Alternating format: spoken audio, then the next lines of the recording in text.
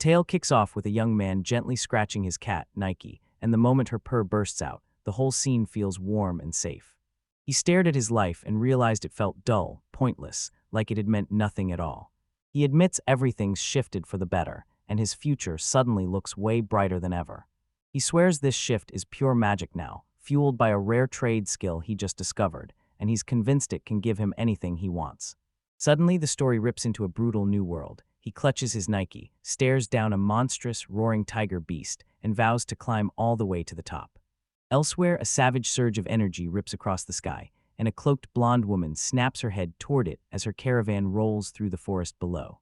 Her elf-like companion snaps her name, Karina, but she barely registers it, blinking in stunned silence as she tries to make sense of the strange sensation that just hit her. Then the story whips into a memory. There's a framed photo of an older man, while the young man's voice breaks as he tells you, the grandfather who raised him after his parents died, he's gone too. Coming back to reality, he collapses on his bed, tangled in mess and silence, and it hits him like a punch. He's truly alone in the whole world. He just glares at his phone, numb and glued to the screen, stunned that the funeral still feels like it happened hours ago, yet somehow a full 10 days have already slipped by in one day. He sprawled on his bed, phone light blasting across his face, and a notification from Kawakato Corporation's HR hit right to Mr. Dechaya Sakura, and after all that brutal screening, the email finally crushed him with the words, "Rejected." That rejection detonated in his head like a fire alarm, and all those sharp, familiar voices came flooding back, telling him he'd set the bar too high, he should be grateful for student loans, and he couldn't afford to be picky. They laughed at his lack of a girlfriend, sneered at his dreams as empty talk, and even taunted him that his late grandfather would have been happier if he'd just grabbed any decent job. Right as despair swallowed him, a soft meow cut through the gloom. Nike, his cat, hopped onto his chest and nudged his hand like, "Hey, wake up." He jerked himself upright and rubbed the cat's chin, then tossed the sulking aside. Nike was still by his side after all. "All right," he muttered, "time to grab something to eat, then I'm back to hunting for a job." Right when he decided to push forward, his hand grazed a little wooden box on the bed, and suddenly, a memory came sprinting back. He snatched the box up, cracked it open with a quiet click, and there, snug in padded slots, sat several old rings, exactly where he remembered, so he picked one out. He slid the chosen ring onto his finger, raised his hand to the light, and no joke, it fit perfectly. Suddenly, a wild, unnatural gust tore through the room, and both of them jumped. Nike, locked in on the ring's pull, sprang up and lunged to snatch it off his finger, while Dechai shouted at him to let it go. The next second, the whole world exploded into light, and just like that, he was sprawled on the ground, not in his room, but in a huge open field under a blazing sky, with a jaw-dropping mountain range glaring at him in the distance, and he couldn't help staring, wondering if he'd slipped into a wild dream. He scanned the room, confusion slamming harder and harder. Nike was right there in his arms, just as lost. He grabbed his companion with white-knuckle grip, firing questions. Where were they, and how the hell had they wound up in a place like this? He scrambled to understand where he was, flashing back to the fact that just moments ago he'd been sprawled on his bed, because he still felt the same, no extra hunger, no new tiredness, so it couldn't have been long at all. Then it hit him like a punch in the gut. It had to be the ring. That thought detonated into a full-blown panic. He tore through his clothes, patting every pocket like his life depended on it, until he realized the ring was gone, so he grabbed his cat, Nike, yanked its mouth open, and demanded to know, right there, if it had swallowed it. He shoved that idea aside in a heartbeat, because there was no way the ring would have slipped off that easily, yet he had zero clue what was really going on, only this gut-level certainty growing by the second that the ring's vanishing was tied directly to the nightmare unfolding to him right now. The truth of this connection hit him like a wave, and suddenly the manga and anime plots he used to laugh at started screaming in his head, until one brutal thought crawled up his spine. No way this was real, no way it led to another world. Shock hit him like a thunderclap. He stared down to see his bare feet planted on strange grass and dirt, and the terrifying reality finally sank in. As the first panic finally started to fade, wild, desperate hope slammed into him. What if this really was another world like the stories said? Then he had to have some kind of special power, some unfair cheat ability. He latched onto that last shred of hope and yelled into the empty wilderness, "Status open." Open's call rang into nothing. No answer, no movement, just that endless silence stretching on and on. Defeated, he crumpled to the ground, muttering, "I'm totally screwed." Slumped in despair, he watched Nike drift toward him, and as the cat stared back, a flash of dark humor cracked across his face. At least one of them was having fun. Then Nike curled up close and licked his cheek affectionately. Right when the sweet moment happened, a shocking thought slammed into him. His eyes popped wide as he registered what he was seeing, and he just stared at Nike, blurting, "When did you learn to fly?" Then he questioned it all in disbelief. Or did Nike get the cheat abilities, not me? That final, ridiculous twist hit like a truck. He crumpled onto the grass, totally done for, with Nike lounging nearby, and flat out declared he was giving up because he was convinced there was zero chance he could survive there. Right in the middle of his despair, Daichai snaps out of it. If Nike really has powers, then Hope isn't dead yet, he just has to figure out what they can do. Lying there on the ground, he watches a translucent screen flicker into existence in front of him, and he expects Nike's status. The moment he reads it, it's his own name, Daichai Sakura. It says his magic has no attributes, yet his unique skills glow in plain sight, traitor and appraisal. His eyes suddenly blow wide with a jolt of realization. This Nike screen is him, staring back. Relief hits him like a wave, because yep, he does have a cheat skill. He's still foggy on what traitor even means, but one thing lands instantly: appraisal, the classic heavy hitter ability. He doesn't waste a second. He grabs the chance and tests it right away, pointing at Nike, who's batting at the floating screen like it's magic, and triggers the appraisal skill. The whole world blurs for a heartbeat into a playful swirl of floating cat silhouettes. The appraisal results pop up on a brand new screen, Nike's name stamped right there, and it spells out the truth. The cat doesn't have any special attribute magic, but it does carry spirit magic for all four elements: earth, wind, fire, and water. Daichai stares at his companion and blurts out how it ended up so ridiculously strong, and Nike answers with nothing but a confused meow. He clutches Nike to his chest and stares out into a huge, strange world, counting his blessings as the wind howls. At least both of them got special abilities. Since there's no way back home, they've got to team up or die, and he vows to master his appraisal skill first. Fueled by that new resolve, he stormed into the thick forest, feeling tiny as towering ancient trees loomed over him like giants. He strides up to one of the towering trunks, slaps his palm on the rough bark, and hits his appraisal skill, and boom, the details flare to life. This is a medicinal leaf tree, standing at a massive 40 meters with info on where it grows, how it can be harvested for materials, and even how it's used in construction. He shrugs off the appraisal as pretty run-of-the-mill, then snaps his focus to his next ability, staring at the word traitor flashing on his status screen like a dare, and deciding to try it out. The instant he triggers the skill, reality shatters, his world fractures, and tumbles into a roaring storm of digital blocks and blazing symbols. He staggers back in shock, hands clamped to his head as his mind scrambles to make sense of it, then blurts out, "Is this the traitor power?" And boom, a tiny glowing plant-like thing materializes in his hands. He yelps, flails, and drops it. The moment it hits the ground, Nike snaps, hisses, and recoils like it's seen a ghost. Daichai rushes in, blurted apologies spilling out as he tries to calm his terrified partner. He shot an apology to the startled cat, urging it to stay right where it was and just watch for a second. Then he flipped his skill on, and with a thunderous crack, that massive tree vanished right before his eyes. The young man froze in disbelief as the last wisps of that tree vanished into thin air, ripping the world open to an empty spot where it used to stand. He snapped his gaze to Nike. She looked just as lost, and admitted how wild this whole thing was, then leaned in and told his companion to keep their eyes on what happened next. With a snap of his hand, the tree reappeared in a blink of light, making Nike hiss in pure shock.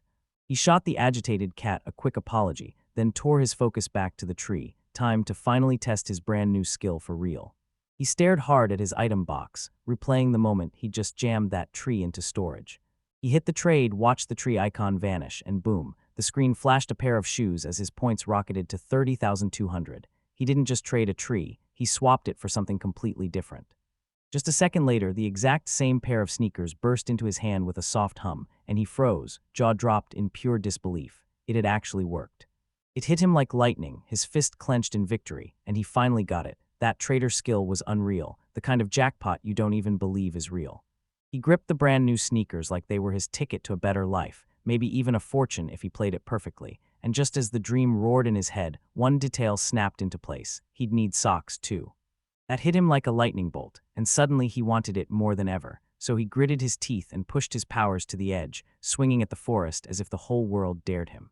His item box UI exploded with fresh icons as he slammed away a massive tree, and then added a giant boulder right on top of it. To power his experiments even harder, he traded some points for an electric chainsaw, and even though his storage was packed with materials, his inventory still didn't look even close to full. Mid-job hunger slammed into him and shouted it was time to eat. Then a sharp hiss from Nike cut his thoughts off cold. He spun around, startled, and blurted, "What's wrong?" Wrong? The cat's warning hit like a bolt of lightning, and Nike barely scrambled out of terror before a hulking shadow tore free between the trees. Daichai froze, staring in pure disbelief at that monstrous black tiger. The beast was absolutely gigantic. Its sheer presence made even the fiercest brown bears look like kittens, and then it roared so hard the air shook. Daichai staggered back, his whole body shaking with terror. Panic hit him and he lunged his hand forward, trying to store the creature, but it wouldn't budge. Then it clicked. When he stored the trees, the insects were left behind. His power couldn't touch living things, only plants. Daichai's main skill hit a wall the moment this foe showed up, and his thoughts sprinted like crazy. What could he possibly do now? He needed a real weapon, or at least something that could spook it and drive it back. He forced himself to breathe, staring at the tiger that was still closing in from far off. He could do this, he had to. A plan snapped into place. Strike first, and don't let that beast get a single counter. He remembered his earlier tests. No matter how big or small the target was, the maximum range to store and summon objects was locked in at exactly 100 meters. Staring down a monstrous tiger, Daichi snaps into action and decides the first move is to trap the ground beneath it. Nike perches on his shoulder and tells him, "You'll be fine." Then the beast rockets toward him. Daichi drops into a crouch, ready to strike. In a blink, he snaps his plan into place. One massive shipping container tears into reality where the ground was, and the tiger drops inside. He doesn't even pause. He dumps liquid nitrogen in like a death sentence, convinced it's all over as the creature's roaring pounds through the container walls. The declaration of victory gets snatched away by a thunderous clang from the container, the impact smashing him backward as he stumbles. Shielding his eyes from the dust, he thinks, yes, he nailed it. Then he whips around to Nike with a proud grin and begs her to praise the way he pulled off the plan. Daichi's confidence evaporates the moment the tiger monster rockets out of the wreckage, totally unhurt, even glowing faintly like it's been supercharged, and panic hits him hard as he realizes he has to find a weapon fast or he's done. Nike unleashes a furious hiss and hurls a volley of liquid orbs straight from its mouth at the beast closing in. That creature's way too agile. It's leaping through the air like it owns the sky, slipping past every projectile as they explode harmlessly into the dirt behind it. As the monster barrels in, Daichi clutches Nike to his chest, wondering if this is spirit magic in disguise. Those water bullets hit like armor-piercing rounds, but they bounce off uselessly. With grim resolve burning in his chest, he commits right now. He taps into his ability and decides to stock up on something he can use as a wall, yanking a tiny object from his pocket to make it happen. He realizes he's got nowhere to run. This is fight or die, right now or it's over. Then the tiger rockets in for the kill, and the world suddenly crawls in slow motion. For a split second, he can't tell if it's some sneaky trick or if he's just shockingly calm when death is staring him down. He rips open his stored item, a gigantic shipping container, then hurls it forward with full-body force, and the metal crate smacks the lunging tiger monster straight in the chest, the impact roaring through the forest like thunder. The final strike lands, and that monstrous beast crumbles into a burst of glowing particles, its body vanishing for good. Daichi collapses onto the ground, clutches Nike to his chest, and exhales like he's finally free. Then he snaps his focus back, checks his power, and confirms it. The monster is captured, turned into a card, and sitting safely in his storage at last. With the danger finally gone, the adrenaline starts to die down. Then this massive, rumbling hunger crashes in like a freight train. He shoves that thought away for now, eyes hardening as determination flashes across his face, and he locks in his next move. First thing he prepares like right now. He fires off a quick mental checklist, weapons set, food bought, and the most important part, every last scrap of evidence from the fight is wiped out for good. Once his prep is done, he tells Nike it's go time for first contact. Then he fires up his traitor skill and suddenly gets an eagle-eye overhead view of a far-off caravan, stunned by just how deadly the power is, as a glowing bridge starts stitching itself across the sky. Down on the road, two cloaked riders thunder through a dry, hilly pass on horseback, steady, silent, and moving like a promise neither of them intends to break.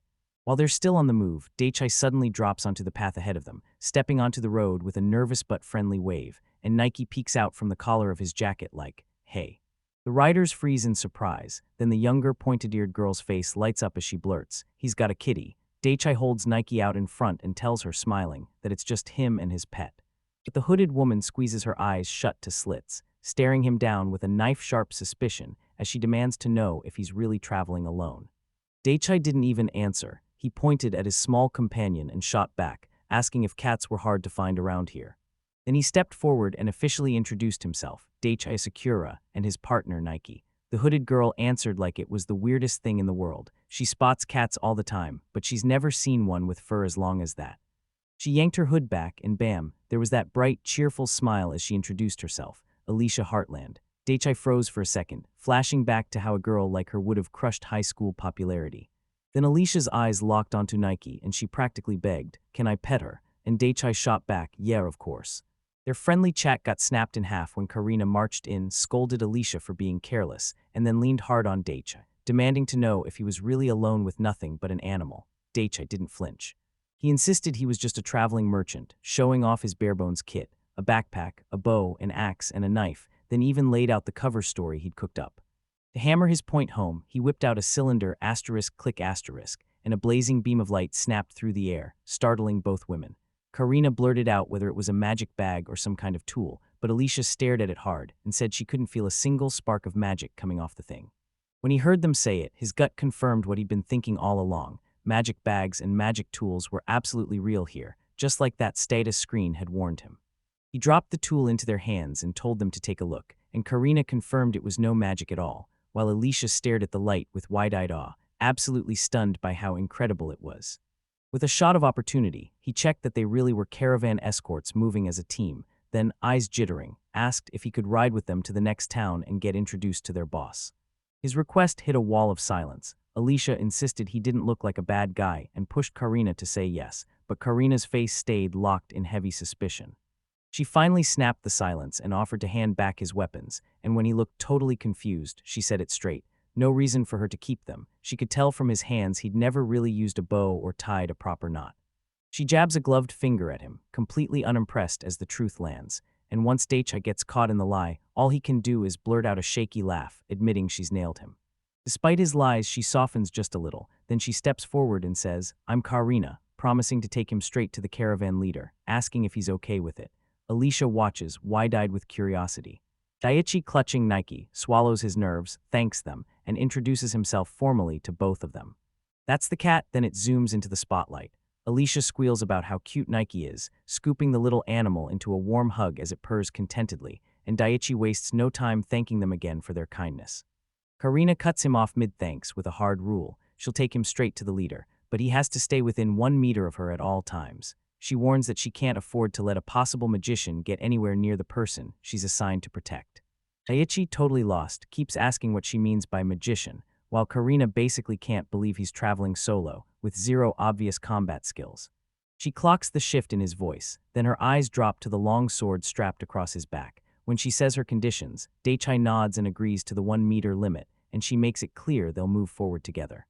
Then he flashes a playful wink and tells them, "This is just how I talk." He adds that since they seem to be about the same age, this kind of casual vibe should be totally fine between them.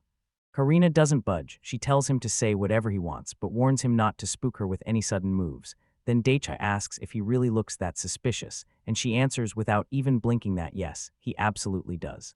With the plan locked in, they stride up to the caravan, rows of horse-drawn wagons packed with merchants, grinding across the open plains.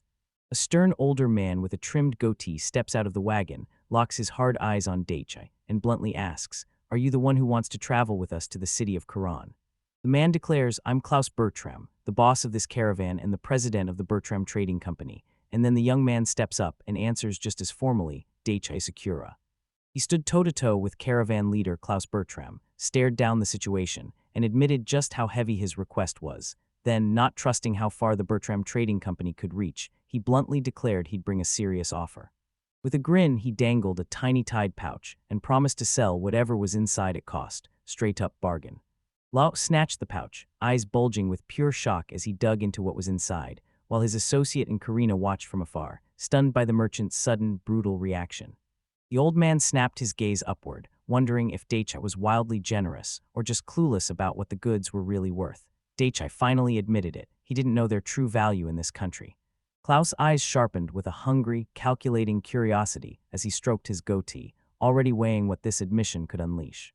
Daichi laid out his business philosophy like a vow, wisdom his grandfather handed him, honesty above everything because lies spell disaster, and then he explained how in his homeland, the product is grown and treated like a common thing, yet he knows the value shifts fast depending on the market, and Klaus nodded hard, totally bought into the message. With that same brutal honesty, Klaus tore open the pouch and laid the truth out pepper. He swore it was worth a fortune in Daichai's hometown, but here, it could sell for way more, and Daichai could barely believe it. He flat out said that not a single country on the whole continent could grow pepper. Every last bit is shipped in from elsewhere, turning it into a luxury so outrageously expensive that only nobles and the ultra-rich can get their hands on it. That truth hit Daichai like a thunderclap. Klaus had figured out he didn't come from his own continent. And right then, the merchant slammed the next blow. Since Daichai was a foreigner from another continent, he wouldn't have the permit needed to sell pepper in the city. Even though people admitted Daichai's clothes and beliefs felt totally out of place, nobody expected the real bombshell, that he wasn't just different, he was from a whole other continent, and that could blow up trouble for them both. Daichai looked visibly relieved, but the tension still clung to him, and he begged the other man to keep it secret while Karina and Alicia stared in shock. He blurts out his thanks to the merchant, a bead of sweat rolling down his face as pure relief hits him, while Alicia and Karina stand right beside him, watching in stunned silence. Klaus rubs his goatee, eyes narrowing as he asks Daichai if he'll trade something besides cash for the pepper, then he declares he'll handle the payment, right now, while Nike the cat watches, waiting for a second. On the spot, Daichai jumps at the opening and fires off his counteroffer. He's desperate to become a merchant here, but he admits he's clueless as a foreigner, so he begs Klaus to back him up, guide him, and help him survive and even flourish in this new land. Klaus's proposal hangs there like a dare. Daichi shoots back that he knows he can read people, and Klaus can't help but notice how trusting Daichi is, while Karina nearby gasps in pure disbelief at how bold that request is. The merchant weighs the offer and says Daikai's still missing something if he's really going to learn the ropes as a merchant. Daikai's eyes go wide, and with a worried frown he blurts, "So how much more pepper do I need to make it happen?" He fires back with a grin and says it's a solid choice, then makes it clear he's not talking about pepper at all. He means Daichai, the kind of guy he trusts to step up as a real, dependable ally. And once Daichai catches the merchant's meaning, hope hits him so hard he trembles. He lays out his business philosophy, straight up quoting his grandfather's wisdom. When you're dealing with a big-shot partner, you don't just meet their expectations, you smash right through them. And he shrugs like it's nothing and adds, or maybe I just read that in some book somewhere. With his choice locked in, Klaus whips around to his assistant, Lloyd, the older man, and orders him to go fetch the pepper. Then he turns straight to Karina and speaks directly to her. Karina orders her to escort both Daichai and Alicia to the town of Cameroon and stand guard over them too. Then she whips her gaze to Alicia and asks if she's okay with it, and the young girl gives a quiet, firm yes. Now that everything has been set in place, Daichai grins from ear to ear and tells them he can't wait to travel with both of them, while Klaus and Lloyd just fade into the background, their piece of the action done for the moment. He kicked off his journey, falling into step with Karina and Alicia. Karina smiled and said she couldn't wait for their travels, while Alicia bowed her head and whispered that it was an honor to meet him. As they walked, he demanded where they were headed, and Alicia snapped back that first they had to report his situation to the captain of the guard, Karina's boss. He couldn't stand all that formality, so he blurted out, "Just call me Daichai," and asked them both to chill and treat him like a friend. When he admitted he wasn't great with all those customs, a faint blush crept over his cheeks. His casual request totally caught Alicia off guard, then everything shifted when she noticed the creature on his shoulder. As he introduced his partner, Nike, her eyes lit up with pure joy, and she burst out, thrilled by the sight of the cute, fluffy kitty. Before he could even react, she yanked Nike off her shoulder, snatching him right out of the moment, and he gasped in shock. Alicia instantly smothered the little creature with crushing affection, murmuring nonstop about how insanely cute Nike was. He calmly cleared everything up, telling her the one she'd been clinging to really was Nike, and the guy standing there was Daichai. Then Alicia stared up from her hug, completely blank-faced as his words finally sank in. A second later, she whipped her gaze away from him and pouted like she meant business, leaving him staring, totally thrown off by the sudden mood swing. Trying to push things forward, he told them to go meet the guard captain and promised she could keep holding Nike, so she nodded, totally flustered. Then he leaned in and teased that he couldn't hear her, and she burst out a loud stammer. "Let's go, Mr. Daichai," she started, then snapped back, "Just Daichai." Daichai traded places with left Alicia. She looked mortified, head bowed, clutching her Nike like it might save her, while Daichai scratched the back of his head with a half-weary, half-amused look. All the while, Nike stays locked in that vicious, too-tight embrace, eyes bulging, heart hammering, panic swallowing every sound. The scene cuts through a massive merchant camp under a brooding sky, tents sprawl everywhere, torches hiss against the creeping dusk, and the whole place buzzes as people rush through their hustle. Inside a fancy tent, Klaus Bertram, merchant boss with a lantern glow dancing across his face, sits at a lit table, chin propped on his hand as his mind churns. Then he leans toward his subordinate and barks, "Lloyd, what do you think of that kid?" Lloyd lays out his analysis, clocking that Daichai's hands are too clean and cared for, no hard labor ever touched them, so Lloyd bets he comes from a rich, well-educated family. Then Lloyd leans in, saying that for a guy from another continent, Daichai thinks fast, carries himself with perfect manners, and seems disturbingly used to their world. Klaus nods along, then pushes harder, demanding to know what Lloyd thinks about Daichai's latest moves. He keeps going and says there are only two ways to explain it. Either Daichai is the rich merchant's son, or he's the noble's idiot kid who thinks you can just hand over something that valuable and get nothing tangible back. House's eyes narrow as he stares down at the item box, and you can practically feel his brain clicking. This thing is too pristine, too well-kept, built to keep people safe and make meals better, so whoever owns it. That person is almost certainly someone who's headed for big, dangerous importance later. The item box skill is a crazy rare power, like a gift from the gods, letting you conjure a pocket world of subspace to stash your stuff. Its storage size grows with your magic, and best of all, time inside it doesn't move at all. This differs from a magical bag, a mere pouch packed with spells, because it's able to stretch its storage with magic, yet the space stays locked in size, and time inside keeps ticking just like it always does. Back in the tent, Klaus lays it out like a ticking clock. Daichai must have planned to pull the pepper from what he thought was a harmless magic bag, not realizing that showing an item box could change everything. Klaus then points at Daichai's wild confidence, the kind that let him survive an ocean crossing, and decides it has to come from a power like that. Lloyd nods, stunned by the kid's age, and Klaus finishes the thought. If this is already this dangerous, then what's inside that box might be even more valuable. Lloyd asks if they should reach out to the right people and push them to treat Daichai with full respect, but Klaus shuts it down on the spot, saying it's pointless because the real reason matters most. Daichai carries knowledge from a land none of them have ever seen. He clears his throat and makes the order crystal clear. No one inside the company or even the guards gets to treat Daichai with disrespect. Lloyd, sitting right there, just leans back and says, "Understood." Meanwhile, Daichai has no clue what's being planned at this level, and he keeps marching forward with pure determination on his face. As a brand new day kicks off, Daichai's companion, Nike, stretches with a huge yawn, then flexes his power like a weapon, because the real adventure of the boy and his cat is officially underway. Before they met the escort party's captain, Daikai, a worn-out Karina and Alicia shoved through the loud, crowded caravan in Kamat, while Nike stayed curled up in Alicia's arms. Daichai's eyes snapped to a cluster of merchants, one scarred man standing tall, flashing a top-tier glass goblet like it was a trophy, bragging that he had the right connections. Daichai leaned in and clocked it instantly. Sure, glass was prized here, but this goblet's quality felt like it came from a way older era. Under the evening sky, the trio kept strolling through camp, until a voice suddenly cut in, demanding they call out Ms. Karina.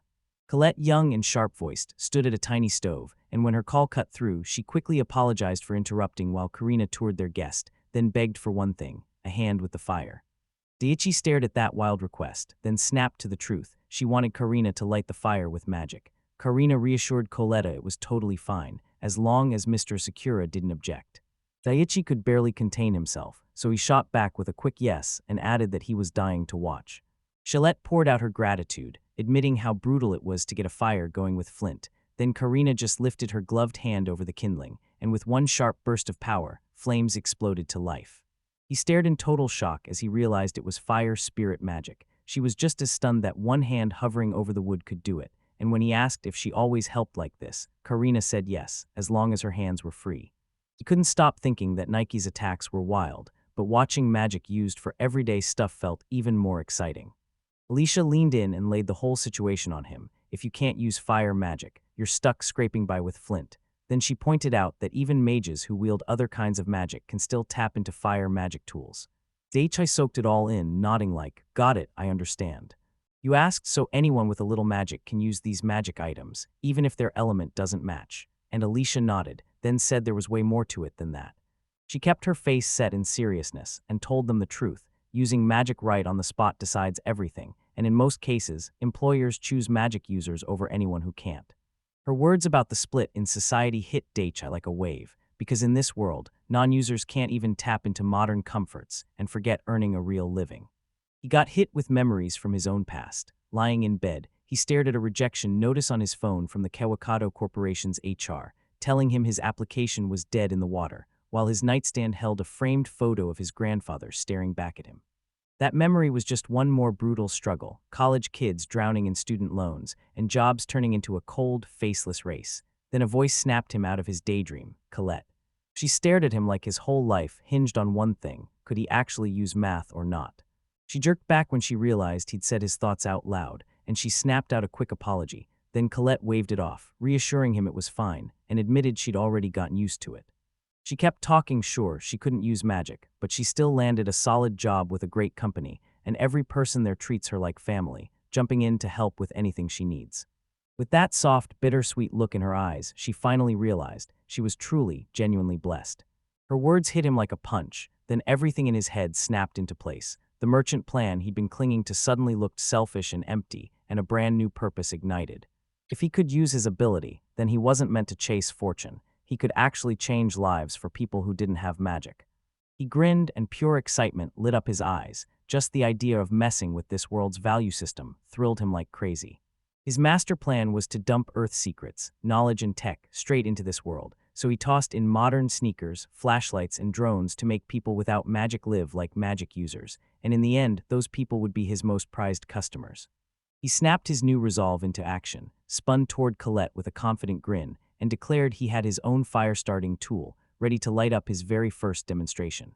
She flips the small metallic object into view, and Karina, Alicia, and everyone else crowd in, eyes wide. Karina clicks in no magical pyromancy here, while Alicia leans closer, baffled by how it looks so see-through, like a real gem. Then Daichai steps up and says it's a lighter, and tells Colette to give it a try. Colette recoils instantly, insisting she'd never be able to touch something that expensive-looking. In her flustered panic, the lighter slips right out of her fingers, then the onlooker blurts out a gasp as it clatters onto the dusty ground. He reaches down and picks it up with calm confidence, telling her she can use it with zero fear. Then he adds that the device is tougher than it looks, so even if she breaks one or two, it won't bother him a bit. Her nerves finally loosened, and she grabbed the lighter, thumb flicking. A spark snapped to life, and as that tiny flame grabbed the tinder, she slid it into the firewood like it mattered. The moment it touches, the wood ignites, sparks fly, and a fire crackles to life. Colette stares at the lighter in her hand, eyes wide with pure wonder, and whispers that it's such a wonderful tool. Then she's convinced his country must be incredible. She fires back, asking if he's a foreign merchant, and he doesn't dodge. He admits it's all true. Then he drops his real dream, to flood the whole country with tools that anyone can use, even if they've got zero magic. A real glowing smile bursts across her face, and with total heart she tells him, with products this good, you're going to win for sure. Her words hit him right in the chest, and he blurts out his thanks. To make up for cutting her off, he tells her to keep the lighter, then she just stares, shocked beyond words. He swivels to his crew, Nike perched on his shoulder, and declares it's time to move, but before they can step out, Karina snaps out with a raised hand and orders him to wait. Colette, all flustered, lunges to give the lighter back, insisting she can't take something that valuable, while Daichai calmly tells her it's nowhere near that precious. Their intense exchange gets yanked to a stop when a towering, intimidating man suddenly shows up. Karina clocks him instantly, steps forward, and demands to know why he's here. He brushes off her question, locks his eyes on Daichai, and declares he's here to see him, while Daichai stares up in stunned disbelief at the man's massive presence. Alicia quickly steps in and introduces herself, saying the giant is Captain Jeffrey, the leader of the escort party, and that Daichai is the merchant who's been handling business with Mr. Beltran. Captain Jeffrey grins, making it crystal clear he's running the trading company's escort, then leans in and tells Daikai he'll ride with them to the next town, and Daikai seems to accept it without a second thought. Then he straightens up and makes it crystal clear. His job is to escort both Miss Alicia and Daichai. Jeffrey adds that the company president personally ordered him to handle the customer. Daichai grumbles under his breath, annoyed that it sounds like he needs babysitting. Jeffrey doesn't even flinch. He just waves Daichai over and tells him to follow. As they stride through the encampment beneath the evening sky, Jeffrey cracks open a bottle and offers Daichi some booze. Daichi just politely turns it down. Meanwhile, back at camp, Colette clutches the lighter you gave her, eyes soft with focus, as a realization slowly clicks into place. Later, the simple meal's leftovers sit untouched and finished, and that's when the day's action finally comes to a close. Night has fully dropped over the modern camp, and under a sky full of stars, Daichai's world shows itself in a whole new way. Inside the tent, Daichai lies awake on his comfy bedding, hands locked behind his head, while Nike sleeps soundly on his chest. He just stares at the ceiling, mind spinning. He lay awake in his tent when Colette's voice cut through the dark, asking if he was still up, and she cradled the little lighter's warm glow, admiring the plastic case like it was treasure, while he stared, thinking, did we really just get impressed by the casing? Instead of the flame, it actually spat out. Right then, Karina burst through the tent's entrance and apologized for the late hour, then told him the president wanted to see him. She even glanced at his watch, which showed 8:41 p.m. He nodded and agreed to get ready at once, though he privately thought it was just a normal timepiece. He yanked his jacket on in a hurry, then immediately wondered if the summons had anything to do with the pepper's quality, so he played it safe and stripped it off before he even left. He trailed Karina through the camp, and it hit him fast. This place was loud, alive, and buzzing. Men clustered around roaring fires, chugging drinks and shouting over the noise, and when Karina pointed out how wild the energy was, he had no choice but to agree. She marched him straight into a huge, finely furnished tent, and when he peeked inside, President Klaus Bertram didn't even flinch. He pardoned the intrusion and waved him over to sit down, right beside a young woman with a ribbon in her hair already waiting at the table. He finally sat down and apologized for the late hour, and the class waved it off like nothing happened, but Daichai still looked bothered, asking if something was wrong with the pepper's quality and promising he'd replace it right away. Klaus swore the pepper was top-notch, then he slid the lighter across the table like a reveal. This was the real reason they were meeting, and he just stared back, totally baffled. He snapped out the truth fast, saying that lighter was a gift he'd given Colette and that he never stole it from her. Colette flashed back to the moment she handed Klaus the lighter. She'd said someone asked her how to use it, but she'd never even heard of a thing like that before. In the present, Klaus's face went stone cold as he told Daichi he clearly had zero clue what the item was really worth, shattering Daichi's assumption that Klaus just wanted to buy it, because now he understood he couldn't just dump these off like ordinary household stuff. He leaned in as Klaus broke it down. Back home, a lighter was just another everyday thing, but here, it's a noble's treasure, something the rich hoard, with value so wild it's almost unbelievable. The merchant broke it down like this. Its real value wasn't just magic, it was how non-magic people could use it too, which made it far stronger than any ordinary magic item. Daichai, hiding behind a seat, stared and thought, so that's where the worth is coming from. Value, he weighed every implication, and Klaus cut in fast. The lighter might not be worth the same as precious jewels, but that case, it was top-tier glass, the kind that makes a merchant stop, blink, and let out a small, impressed chuckle. The merchant's face snapped cold as he eyed the market, because if even a solid batch of those items hit the streets, the rich and powerful would rush in like vultures, slapping a brutal price on them. That warning hit him like a truck. He snapped his hand over his mouth, realizing that pushing these items without thinking it through would only open the door to disaster. He finally confessed to Klaus and the ribbon-clad girl that it was his own carelessness, then admitted he was stuck, because he'd promised to help with their business, so now he demanded to know exactly what they should do next. Klaus stroked his goatee, eyes narrowing as he tried to figure out what to do next, while Daichai knew one thing for sure: sweeping it under the rug wasn't an option anymore. Selling those lighters would rip right through this world's sense of value. While they were debating, the young woman suddenly cut in. She pointed to a glass on the table and said it was another luxury item, sold to the rich too. Tucked right behind her lead, Klaus unveiled another masterpiece, a metallic rose, forged so perfectly it practically sparkled in the light. The ribbon girl and Klaus couldn't hide their awe, but Daichai just stared, thinking, did I go too far this time? Right as awe hit, Klaus erupted, yelling at someone to stop. Before Daichi could even blink, Karina burst in with her sword out, aiming straight at him. His eyes stay locked on the target, showing not a single flicker of fear. Seeing how calm Karina looked, she slowly slid her blade back into its sheath, and Klaus wiped sweat off his brow as he told her it was nothing, saying he'd just lost his composure. Then Karina barely spoke as she asked to be excused. He spun to Daichai and blurted an apology for snapping at her out of nowhere, and Daichai just smiled calmly, telling him it was totally fine, while he stood there reeling, realizing she had streaked across the space and slid into the tent in an instant, ordering him to stay within 1 meter of her. His calm on the outside didn't fool anyone. Right away, the young woman with the ribbon pointed it out, saying he looked completely unshaken, even with a sword jammed in his face. Daikai kept petting Nike on his lap and swallowed his real thoughts, because honestly, he hadn't even caught what was happening yet, only that she'd rein it in. When the tension finally eased, Klaus pushed the moment forward and told them to keep talking. Then he leaned toward Daichai and asked if Karina could join. Daichai nodded right away, even though inside, he still admitted that encounter had scared the life out of him. Now that it was settled, Klaus snapped his focus to Karina and told her they had to deal with what was happening, and she just nodded back, I'm aware. Then he hooked back up with Klaus and rolled out a brand new item, an insane glass sculpture, worth a fortune, traded for way more than those cheap, inferior gems. Cloud snatched up the rose, eyes bulging with pure disbelief, and blurted that he'd never guessed this was the same kind of glass he knew, while the young woman beside him beamed and insisted it was magnificent, absolutely gorgeous. Seeing the shock on their faces, he dove into his bag and pulled out more, another delicate glass butterfly, a perfectly clear sphere, and even more lighters to match. Klaus just stared at the collection, sweat dripping down his temple, because the way it glimmered looked nothing like anything he'd ever seen before. He leaned in as Daichi laid out how he wanted to rake in capital by selling glass products, and Klaus clocked it right away. The lighter's case wasn't even the same glass, so he figured people would still break off and sell that case alone for a massive price. Daichi flashed a confident smirk and spilled the real plan. He'd toss in a lighter as a freebie.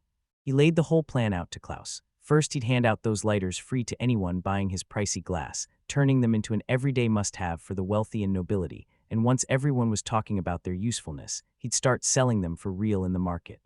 Mark listened to the full proposal from start to finish, and Klaus finally gave in. This plan wasn't genius, but it was the best they had, and there weren't any better options, so he nodded and they went for it. Daichi pushed for a final answer and demanded, "So you're in, are you agreeing to team up with me?" Klaus nodded, swore he was, and reached out his hand like he couldn't wait for what they'd build together. Daichi grabbed the offered hand and slammed it with a solid shake. Boom, the deal was sealed, and for him it marked the very first step into what came next. Later that night, beneath the dark sky, Karina marched up to Daichi and demanded a real apology for how cold she'd been earlier. Daichi shook it off and told her it wasn't her fault, she was just doing her job. Still, he insisted he was the one who should apologize, because when he suddenly showed up, both Karina and Klaus froze and then blurted out in shock. She still wasn't buying it, sputtering her apology mid-sentence, while the ribbon girl beside her watched, her face slipping into worried concern. Her panic burst out the moment she snatched Nike up, pressing her face into his soft fur as a muffled sob tore free. Then when he meowed, she gasped and shouted Alicia's name.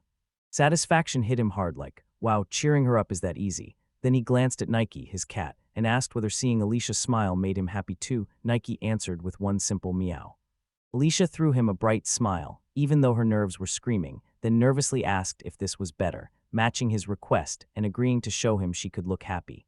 Her bashful look only egged him on. He smirked and teased that her shy face was cute too. Alicia went bright red and begged him to stop, but Karina watched the whole thing with pure, boiling annoyance. Later that night, the crew huddled around a crackling campfire beneath a sky full of stars, and he finally blurted out what had been gnawing at him. He told Karina he'd caught the caravan staring at him like he was some kind of problem. She confirmed his suspicions on the spot. Turns out, it wasn't only the lighter he'd given Colette that caught everyone's attention. The whole caravan had been whispering about who he really was. Karina raked through the wild rumors flying around him. Some swore he was the heir of a rich foreign merchant who'd come to learn the trade. Others claimed he was a foreign noble who tossed everything away for a lost love, and the most ruthless theory said he was a royal family's illegitimate child, hunted like prey, now surviving as a drifter. As Daichi listened to the wild list of stories, he could only stare and admit how vivid everyone's imagination was. Karina nodded, calling it pure speculation, and Alicia looked stunned by just how wildly different every single tale was. Their calm talk got ripped apart by desperate screams. Then a man burst through the trees, terror stamped on his face, yelling that they couldn't shake the monsters, and shouting one last warning. A troop of king apes was closing in. Before anyone could blink, Karina yanked out her blade and hardened her stare, then snapped at Daichi and Alicia, "Don't leave my side." From the dark woods, a pack of monstrous, ape-like things with glowing eyes and bared teeth crashed into view, and you could feel the brutal fight coming. Battle, then bam, a sudden ambush detonates through the caravan, shattering everything into chaos. Out of the surrounding wilderness, vicious king apes burst in, and the guards scream in pure alarm. Daichi, Karina, and Alicia just stare, grim and frozen, as the attack crashes down around them. When the assault hits, Guard Captain Jeffrey erupts into a roar, ordering his troops into a massive beast interception line, so they scramble into place, lock up their shields, and brandish their weapons for the incoming charge. Daichi's defensive line locks in, and he snaps at Karina about the creatures. She tells him king apes are vicious, intelligent monsters that hunt in tight packs, blazing with speed and crushing strength. And when Daichi asks why she won't join the line, she doesn't hesitate. Her job is to guard Alicia. He tells her not to worry about him, saying he'll feel better if she puts all her focus on Alicia, but Karina shuts him down fast. She won't ditch the mission, and she orders him to let her handle her job. Alicia snaps his focus back, telling him she can use non-elemental magic too, physical boosts and enchanted gear included, and Daiichi instantly replays it in his head, realizing just how terrifying that opens the door to. Alicia snaps out a warning. Those creatures are closing in fast. Karina tightens her grip as Daiichi goes quiet, racking his brain over the words enchanted gear. If it runs on the same rules as physical enhancement, he thinks it has to work on gear too, so now he can't stop wondering, could he actually use it himself? Terrifying screeches tear through the air, and the horde of king apes charges in with eyes burning wild. Then Captain Jeffrey snaps, fire, as the wave slams toward them. Daiichi's order goes out, and the archers unleash a storm of arrows that rips across the battlefield, knocking down plenty of those charging beasts, while Daiichi stands there smug, convinced it's already finished, because even smart monkeys can't possibly dodge an attack while it's still in the air. His confidence crashes as the arrows bounce harmlessly off the ape's brutal hides. Then he just freezes, staring in pure disbelief, realizing the whole attack landed 0 damage. When he sees it fail, Captain Jeffrey snaps into action and roars the next order: magic attacks. At the captain's command, Alicia blasts a raging wave of magic. Her spell rockets forward, smashes into the charging king apes, and makes them shriek in brutal agony. Caravan guards brace the front, shields screaming under the king ape's brutal charge, while Captain Jeffrey slams straight into one beast with nothing but ruthless grit on his face. Then Daiichi watches from afar, whips around to Karina, and asks with shaking concern if he'll make it. Alicia cuts in with calm, unshakable confidence, telling him the guards can absolutely stall attacks like this. Right then, a lookout screams a warning. King of reinforcements, a dozen strong, are spilling out of the southern forest. Even with this new threat closing in, Captain Jeffrey stands his ground, barking orders for his men to drive them back, convinced they've still got the advantage. Daiichi clocks how steady they seem, but his gut keeps tugging, begging him to step in and help. He can't shake the weirdness of it all, so he briefly wonders what kind of modern weapon would even fit. Then he shuts that idea down, keeps his powers under wraps, and quietly tells Nike to stay hidden and not touch any magic. Karina steps up and barks orders, clocking that the king apes are way more riled than they usually get. Then she tells Alicia to sweep that southern forest for any more lurking monsters. Before Alicia can even answer, Daiichi's eyes flare wide. He spots a fresh wave charging in from the east and screams a panicked warning to Karina about their flank left wide open. The flanking apes sprint at them with terrifying speed, and Daiichi's eyes widen as his mind scrambles for a weapon too late, because in the next instant the beasts are already on them, lunging at both him and Karina. The arena freezes in shock, and before anyone can react, another ape rockets straight at Alicia, so Daiichi snaps, screaming her name like it's the only way to save her. He rockets forward in a flash, a streaking blur that slams past Karina, then throws himself straight into the monster's charge, cutting it off at the last second before it can reach Alicia. Weaponless, he whips around midair and crashes a crushing kick into the ape's head. Then, before it can recover, he rockets forward with a savage punch that smashes the jaw of another ape that had just gone for him. With one smooth burst of raw power, he snatches the beast he just hit, hoists it high into the air, then slams it down hard against the ground, so fast and vicious that Alicia and Karina can only freeze, staring in stunned silence at the sheer martial force unfolding in front of them. She slams onto the ground, getting knocked clean off his feet by the attack's brutal force. Alicia blurts his name, her face twisted with panic as she demands to know if he's okay. He pushes himself upright, a thin streak of blood running down his cheek, then clenches his teeth and tells her, "I'm fine." They finally stand together again, and he snaps to the two women, "Retreat now." But the king apes crush the way forward, their hulking bodies packed in the dark while glowing eyes lock onto them like a threat.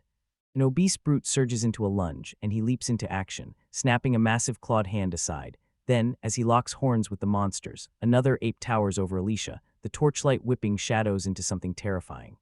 An enormous ape's mossy jaws slam shut just inches from Alicia's terrified face, and at the same time another ape yanks Daiichi from behind, powerful arms locking tight around his torso. Karina and Alicia scream in pure horror as the creature starts squeezing him, and he clenches his teeth, refusing to fall so easily. Then he realizes the strangest thing of all: it doesn't hurt. He's completely unharmed, and even the ape looks bewildered by his stubborn resilience. His eyes flare wide as it clicks. Alicia's voice hits his mind like a lightning bolt, telling him he can bend non-elemental magic, from physical enhancement to enchanted gear. And suddenly he knows it. This insane durability has to be coming from that. Now he finally gets it. Those ape moves didn't feel slow at random earlier at all. He had been tapping into the magic the whole time without even realizing it. Armed with this fresh knowledge, he smirks like he finally understands, and then he grabs a knife and drives it straight into the ape's arm that's got him. The The blade slips into the creature's flesh with terrifying ease, and he can't help but grin. His enhanced strength and enchanted gear are unreal, like stabbing a cake with a fork, only way more deadly. He snaps his focus to Karina, who's still trapped in battle, shouting her name, and then he steels himself, channels his power on purpose, vowing he'll back her up as he rockets forward to slam into the fight. He drives magic into his replica Bowie knife, an enchanted gear, and rams it into the king ape's chest, but the blade sinks too shallow, so the beast roars in agony and thrashes, and he panics as he loses his footing. The slip yanks him off the monster's back. He tumbles through the air as the ape whips around, a massive claw stretching for him with a wicked grin. Right before the beast can swing, a burst of blonde hair and cold steel slams into the attack. Karina rockets in front of Daichai and the ape, her weapon snapping across the creature's deadly claws inches from its face. She streaks forward at blinding speed, slashing in one clean arc, snapping the king ape's head clean off its shoulders. Then its blood erupts like a burst of red, splattering across her face as the huge body crumples to the ground. With the danger finally gone, she drops her eyes. Then Daichai, still sprawled on the ground, looks up at her in stunned awe, locked on the sight of his blood-spattered savior. His day is suddenly thrown off. Karina and Alicia sprint in and shout his name, worry written all over their faces, and he can't even fully get onto his back after the impact from the last fight. He hauls himself up, a bruised grin spreading across his face, with Nike riding shotgun on his shoulder. He throws up a thumbs up, brushes off their fear, and asks straight up if the two of them are hurt. Injured, both girls shoot back with exasperated relief. Karina's eyes brim with tears as she insists they should be the ones asking him that question, and Alicia begs him to start taking better care of himself. He snaps up to his feet, locks eyes on the fight again, and demands a status update on the defensive line. Then Karina tells him the enemy ranks are breaking apart and that they can probably push him back, but she's crystal clear about one thing. Her job is to keep him and Alicia safe. As the declaration hangs in the air, Daichai's face tightens with iron determination, and Karina stares back at him with a fierce, protective seriousness. He stared into the tiny campfire, watching sparks spit and fade as the battle's aftermath finally sank around them, and beside him a gloved hand clung to the gear, quiet, steady, and unnervingly still. As Karina snapped her head around, she told him the apes' flank plan had blown up, and she was sure their morale wouldn't last much longer. Daichai gulped, stunned, and demanded to know if those creatures were really smart enough to think that way. Her assessment hit dead on. Those last king apes went to pieces, with some scrambling to escape into the woods, while others got cut down as they clawed at the caravan's defenses, totally helpless. Karina flashed a confident smile and a knowing look, then motioned him to see it for himself. He stared at her and it hit him like a punch. He finally understood. Without the blood streaking her face, she was way cuter, and his sudden switch in attitude had Karina blinking at him in pure confusion. His quiet moment got smashed when Alicia marched forward and demanded to see the blood on his face. He grabbed his cheek, felt the injury, and reached for the water pouch. Before he could even move, she grabbed a cloth and drenched it for real with water from his own pouch. She started wiping his cheek with slow, careful strokes, but that sudden chill of the wet cloth made him jerk back, and he immediately snapped that he didn't need help. He could do it himself. Determination and embarrassment tangled in her face as she pressed her point, begging him to at least let her do this one thing for him. He went dead silent, shut his eyes, and let her talk, then a shy blush crept up his cheeks.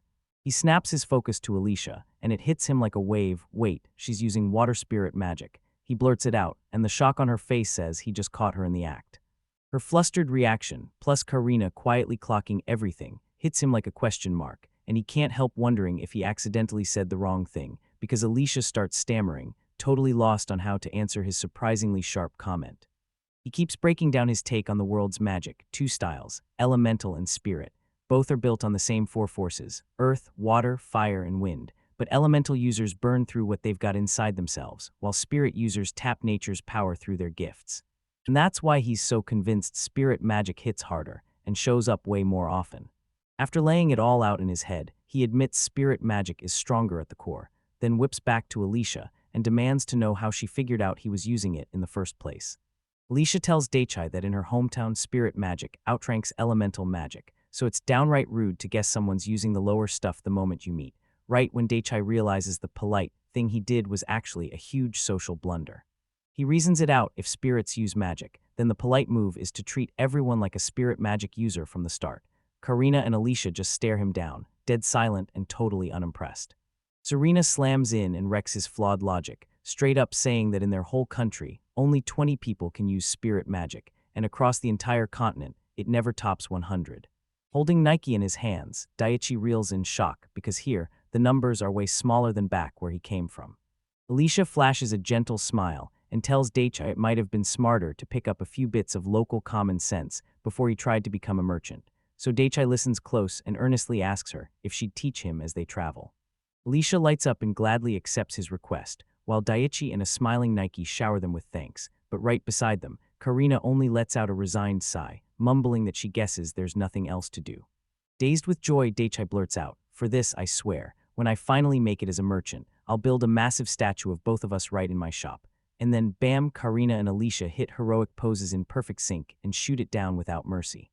Far off, victory thundered as the soldiers who fought the king apes roared and lifted their weapons in pure triumph. Watching everything unfold, Daiichi said they should rush over and help Ten's wounded. Alicia hesitated and asked if they should step in with the soldiers, and Karina pointed out that the fight looked like it was already over.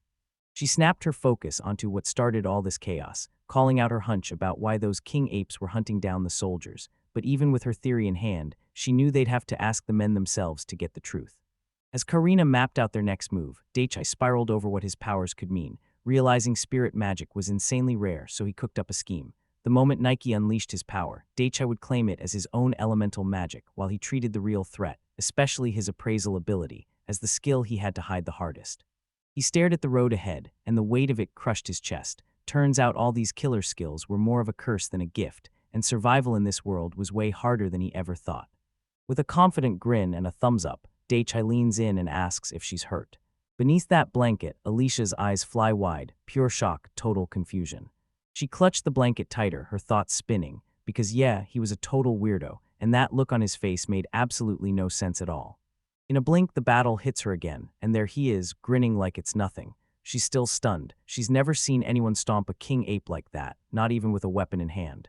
She couldn't wrap her head around it. Why was Daiichi even there? His face, burned into her memory, looked hurt, but he still forced himself forward. That one question wouldn't let go, because it dragged her straight back to her grandma's fairy tales, where enchanted gear could take a king ape's full hit and come out unscathed. Those tales tracked a knight draped in shining armor, like pure legend made flesh. She told herself if he really was a knight, he wouldn't flinch from me, yet his attitude never shifted, not even after he learned she could cast spirit magic, and the idea hit her so hard she immediately shook her head, trying to shove it away. Her mind then flickers to the contrast. Daiichi's real, warm smile lights him up, while everyone else reacts like they've seen a ghost and freezes in fear. As the memories slip away, she stands in the pale early morning light, hooded cloak now wrapped around her, her face calm and thoughtful as she stares out from the camp. Her jaw hits the floor, she bursts out, yelling at him to explain why he can't ride a horse. Daiichi quickly clears it up. He never said he couldn't, he just hasn't ridden one before, and now he's wondering if maybe he can learn. So they settle it by taking a coach instead, and the ribbon girl proudly says it's top tier, yet Daiichi still ends up trapped in the most awful, bone-jarring ride imaginable. He flicks his eyes to the window and glares at the people pacing alongside him, annoyed to his core as the ride rattles on. His mind drifts back to the night before, everyone's eyes on him, like he'd done something wrong. Alicia tells him that yeah, the lighter rumor was supposed to stay hush-hush, but it wasn't the real reason people were staring. Over a plain breakfast of hard bread and nasty potage, she leans in and asks if he pulled anything else to get noticed. Daiichi's still stuck, baffled. Why would they gawk at a guest of honor? With a stone-cold look, she points right at the gossip's origin, his tent. Then Daiichi turns his head and the truth hits him, slow at first, like a realization finally clicking into place.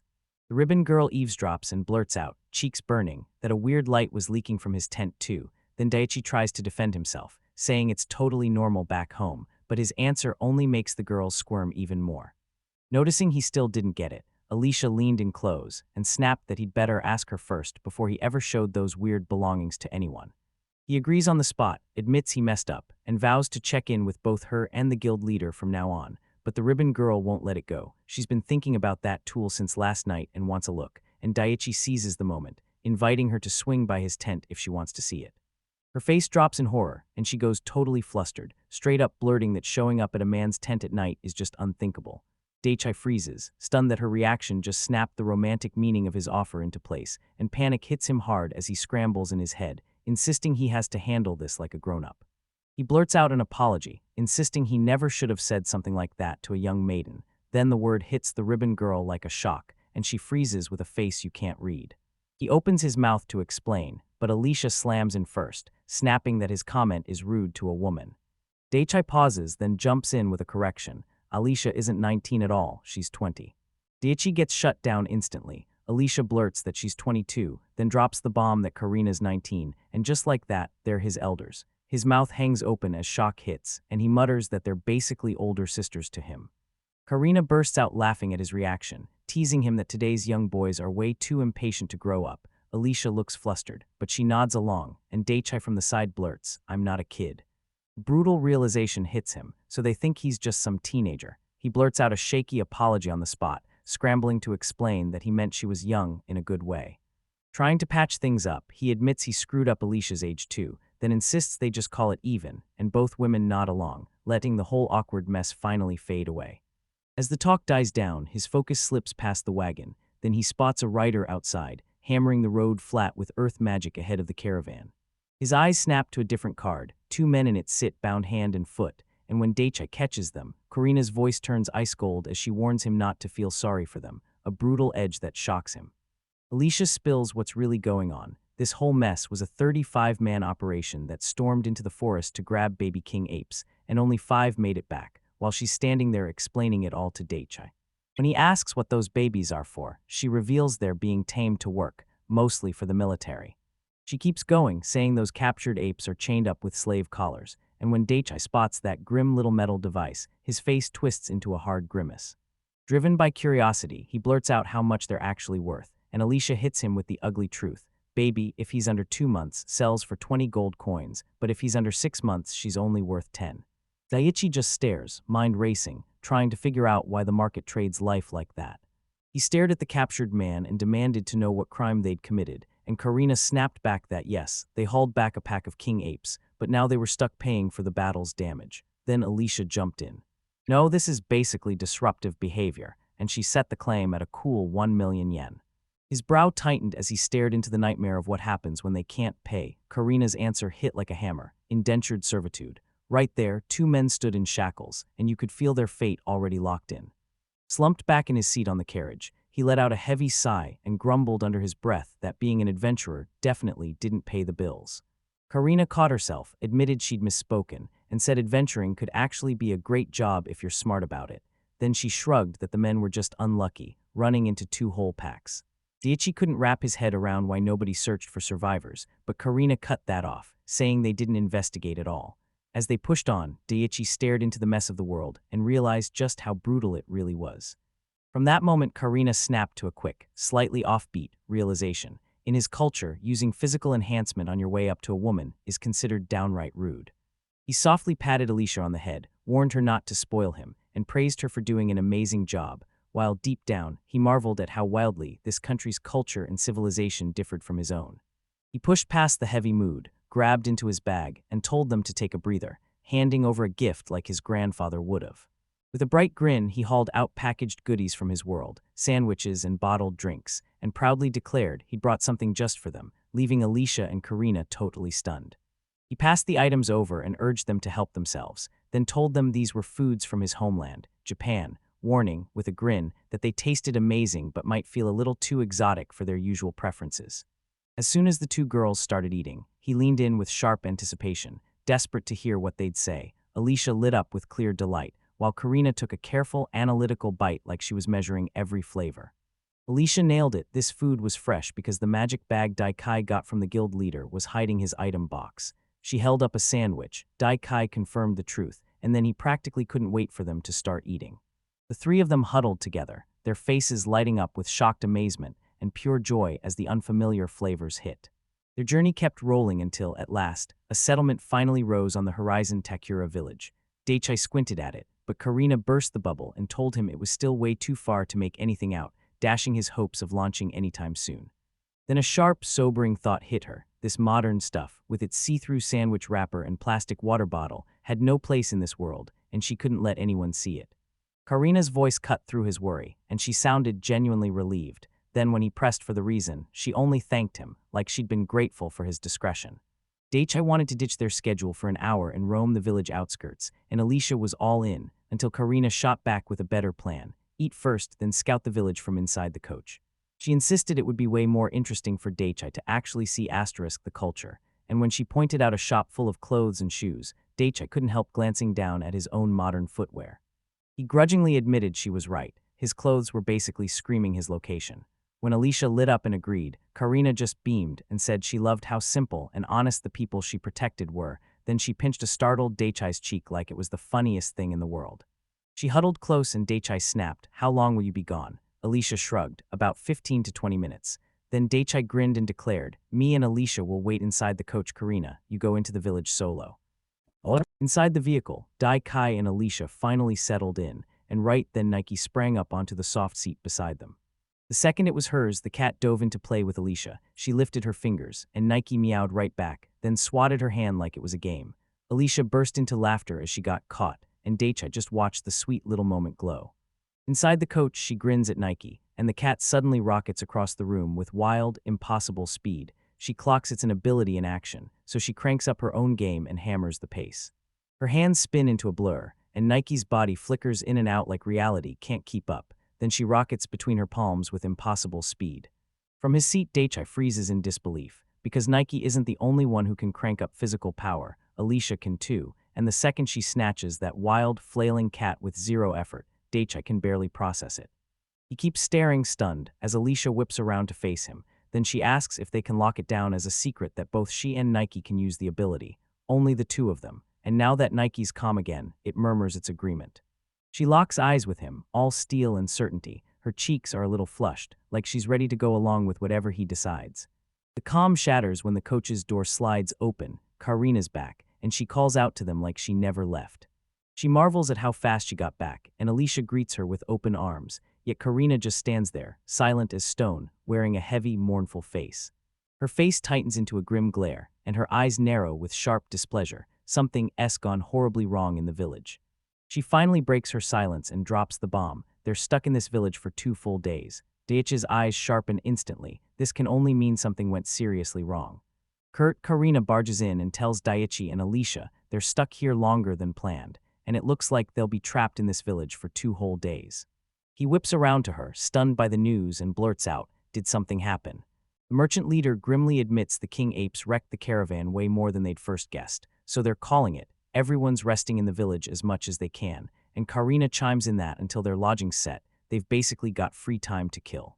She grabs the moment, swings to Daichai, and pitches grabbing lunch. Then he stares at his bag like a light bulb just hit, asking her if she's craving the sandwich he's been carrying. She's beaming nothing like the fierce fighter from last night, and she checks in with a happy little yup, then practically snatches him forward, insisting he hand it over, leaving Daichi totally stunned by how fast her whole vibe flips. He hauls out food from his world, boxed sandwiches and bottled drinks, and Karina and Alicia stare in awe. Alicia even asks how anyone's supposed to eat something like that. Daichi grins and tells her it's basically bread, then shoves a sandwich into Karina's hands, and Karina grips it, trembling like she's about to take the biggest bite of her life. She takes one bite and her eyes snap wide with pure shock. This bread is insanely soft, and the smell is irresistible, while the meat inside hits like a flavor bomb. Alicia watches her reaction, trying to read every emotion. Alicia takes her own bite, and boom, every flavor hits at once like a full-on symphony. Warm meat, sweet and savory perfectly locked together, and juices plus sauce blending so smoothly it feels totally unlike anything she's ever tasted. Daichai's face lights up with joy as he gushes that it's insanely delicious, and while he and Karina keep tearing into the food, Alicia leans in and asks if there are even veggies mixed in too. Serena's face lit up with pure joy as she thanked Daichai again and again, and he just grinned and told her to dig in as everyone crowded around the other food he'd brought. Then a pudding cup with a sweet, mouth-watering scent caught Alicia's eye. He made sure his buddy wouldn't get skipped. He calmed the meow and the cat, promised them food too, and then set the bowl down. Just as Nike dug in, Alicia shot a glance at the cat and said it looked starving. Daichai laughed and agreed like, yeah, Nike's definitely a handful. Meanwhile, Karina stared into the tiny cup they handed her, sweating down her cheek as she slowly peeled back the lid. That first taste hit her like lightning, lighting up her face with pure, blissful wonder. Seeing her reaction, Daichi lunged for her opinion, still stunned by that insane texture. Then he pressed her to explain what this ridiculously sweet, melt-in-your-mouth soft stuff even was. She said it was called whipped cream, a sweet girls just loved, and the moment Karina's face lit up, she blurted that it was absolutely delicious, like she finally understood the hype. Smiling at her fire, he pushed for more. Karina's cheeks went warm as she asked if it was really okay, and he shot back a calm, clear, "Yes, I'm sure." He said it was the only thing he could do after all she'd helped him, then flashed a confident smile and swore that tons more whipped cream dishes were coming her way, while smugly thinking just how fast she'd fallen for it. His promise lit her up with pure joy, and she said yes with a glowing, bashful smile. Watching Karina and Alicia dig into the food, he felt this warm satisfaction, like yeah, he really was just as easy to please. But that piece got yanked away when Karina suddenly looked worried and asked what everything cost, only to realize her own cup was already empty. Daichai shrugged it off, calm as ever, and shot back, "Do I look like the type who'd stress over that?" He grins at Karina's reaction, yanks at her nerves by calling her shallow, and she immediately looks away, blushing hard, thinking to herself that he's a total dummy. His cheerful vibe suddenly melts away, and iron focus takes over. He swings away from his friends, grabs a seat at the table, and stares down a tiny glowing device like it's his next move. Moments later, he bursts back in, grinning like he just won a battle, holding up a perfectly baked slice of fruit cake. He plops the treat right in front of Karina and Alicia, and the moment they see it, their eyes go wide with pure delighted surprise, plus even Nike the cat perks up and comes running toward the sweet confection, all curious. Meanwhile, over in another command tent across camp, Klaus Bertram gulps down a wild report and replays the most impossible detail he's allowed to say: someone actually dropkicked King A. Marina stands right in front of him and vouches for it. Yeah, she knows it sounds unreal, but she's adamant, it's the truth. House stayed unconvinced, snapping that maybe she'd lost sight of Daiichi in the chaos and misread what she saw, while he swore Daiichi had already gone up against 5 king apes from the ambush. Yet Karina shut it down hard, insisting her eyes never, ever drift from her client in a fight.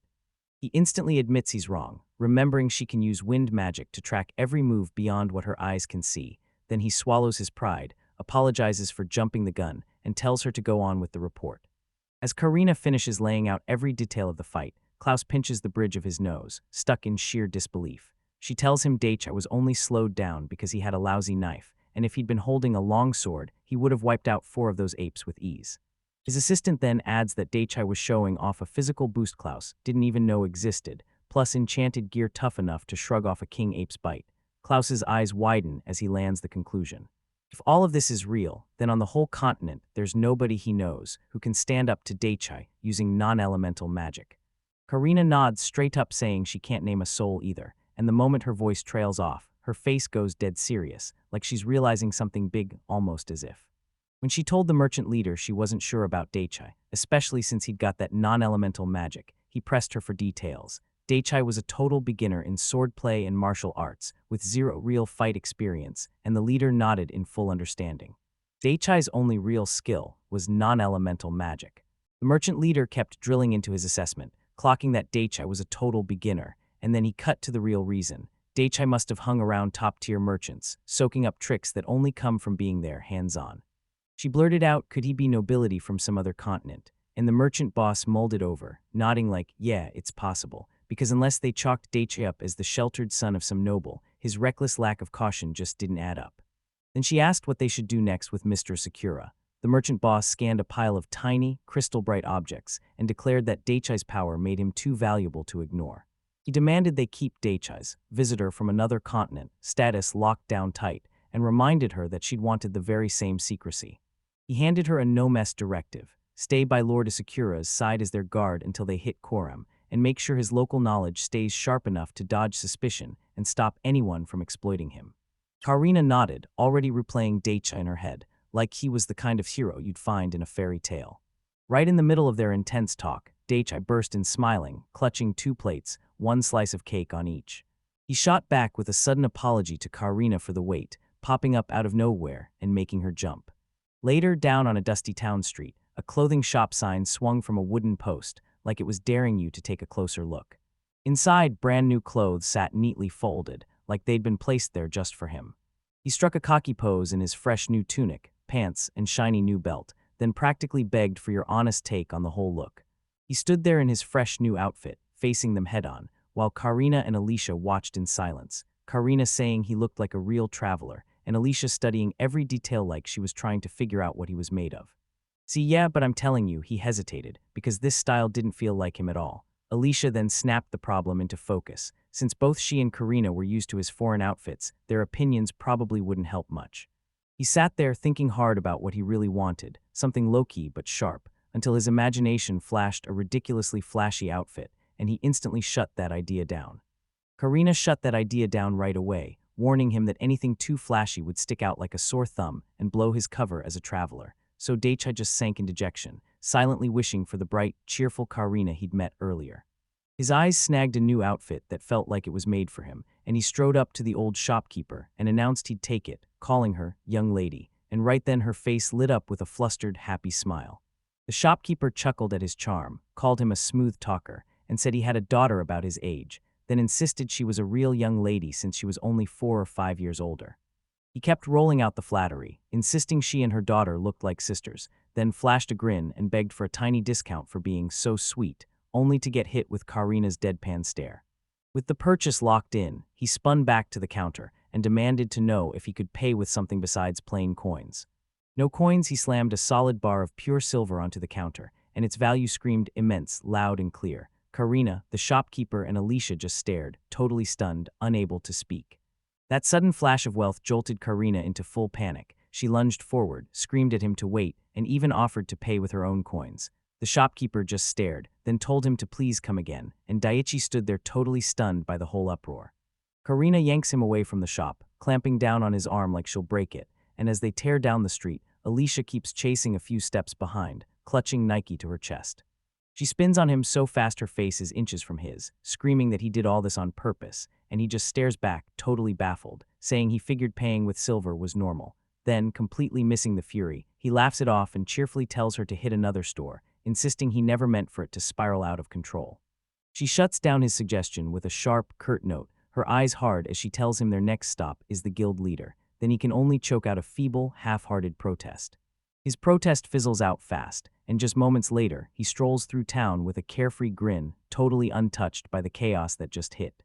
But his cheerful stroll isn't his choice. Karina yanks him along by the back of his jacket, face set in exhausted resignation. He squirms and flails, Alicia clocks the whole mess calmly, and Karina decides he needs a serious, no-nonsense talking to. Inside the merchant's tent, Klaus Bertram slams in and grabs Daichai Sakura's attention, demanding to know what he was really trying to do, while Daichai freezes, then shoots back that he was only trying to pay for the clothes he'd picked out. Meanwhile outside, Alicia sits on the ground, fuming and glaring, while Nike the little cat playfully yanks at her clothes like it's trying to drag her into trouble. Right back inside, shopping grinds to a halt when Klaus lifts a huge silver ingot and needles everyone. Was this really Daichai's planned way to pay? He admits, yeah, silver ingots aren't crazy, but I've never laid eyes on coins like Daichi's since I arrived on this continent. Daichi grins and shoots back, where I'm from those coins are everywhere. He owns up to the mistake, admitting he never really had to spend money, because he could just pull whatever food or water he needed straight out of his item box. Klaus grudgingly admits it. He should have seen it coming that Lord Asakura wouldn't have a single scrap of local currency, so he backs off, and Daichai snatches the moment, offering to sell his own stuff to the merchant to finally get some cash in hand. Klaus's unconventional proposal totally derails him. He slams his hands to his head, drowning in disbelief at how wild everything just turned. He talks himself into it. He has to keep things smooth with Lord Asakura, especially right before they hit Karum. So he decides to play along, praying Daichi won't go off the rails and show off those weird little products to everyone. Back home they're worthless, but here in this new country they'll look downright insane. Once the payment mess was finally settled, Daichi spun back to Karina and asked, "Are you still mad at me?" She snapped her head around, clenched her teeth, and swore up and down that she was never angry in the first place. He throws an apology out first, admitting he didn't consult her, then begs her to calm down, but she snaps back that she's not upset and challenges him about his attitude in front of the guard. Daichi freezes inside, realizing he's still a mess no matter how hard he tries to learn this world firsthand. She vows she'll be way more careful next time. She says it right as Karina's turn to head back comes around. She snaps around, fury still blazing, and yells that sure, he didn't know, but he still broke his promise by not asking her first, and he needs to sit with what he just did. Her fury finally melts away the moment she softly strokes Nike, who's curled up on Alicia's head. She whispers to the cat that she's not mad at him at all, and pins everything on Daichai instead. Daichai just quietly admits he's been thinking hard about what he did, and Alicia notices Nike seems to be saying sorry too. Karina mutters under her breath, stunned, because of course Daichai must have known she'd be angry the whole time. Then he thrusts a handful of bright, wrapped sweets into their hands, calling it a proper apology. Right then, both Karina and Alicia go totally speechless. Serena blushes and asks if he's trying to fix the problem with food, but he snaps back, "No way," saying that back in his homeland, when things go wrong, you hand out chocolates as a sincere apology to the one you love or a close female friend. He quietly admits that's not totally true, because if chocolate truly fixed every problem, life would already be way too easy. After his explanation, a blushing Karina finally caves, saying she'll accept it if that's how custom goes, while Alicia just stares at her hands, quietly replaying his words about a lover or a close girl. They both take a bite of the sweets, and their faces instantly light up, wide-eyed like they can't believe what they taste. "What is this?" Karina blurts, while Alicia grins and calls it delicious. Thrilled, Karina shoves a fresh pile of sweets into Alicia's hands, and Alicia snatches them up with genuine gratitude. Nike vouched for him, and a calmer Karina told Daicha to be more mindful going forward. He nodded right away, but the moment the dust settled, worry still gnawed at him. He strides onto the bustling village street and immediately finds it packed, boisterous, rough-looking men crowding the place like they're itching for adventure. Staring at the wild, loud crowd, Klaus shoots, "Seriously, why are there so many adventurers for a village this size?" Alicia nods, then snaps that they're not just numerous, they're also totally unmannered.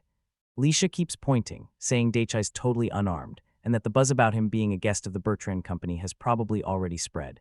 Daichai nods, admitting he's been feeling hostile stares too, because to everyone else he screams, "Rich but clueless foreigner, who just took down King Apes," an open invitation for anyone hunting an easy target. He tells them to hit up the weapon shop and ask what's going on, and Karina jumps in fast, agreeing, but warning him to stay sharp, because they're trying to avoid stirring up trouble in the village. She leans in and begs her to trust him, even if things look bad on the surface. He won't back down, because deep down he's a pacifist. Daichai's claim gets hit with the same look of disbelief on Karina and Alicia's faces. Then he sighs, shrugs it off, and pivots fast. "All right, give me a reference point. Who would win, one of the adventurers or King A?" Alicia thinks a one-on-one brawl would let the King Ape crush everyone, but Karina shuts that down fast, because adventurers are humans. They can team up, set traps, and outsmart the whole beast. He finally gets how deadly this is, so he makes a snap choice, stay out of his way. Then he scrambles for gear right now, starting with what he can wear. The second they step into the armory, his excitement hits like a spark, and even though the rows of weapons snag his attention for a split second, he snaps into focus and insists armor has to come first. Inside, you're met with a set of light leather armor, and Karina immediately frets that it's too flimsy to count. Alicia just deadpans a thanks, but her eyes snap to the fact that Nike gets offered a snack, like that's the real priority here, and it throws her whole focus off. Meanwhile, Daichai is completely flustered, insisting he's dead serious, and declaring the armor situation officially handled.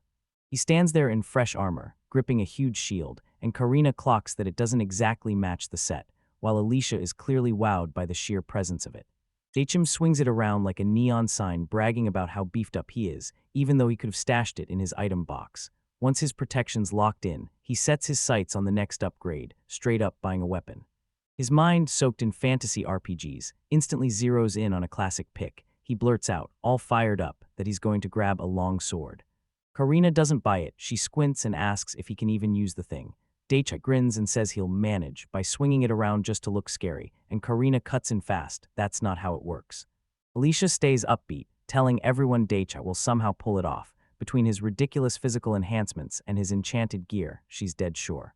He pauses mid-thought, chewing on a burning question. Are enchanted gears just stronger by nature, or is pure swordsmanship the real king? And as the answer sinks in, it hits hard. This world keeps handing the edge to magic users. He can't stop thinking about how far the magic tools have come, how a spell can plow a field or spark a fire in seconds, like Karina did, while non-magic folks are still stuck with sad, old junk like flint. And he's dead sure of it. This split keeps feeding itself, dragging everything into a perfect downward spiral that will only keep widening. Alicia's voice slices straight through his head, and she blurts out her plan. She wants to sell cheap, practical products for non-magic users, paid for by hawking fancy glassware to the nobility and the rich. Daichi hears the whole thing and can't help wondering if he can punch it up, even just a little. As they stride through the village, she clocks his distant, contemplative mood and blurts, "What's wrong?" He flashes a gentle smile and reassures her, "Nothing, I'm just lost in a memory from my homeland." He then spills everything they picked up while shopping. Goblins were spotted near Takura village, and the local adventurous guild has already sent out 3 parties, 13 people total, to deal with the threat. As they walked, Karina spilled everything about the goblin mess. Sure, nobody had counted the goblins for real, but there were just under 40 adventure groups answering the call, and 7 of those groups still hadn't even officially accepted the request, which honestly rubbed her the wrong way. She went on saying these goblins were probably just sniffing around for scraps right now, but the moment their numbers swelled, the real elites could crash the party. Daiichi shot back, so they're tough, and Karina didn't sugarcoat it. Once goblin mages, non-elemental goblin generals, and anything wearing enchanted gear got involved, it was going to get ugly fast. Then Alicia cut in with a blunt doubt that anyone could handle something that nasty, and Daiichi laughed at her straight-to-the-point attitude. Arms crossed, she delivered her final verdict, and after watching their moves and tools, she basically said these adventurers were stuck at E rank at best, or straight up worse. This judgment was made using the adventure rank system everyone knows, starting at the bottom with the apprentice H rank, climbing step by step through the letters, and finishing at the very peak with the legendary S rank. At the very top of this system, the higher ranks come with insane prestige. An adventurer who earns a rank gets treated like a knight, backed by the high nobility. And S rank, that title doesn't get handed out lightly. The king awards it only to people who have pulled off truly legendary feats.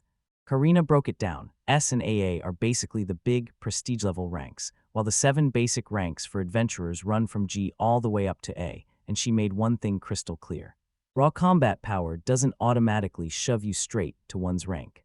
Rank is built mostly on what you've accomplished, and everyone knows that once an adventurer reaches D rank or higher, they've already survived some brutal battles. Serious now, did she just ask Karina for her rank? She said, "I'm C rank," and that hit him like proof she could be trusted, even as he sized up his own power and felt locked in with his combat skills, until he remembered the special weapon he'd ordered and realized he still hadn't used it yet. He snapped the talk back to the goblin mess and muttered that, since nobody knew how big the horde really was, it was impossible to tell if there were too many adventurers in the field, and there was nothing to agree on, even with his full chain of logic. Reason nagged at him, and his unease kept swelling until he blurted out that something big was missing. Alicia snapped in right away that she wanted the whole truth too, and she bet Daichi wouldn't go recklessly once he finally knew the full story. Daichi reels as the young elf girl closes in until she's basically right in his face, blurting out that even Nike backs her up. Then he flushes hard, completely overwhelmed by how close she is. He carefully sets Nike on her head, lets a little distance build, then snaps his gaze to Karina with a stern look, like, all right, buckle up, because he's about to lay out exactly where his unease is coming from. He drags up a nightmare from 2 months ago. Bandits hit a village 4 days away and wiped it clean off the map, and the smoldering ruins still burn in your mind like proof of how brutal it really is. Event Daichi keeps talking, saying the village begged the Adventurers Guild for help against goblins, but when the party finally got there, bandits had already wiped the village out. They still sent a ton of adventurers, and every single one came back empty-handed, never even getting a real fight with the goblins. Then Daichi drops the truth. The contract has a nasty loophole. If the village chief disappears, the quest counts as a failure, and the regional lord only has to cough up half the reward. That kind of disaster makes the adventurers cough up a penalty, and it wrecks their name so badly they lose the trust of the local lord and their enemies for good. Karina stares off like the answer's far away, then shrugs. If it were me, I'd widen the search and cut down enough goblins to clear that quest, no questions asked. That reply basically confirms Daichi's hunch. He blurts out that the adventurers and bandits might be teaming up, letting quests fall apart with no consequences while they swoop in to grab what's left. Then he snaps to the next terrifying idea. The village nearby is probably next on their hit list, so they'll have to fight bandits too, not just goblins. Then he snaps his attention to the side, yanks a modern handgun out of his storage, and fixes Karina and the elf with a hard stare, saying he's got something he needs to test, and ordering them to follow him. He sharpens his request. He wants to test a weapon from his homeland in a private spot and hear what Karina thinks about its power. Then he goes for the kill shot. Reminding her they already wiped out 5 king apes, he asks straight up whether a goblin general beefed up with physical enhancements is stronger. Karina listens, and you can see caution flicker across her face as she weighs the idea of slipping away with him somewhere secluded. Her face hardens in an instant, and she spits out the bad news without pausing, because the goblin general is simply stronger. Daichi flung his hands up like, bring it on, and somehow the terrifying task ahead didn't even rattle him.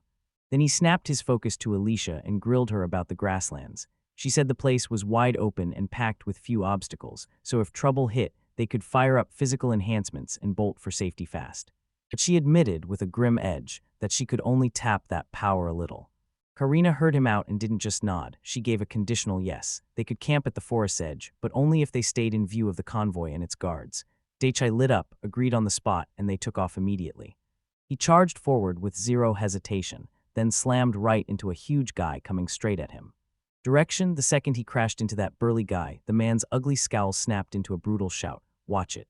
Daichi braced himself for intimidation, like the kind he'd get back in Japan, but after his recent battle, fear didn't even show up, so he stayed cool and fired back. No, you ran right into me. Daichai's reply only lit the man up with fury. He snapped that Daichai was messing with him, and within seconds, the whole confrontation pulled the man's companions in.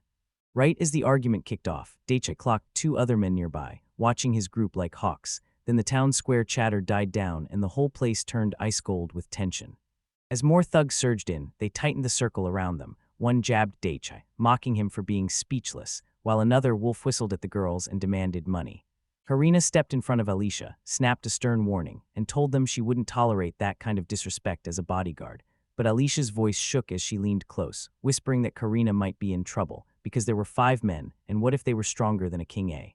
One thug sneered at her bold claim, and the older guy in the crew muttered that they should move it somewhere private, but Daichai heard every word and snapped. Those comments toward the girls lit a fuse, and he spotted his opening. He figured the safest way to flip the script was to test the weapon from his homeland on them, since they'd started the fight anyway, just as long as he didn't kill them. Karina calmly laid out the consequences, like, even if they managed to kill them, they'd still get nailed with a massive fine from the local lord. The thug who'd kicked off the whole thing snapped with rage, yelling that Daichai was just a merchant, and that he was begging for trouble. Daichai, meanwhile, just stood there in silence, quietly realizing how terrifying this world was, where murder could be wiped away with money. Money just a problem on his mind. He decides he's not going to go lethal, because these guys are adventurers, not targets. So he doesn't kill them, he smashes them up just enough to make the message loud and clear to anyone else thinking of causing trouble. With his decision locked in, the whole confrontation explodes. Karina screams one last warning, but the moment's already gone. The burly leader yanks out his sword, while the elder thug bares his teeth at the brats, like their patience just hit zero. With a showdown now locked in, Daichi whips around to his bodyguard for one last check, then asks if he can seriously hurt the people attacking them. Karina doesn't even blink, no problem at all. Daichi's grin snaps into place as he makes his call, ordering Karina to prove just how huge the gap in skill really is. Pinned down by thugs, Daichi Sakura and his crew stand their ground, while the leader roars that they'll ignore every warning and pull out their swords.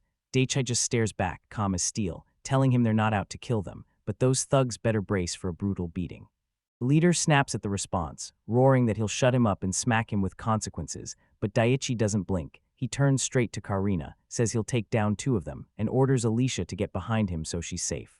A wild plan ignites in his head. He weighs every edge he's got. His special skills, that pocket dimension that swallows anything but living things, his power to order items from the modern world, and his non-elemental magic that cranks up his body, and then it clicks. He can mash all of it together. In the blink of an eye, the thugs crumple to the ground, grabbing their arms and screaming in pain, totally lost as to what just happened. Daichi stands over them, a thin wisp of energy dying in his outstretched fingers, watching it all unfold with terrifying calm.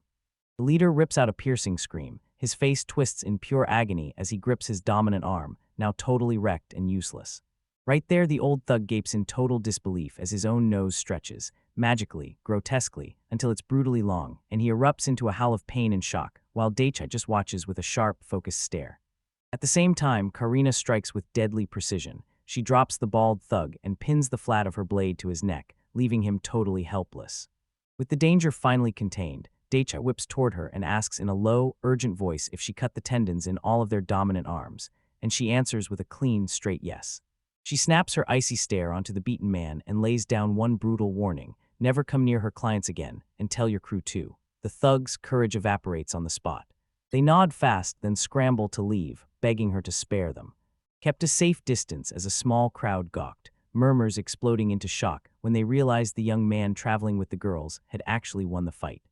After the dust settles, Daichi looks at the thugs sprawled out and scoffs at them like absolute fools. Then his eyes snap to Alicia, who's calmly clutching Nike. He can't believe it. Did she seriously sleep through the whole fight? Poor girl, getting her rest ruined by all this chaos. Alicia's fury snaps his thoughts in half. She jabs Nike forward and bellows at the beaten man, demanding he apologize to the kid. Karina gets jolted by her outbursts, and all she can manage is a stunned, Lish's name, but the next second, Karina snaps into action, slamming the thugs with a furious order to apologize right now.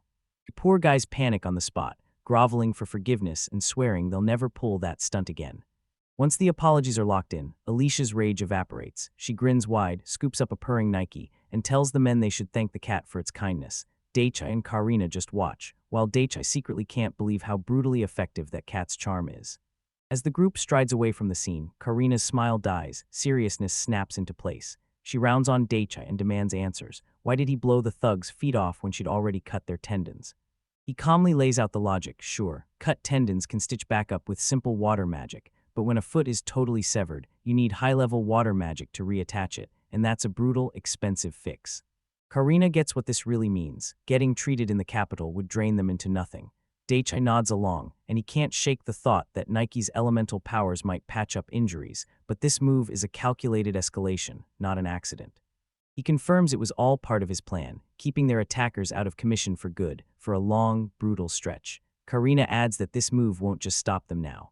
It'll scare off future enemies too, cornering them into ambushes instead of straight-up fights. Then she blurts out a scary new worry. With them looking this disheveled, they might never spot an exit and could get ambushed again. That hits Daichai hard. Sleeping through something like this feels terrifying. He immediately drops into a proper bow, rushing out an apology, and explains that it's just a custom back home. Later, as they keep moving, Karina zeroes back in and grills Daichai about that power. Was it some kind of offensive skill? Daichai won't meet her eyes, then admits it's a one-of-a-kind technique only he can use. He asked if anyone here had truly unique skills, and flustered Alicia blurted out that yes, there are a few, but only a handful. Daichai nodded and said it's the same back in his homeland. Before his casual comparison even lands, Karina cuts him off, dead sure that the whole continent has just one person with that rare, unique skill, while Daichai shows no reaction at all. Her blunt words slam into the air, choking the moment with awkward silence while everyone keeps trudging forward, and Daichi rubs the back of his head, stalling like he's unsure what to say next. He finally shatters the silence, glancing at them with a small, knowing smile. Then he gives in, admitting the truth. He was driven out of his homeland because of that one-of-a-kind skill. He digs into that brutal memory, and the truth hits hard. Since he's the only one in his country with that power, his own family tried to kill him, and then bam, he tells them to drop the subject. Karina and Alicia are left reeling, and Alicia finally blurts out how guilty she feels for pushing him. He notices their worry and shoots back. I'm fine. Then, catching their curiosity, he finally nods and promises to tell them what he can. If they keep it locked between the three of them, no one else. Alicia begs him not to overdo it. To prove it, he brings his power to life. Something small and dark forms in his palm. Then he raises a metal projectile and explains his crazy gift. He can summon clumps of lead and iron and blast them forward at terrifying speed using the power of fire. That tiny projectile slams Karina back into the earlier showdown. She blurts out in disbelief. So that's what you used to take the man's leg. He nods and says this round gets hurled by an explosion, tearing loose brutal destructive power, and the bigger the bullet, the worse the damage. Alicia's stomach drops at the thought. Then he brings up his earlier offer to run an experiment, and after proving his strange new skill, he leans in and asks what they think. Could it actually make him deadly in combat? Karina hesitates and asks if they really have to keep going, but he pushes back. This is still an experiment, and he's got more ideas he refuses to stop exploring yet. After his experiments, he pitches a snack break and pulls out sweet treats and salty bites like a magician, then swivels to Karina and asks what she wants most. She freezes for a beat, cheeks warming with a shy blush, then admits to herself she'd much rather have the sweet ones. Her reaction seals it. Daichai knows for sure that sweets are Karina's fatal weakness, and he jumps at the idea, telling her they'll trade thoughts during their snack break once the experiment is finally done. With a snack promise dangling in the air, the crew pushes deeper into the forest. Karina snaps that this is as far as they can safely go, since nobody knows what monsters might be waiting ahead. Daichai, itching for some breathing room, turns to Alicia and tells her to hold Nike while he starts moving. As Daichi gets ready, Alicia snuggles up to Nike with a grin, feeling this warm, shared bond, until she realizes the cat's totally milking her sweet affection, kneading her chest like it's on purpose. She snaps at the cat to stop, but her flushed face gives her game away. She's clearly loving every second of it, and as Daichai watches, he can't help but think what a perfect sight this is, a feeling Nike seems to share too. Right as they're about to have fun, impatient Karina snaps, urging them to hurry up, and Daichai jumps in instantly. He's ready to kick things off with the very same technique he used to punish the bandits. He's talking about a weapon he can forge into existence, a huge pistol he calls the Desert Eagle, one that can fire the deadliest bullet he has right now. He doesn't hold the weapon at all, he just grins and says he rips open a pocket dimension right in his palm, then fires the trigger with his mind alone. A thunderous roar bursts from his outstretched hand, his projectile rips through the air, smashes into a nearby tree, and blasts a clean hole straight through its trunk, shredding it into flying splinters, while Karina and Alicia just freeze, wide-eyed and unable to speak. He whips around to his companions, demanding their take on the display. Karina just freezes, sputtering a stunned, "It's amazing," while Alicia points out that you rarely, if ever, run into magic this powerful. He apologizes and admits the wreckage really was because of that clump of lead, and Karina, still reeling, wants to know if he can use it over and over. She points out that blasting offensive magic again and again is hard fast, and explains that even low-rank mages can repeat spells without draining their power, but C and D-rank mages can slam multiple targets at once. She admits she could barely track the bullet's path with her eyes, and Daichai fires back that earth magic can do something similar, but it never hits that kind of speed, so he starts thinking that even some low-level mage with a pistol could seriously endanger ordinary people. Karina's lost and asks what he means, because if someone can cast offensive magic, they're already a threat to everyone who can't. He throws out a quick hypothetical, say a regular guy who's packing offensive magic versus an adventurer who can't use it, then snaps back with his own answer. The offensive magic user would be stronger, and he's only talking about non-elemental magic. Karina's annoyed by his little distinction, and she snaps, asking if he's talking about a totally different ranking system than adventures. So Daichi quickly stammers and asks if only folks registered with the Mage Guild at F rank or higher are really counted as mages, and Alicia confirms it. Daichi just sheepishly apologizes for the blunder. Once the misunderstanding vanished, Alicia grinned and said, "Come on, let's chat about adventurer versus mage rankings over snacks." Thinking the experiments were finally done, everyone started to relax, then Karina cut in and slapped the moment shut. Main course next, she raised her hand and told them, "Watch closely." At her command, Daichai yanks out a long rifle and unleashes a volley into the tree. Each hit thumps hard, but the shots spray across the bark like he's guessing. He snarls, fists tight, admitting he needs real aim training, and then he mutters to himself that Nike's water magic is hitting harder and landing cleaner right now. After seeing the result, Alicia breaks it down. Only a high-ranking mage, fully skilled and locked in, could have hurled a spell hard enough to blast clean through a tree that huge. Daichai's stunned and he blurts out, "So, does that mean Nike's water magic hits harder than a high-ranking mage's attack spell?" Karina breaks it down. "Sure, you could take that tree down with explosive fire magic, or smash it with earth magic by hurling boulders, but trying to pierce straight through it is a whole different beast, and it's brutally hard." Cradling Nike to her chest, Alicia jumps in. She knows 3 earth magic users and even 1 spirit earth magic user who might pull off something like this, though she admits one could be a bit off the mark, and then she whips the question right back to Daichai, asking what he thinks. Daichi kept analyzing, replaying the power he'd just seen, and it hit him. In Ice Sky Manga, Nike's water bullet might look like nothing special, but here in this world it wrecks just as hard as a high-ranking mage's offensive magic. When Karina heard that, she practically exhaled in relief, and she admitted she'd almost convinced herself he was about to blast right through the nearby tree, leaving Daichi blinking like he couldn't believe it. He flashed a confident smile and shut down the idea. Nike's spirit magic was too precious to waste, and it would be his trump card. The moment he spoke, his mind sprinted, blasting visions of even deadlier firepower, like a minigun and heavy artillery shells. After the demonstration wrapped up, Karina pulled them aside and suggested a snack break, and Daichai lit up and agreed without hesitation. They pulled out neat slices of strawberry cake from a box marked Jetteray S, like it was the sweetest secret in the world. 3 of them crowded around a little portable table, digging into their treats. Then Daichai tried to steer the talk back to mage rankings, and Karina cut him off instantly, snapping that she was too busy eating to hear any of it. After a beat, he tried again, and this time he yanked their focus straight to him. He told the 2 of them, out loud, that he had something important he needed to ask. With a steely glare, he announced his new goal. He was dead set on opening a shop right here in this village. In a quiet little village, a brand new scheme starts to take shape.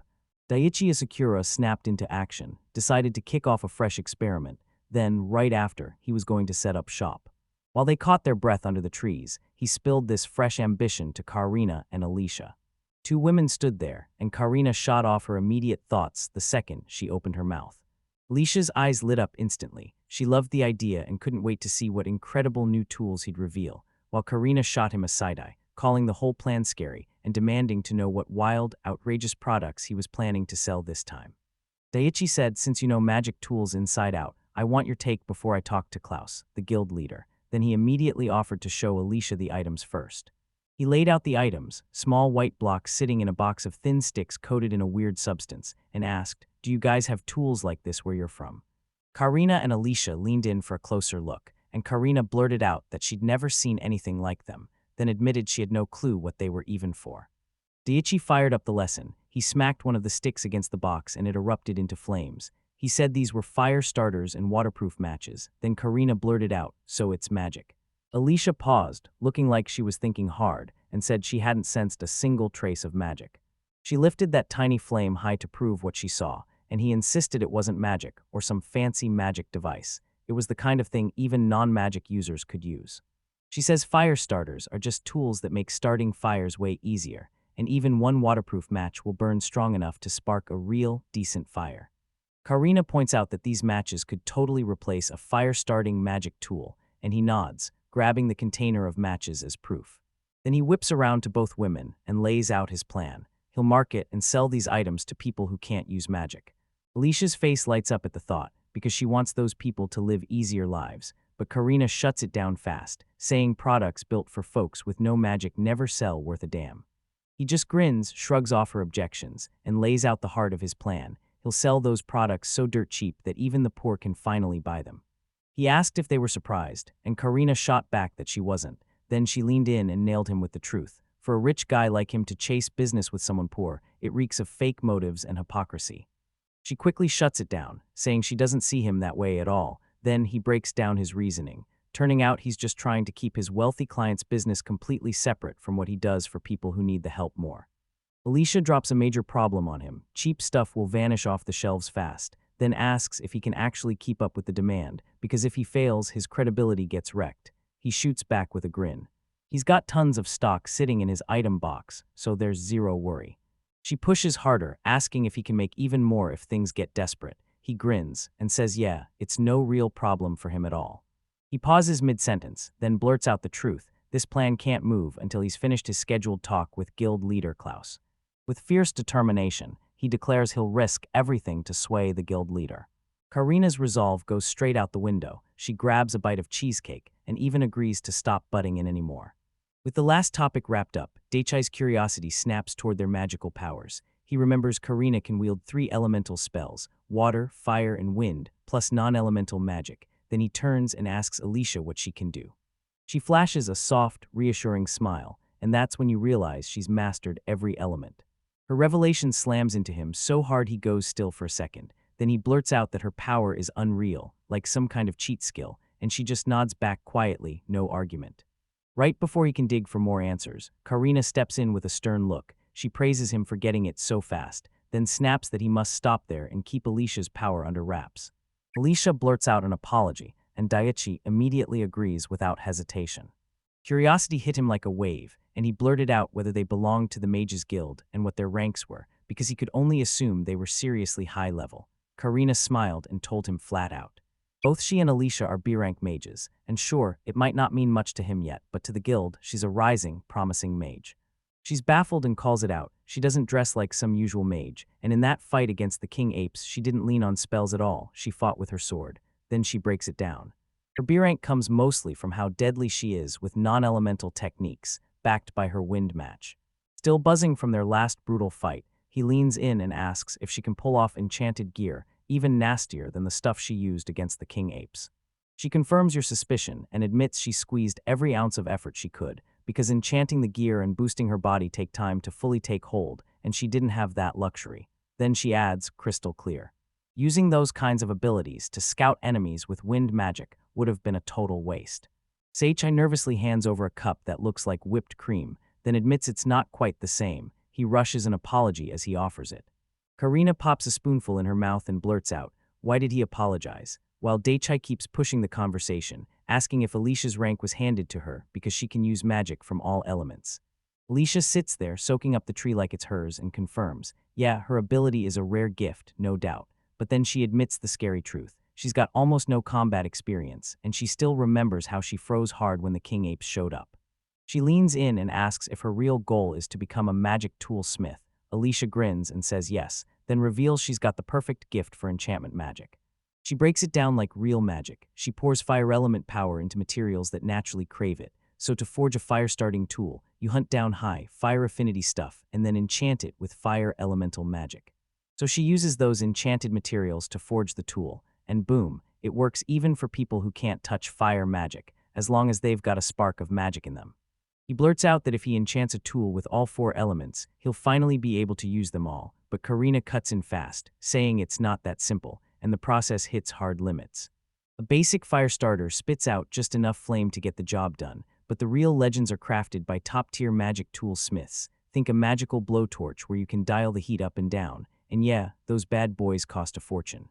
Alicia says these tools come packed with safety features, and that's why they cost more. Then Daichi's nerves spike as he can't help thinking, what if a cheaper one goes wrong and blasts out a fireball just to light a stove? He asks if this talent is something you're just born with, and while Alicia watches her dessert melt, Karina confirms it. This isn't only some fancy enchantment trick. All magic is something you're born with. Daichi weighed their situation and realized wind magic for scouting was so advanced it basically blew modern technology out of the water. Yet he couldn't build or even run that kind of thing, so he slammed the brakes on crafting magic tools for now.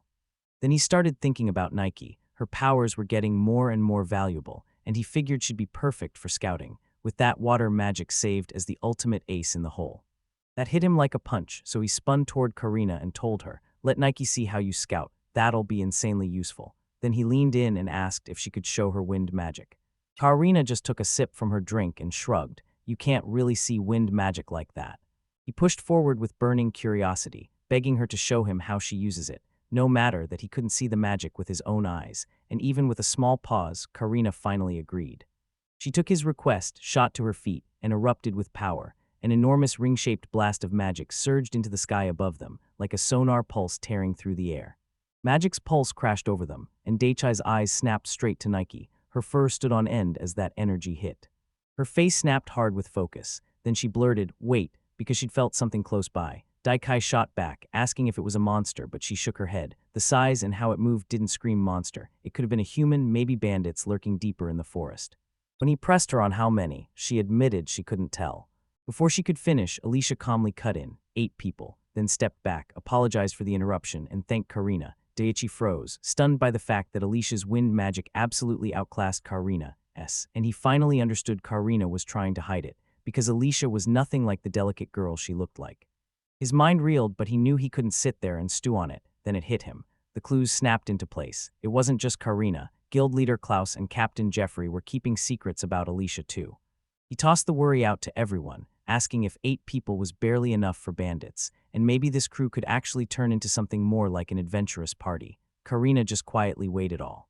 As they pushed deeper into the forest, he watched Alicia Heartland lock in, sharpening every sense. Then she chose to keep all 8 people inside her scouting range, tracking every move as they crept forward through the thick undergrowth, even more careful with each step. He stared at his own strengths and realized his combat skills were crazy good for this world, but deep down he knew the truth. He still hadn't faced real, brutal violence, and he needed to toughen his nerve for the fights that were coming. Karina snapped him out of his thoughts, saying that even with her at his side, they could fight off 8 bandits and still keep Alicia safe. Then she asked if they should charge in, but he shut that idea down fast, warning that rushing in blind was suicide when they didn't even know what their enemy could do. Nike suddenly began to growl from inside his hood, and the bristles on him shot up, pure warning, and he took it as a sign, wondering if this was finally proof that the group they were tracking were bandits. His mind erupted with images of unstoppable firepower, and his face snapped into a grim, no-nonsense glare, because if those people came to hit the village, he'd crush them without mercy. Just then, Alicia Heartland's voice sliced through the tension, sharp with panic. She said everything had gotten worse and that the crowd had suddenly exploded in number. He snapped his head toward her, demanding what happened and how many were there now. Her eyes stayed locked on some faraway spot as she snapped out the single command, Stark number 20. He took in the new info and snapped to it. 20 wasn't just a number, it was a crushing force, and if those were bandits, their hideout had to be right nearby. Nailing the exact location would be pure strategy. Karina's worry lit up the room, and the other Alicia stepped in fast to help, but Karina brushed it off, saying she didn't need it. Then she took charge of the plan. When they got back, they'd report everything to the guild leader and Captain Jeffrey. After Karina made her choice, they stormed back to the encampment and handed their findings straight to Klaus.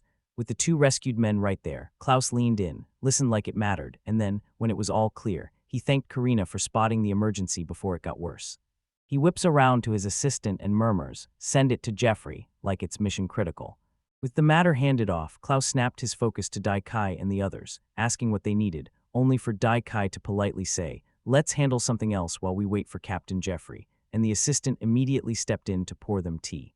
Then Daichi barges in, blares that he's about to open a store in the village, and slams two boxes onto the table, one stamped Fire Center, the other stuffed with matches, then tells Klaus he'll sell them all. When Klaus asks what they're for, Daichi grins and gets ready to show him. He slams the tiny stick, and boom, it erupts into flame the moment it hits, leaving Klaus stunned, while Daichi shrugs and says it takes zero magic. Klaus takes the lit match and leans in, studying that tiny, steady flame, while Daichi cuts in to explain they're built for one-and-done use, then they're tossed aside. Klaus leaned in, totally curious, and grilled Daichi about that crazy low price, so the young man laid it out. He wasn't just undercutting anyone, he was selling these items dirt cheap for folks who can't use match. He raises two fingers, calls out the price, 2 silver coins, and right away he figures out just how big the markup is, because this isn't charity to him, it's a business move. Klaus gives a quick nod, then asks the price of the fire starters. Daichi says a box of 60 costs just 1 silver coin, and the merchant's jaw drops, yelling that this is even cheaper than waterproof matches. Then he leans in and tells Karina straight up, the fire starters are nothing special, just easy-to-burn stuff, like a little bonus you get when you buy the matches. Then he hands Karina a totally different fire starter, a little rock-like piece with a fuse, and tells her to light it. She sparks it with the flint, and in an instant it bursts into a huge flame right on the plate in front of her.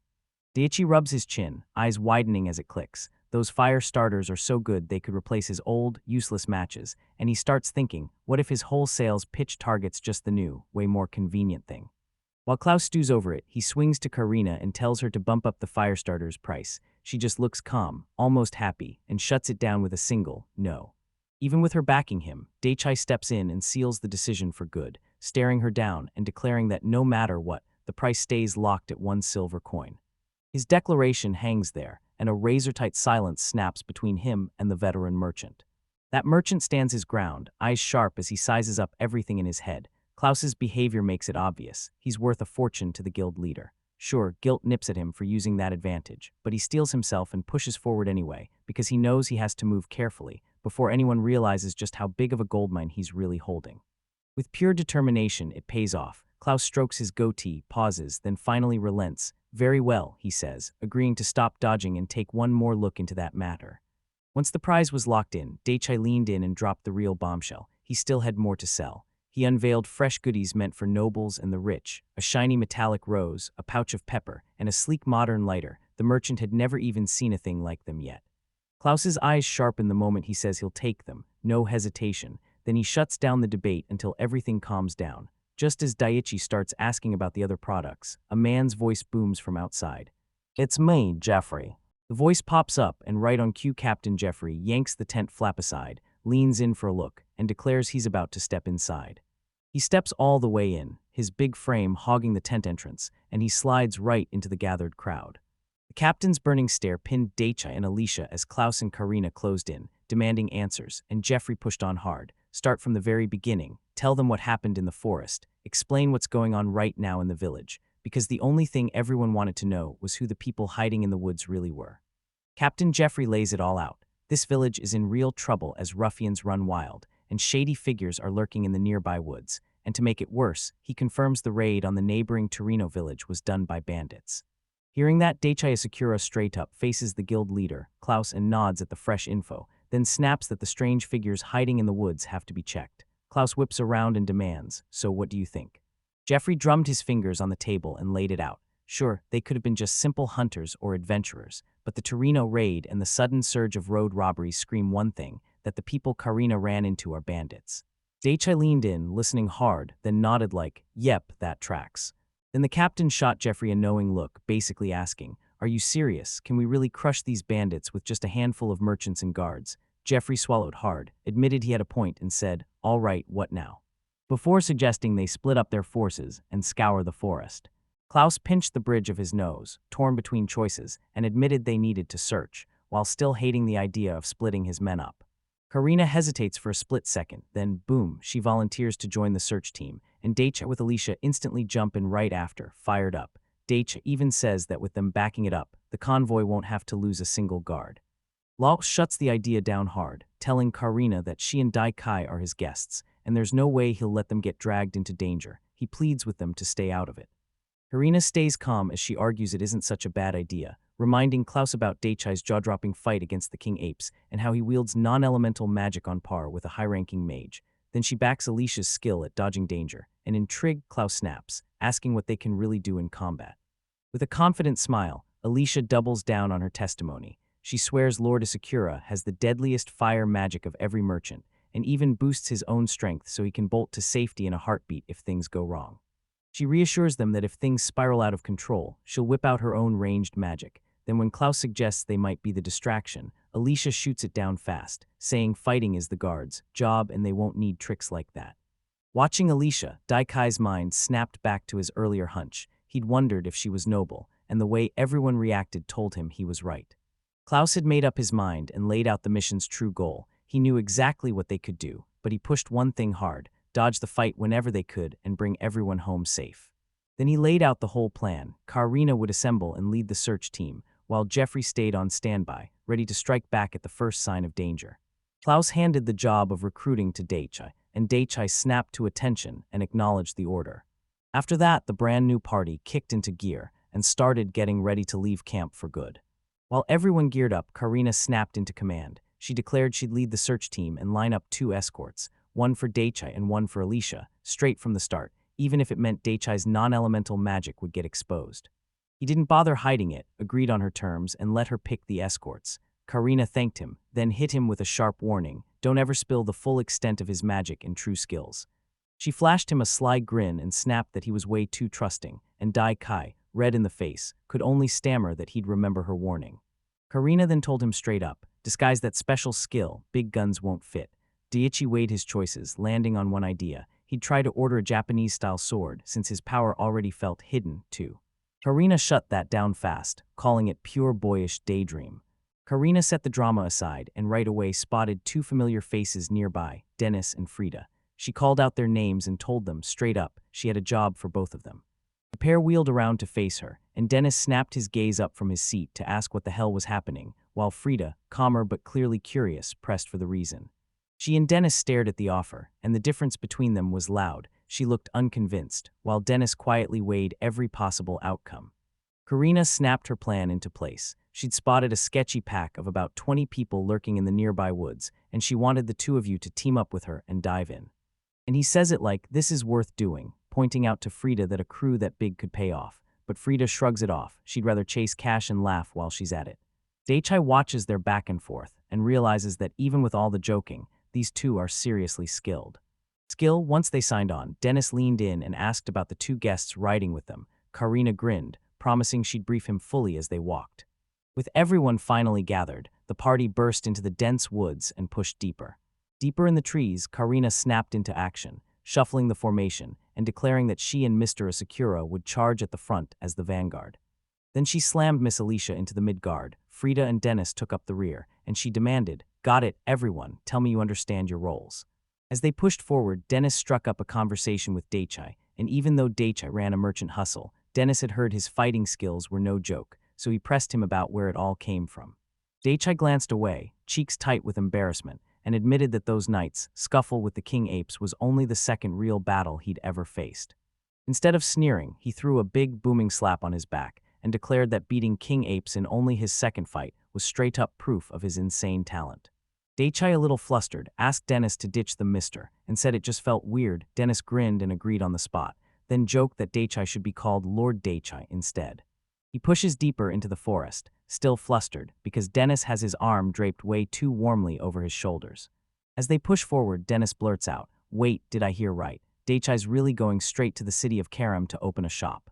He confirms Karum is his next stop, but admits he still hasn't picked where he'll actually settle. Dennis says it'd be perfect for a first shop, packed with people and sitting right on the trade route between the capital and the port. Daechai nods, grateful for the intel, and mutters that he'll have to wait until he arrives before he makes up his mind. Dennis fessed up he'd been expecting a totally different scene, like Daiichi was about to hawk rare foreign treasures in Takura, and then Daiichi admitted the truth. After scouting the place, he'd almost decided to just throw up a tiny stall right there in the woods. Hearing their chatter, Frida leans in and blurts out, "So what are you selling?" Can't wait to find out if his stuff is about to blow everyone's minds. He finally spills his product, fire-starting tools, right down to waterproof matches, and Dennis clocks them instantly as the rumored stuff, clearing up the confusion that these aren't the lighters he'd heard about. As Daichi strikes a match, the flame erupts like a spark of destiny, and Dennis's eyes widen in total disbelief. He can't shake the thought that this has to be magic. Frida, though, beams like she's just witnessed something wonderful. Right when the mood gets light, Karina snaps. She barks a sharp command, declares they're closing in on the spot where she first felt the eight, and whips everyone into formation. She scans the dents that got smashed into the front, and Alicia blurts out, shaking, "Is there something there?" Karina doesn't waste time. She tells her they've got to move with extreme caution from this point on. Even after her warning, Dennis just sprawls on the ground, smirking at Karina and calling her a worrywart like he's ready for anything. Frida watches with a deadpan look, until a sudden pop erupts from the bushes, and Daichi and Nike immediately snap into high alert mode. Without missing a beat, he locks onto where the noise comes from and yells that it's coming from the right side. Snapping to his alert, Alicia wastes no time. She explains exactly what the threat is, reveals that Nike's spirit wind magic already caught it, and warns him to stay sharp, then delivers a clean, detailed report. 3 people are roughly 5 kilometers ahead in that direction. Daichi finally exhales when he hears the danger is still far off, but Karina stays razor-focused, tense as a spring, and starts pushing forward right away. As they push forward, Daichi snaps a device up to his eyes and confirms the targets are right there. Captain Jeffrey, clueless about the thing, blurts, "What is that?" Daichi grins and says they're binoculars, built to zoom in on far-off sights, then offers them up. Before Jeffrey can even answer, Dennis yanks the binoculars away, staring in pure amazement as everything looks ridiculously huge. He spins toward Karina and tells her in a low voice that he spotted a glow out in the distance. Then he clarifies it's Nike who first sensed it, while he just happened to glance over and confirm it with his own eyes, as Dennis keeps staring like the binoculars are pure magic. Her face tightens with pure focus as she double-checks his sighting. Yep, there's a group sliding along less than 2 kilometers from where they're standing, even as she admits the distance is brutal, because she still can't make out a single clear detail. From the back, Klaus watches and praises Alicia's sharp work, calling it a huge advantage that she can pull info from 2 kilometers away. Then Karina snaps into command and barks at everyone to ready themselves for combat, kicking in a physical enhancement skill, and right after that Frida turns to Daichi and orders, "Get a shield." In a split second, he answers with a massive rectangular shield, sudden as a wall, and it shocks Karina and Alicia to their core. Alicia looks absolutely thrilled, gushing that its tough, menacing presence is just wonderful. She leans in close and whispers that a cave sits about 2 kilometers from where they are right now, and the whole group dives into the bushes, hidden and ready to strike on the next move. From afar, the group stared at the cave while Alicia blurted out what she'd found. She could feel a group inside, and her gut screamed they might be demi-humans, or maybe half-humans. Her face tightened as she double-checked the numbers, and the reality hit hard. There were way more than she expected. She blurted out a warning, over 50, maybe even 60. That jaw-dropping number crushed their hope and lit a fire under their fears. Daichi's expression turned stone cold as he realized something nasty was brewing inside that cave, and his crew's grim faces said the exact same thing. Once Frida got the nod, she realized a crew that big couldn't be anything but trouble. The cave had to be their hideout. Karina felt the same, but said it was still too soon to swear on it. Then she decided they'd learned enough for now and snapped back the order, retreat. You watch her hit the call button, and you can practically feel how careful and guarded she's being with every word. Dennis's growl hit his observation like a slap. He couldn't stand the half-humans, and he warned that with their sharp noses, their targets probably caught the party coming already. Captain Jeffrey then spelled out the mission. Do the best you can to pull every scrap of information you can, because the one disaster is them disappearing, point blank. Frida chimed in that just locating the hideout and figuring out their numbers was already something worth praising, and that lit a fire in Dennis's chest as he started bouncing over the idea of a special reward. He swallowed hard as the plan sank into the stakes, and he shot a slightly flustered but rock-solid nod of understanding. His obedience earned him a calming pat on the shoulder from Jeffrey, and then Jeffrey fired a question. Did he know what kind of client a guard loves most? The captain flashed a confident wink, and the obedient ones saluted on cue.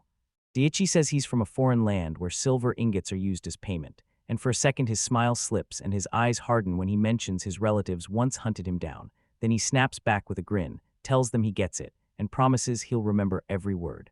His friendly vibe earns Frida a playful jab. She grins and calls him a rascal, like he's turning the charm on just to mess with people. Then Karina snaps the fun right back into place, saying Daichi's changed his mind, so it's time to fall back.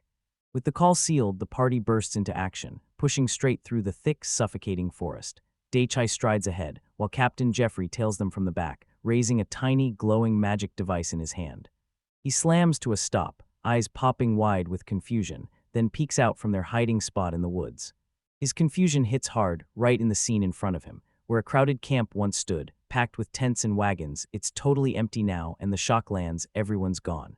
Daichi whips around to Karina, and she confirms his hunch, then tells him the camp people are pouring into the nearby village, leaving Daichi staring, baffled by how fast everything got uprooted. And just like that, the whole parade of covered wagons and carriages rumbles into town, rolling straight into the local settlement. From up on that nearby hill, the whole party stares down with worried eyes, and Karina can't ignore the chaos. This sudden flood of strangers is throwing the villagers into confusion. Daichi's voice cuts in with the real fear.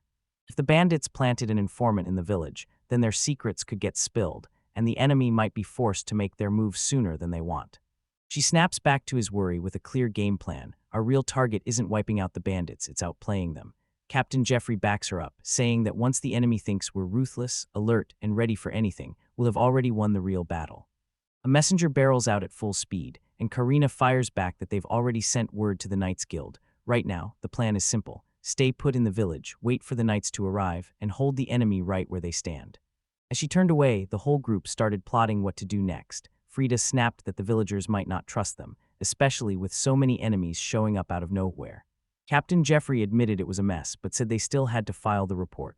Up above, Daichi stayed silent, soaking it all in, and understanding clicked into place on his face.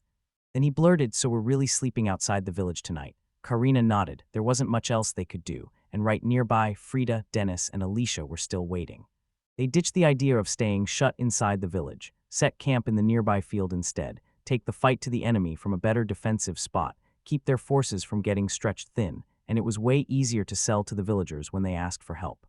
With the new strategy locked in, Captain Jeffrey marched up to Karina for a progress report, demanding to know what the village chief had said. Karina answered straight with a bright nod. They'd cooperate. He looked like a weight finally lifted off his shoulders, telling Frida that if the villagers had still refused even with their homes on the line, he'd have urged them to quit the post. Frida just shrugged that off and went straight for the bright side. Whatever drove them, it was a win they got their cooperation, especially when the village already had a massive punitive force on standby. With the alliance locked in, Karina wasted no time. She assigned the next moves, telling Dennis and Frida to chill for the night before they reported back, while she declared she was escorting Daikai and Alicia all the way to the main road. Frida couldn't help it. She leaned in and asked what Karina planned to do herself. Just as Karina was about to speak, Alicia snapped into a full-blown panic and blurted that they'd gotten it all wrong. Then she stammered that Daichi, Mr. Sakura, had only said he'd rather not be handled with formalities. Her sudden defensiveness blindsided everyone. Captain Jeffrey mused, even wondered if she'd been this stiff during the search, while Frida guessed she was just nervous and trying to mask it. Mortified, Alicia shoved her hands over her face and begged them to stop. Captain Jeffrey, clearly entertained, snapped his focus to Daichi and with a teasing grin asked what Lord Daichi thought, making the young man jerk in shock. He instantly clocked what the captain was doing with that casual question, like Jeffrey had to be shocked by Karina's earlier mood, and now the captain was trying to bait him into thinking he had a real shot, only to watch him get shut down. Daichi just went quiet, daring the trick to come at him again, and swore he wouldn't fall for it that easily.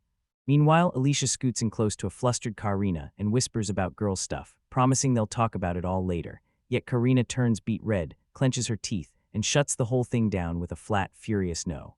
Nearby, Frida quizzes Daichi, asking if he doesn't think Karina is cute, and Dennis jumps in like, "Oh, she's totally into you," only for Karina to groan out in exasperated denial. Then Daichi, calm as ever, admits that yeah, she's cute, but even cuter when she's nervous, begging them to please stop. His comment blows Karina's mind into pure shock. Her jaw drops and a strangled cry bursts out. While Frida and Dennis hype him up, Daichi declares he's setting up a stall and invites them to come by. Even so, Karina is still mortified, snapping that she's not doing any of that as the others stroll off and tell her to have fun. He whips around and heads through the market square, clocking every stall and every face, and he figures they've got about 2 hours before things change. As he slips away, Alicia strides up to a still-shaking Karina and demands to know what happened, but Karina panics and keeps swearing nothing's wrong. Then Alicia scans the thin crowd and mutters that it probably won't get too crazy. Alicia's casual remark totally threw everyone off. Then her eyes snapped wide and she leaned in, dead certain that something real had happened, and when Karina got trapped, she could only stammer that it wasn't important. Not long after, Daichi whips them over and orders, "Stay back, watch from a distance." Karina drags a curious Alicia along by the hood and blurts out, "We've got to set up the stall 2 hours, that's it." He starts laying out his goods on a cloth right on the ground when an older woman from the next stall rolls up with a warm smile, greets him, and asks if he's just getting started. Daichi tells her, "I'm just feeling things out today, tomorrow, I'll set it up for real." Then he drops stacks of goods straight out of his item box and neatly lines everything up. The woman and her friend stare in awe, and Daichi smirks, admitting he's jealous she even has an item box. The older merchant flashes a knowing smile and tells her companion, "That jealousy you feel toward anyone with an item box doesn't fade, it grows sharper as you get older." Jealousy and awe hit her hard as she watched them, then she realized it, and a plan started snapping into place in his mind. Then he thrust his hand out and fired off one simple question, "How do you usually start a fire?" The merchant woman said, "With flint, of course," and her assistant nodded along, both of them staring back at him like, "Wait, why are you asking that?" Oh. She broke it down. Sure, she could dabble in a bit of magic, but the tools she needed cost an arm and a leg, so there was no way it was practical for regular days. He grabbed the moment and tossed out a bold what if there was a tool that could light fires with zero magic, something cheap and easy to find, and once they heard it, would they actually buy it? This proposal hit the room like a brick, and both sides froze into confused silence.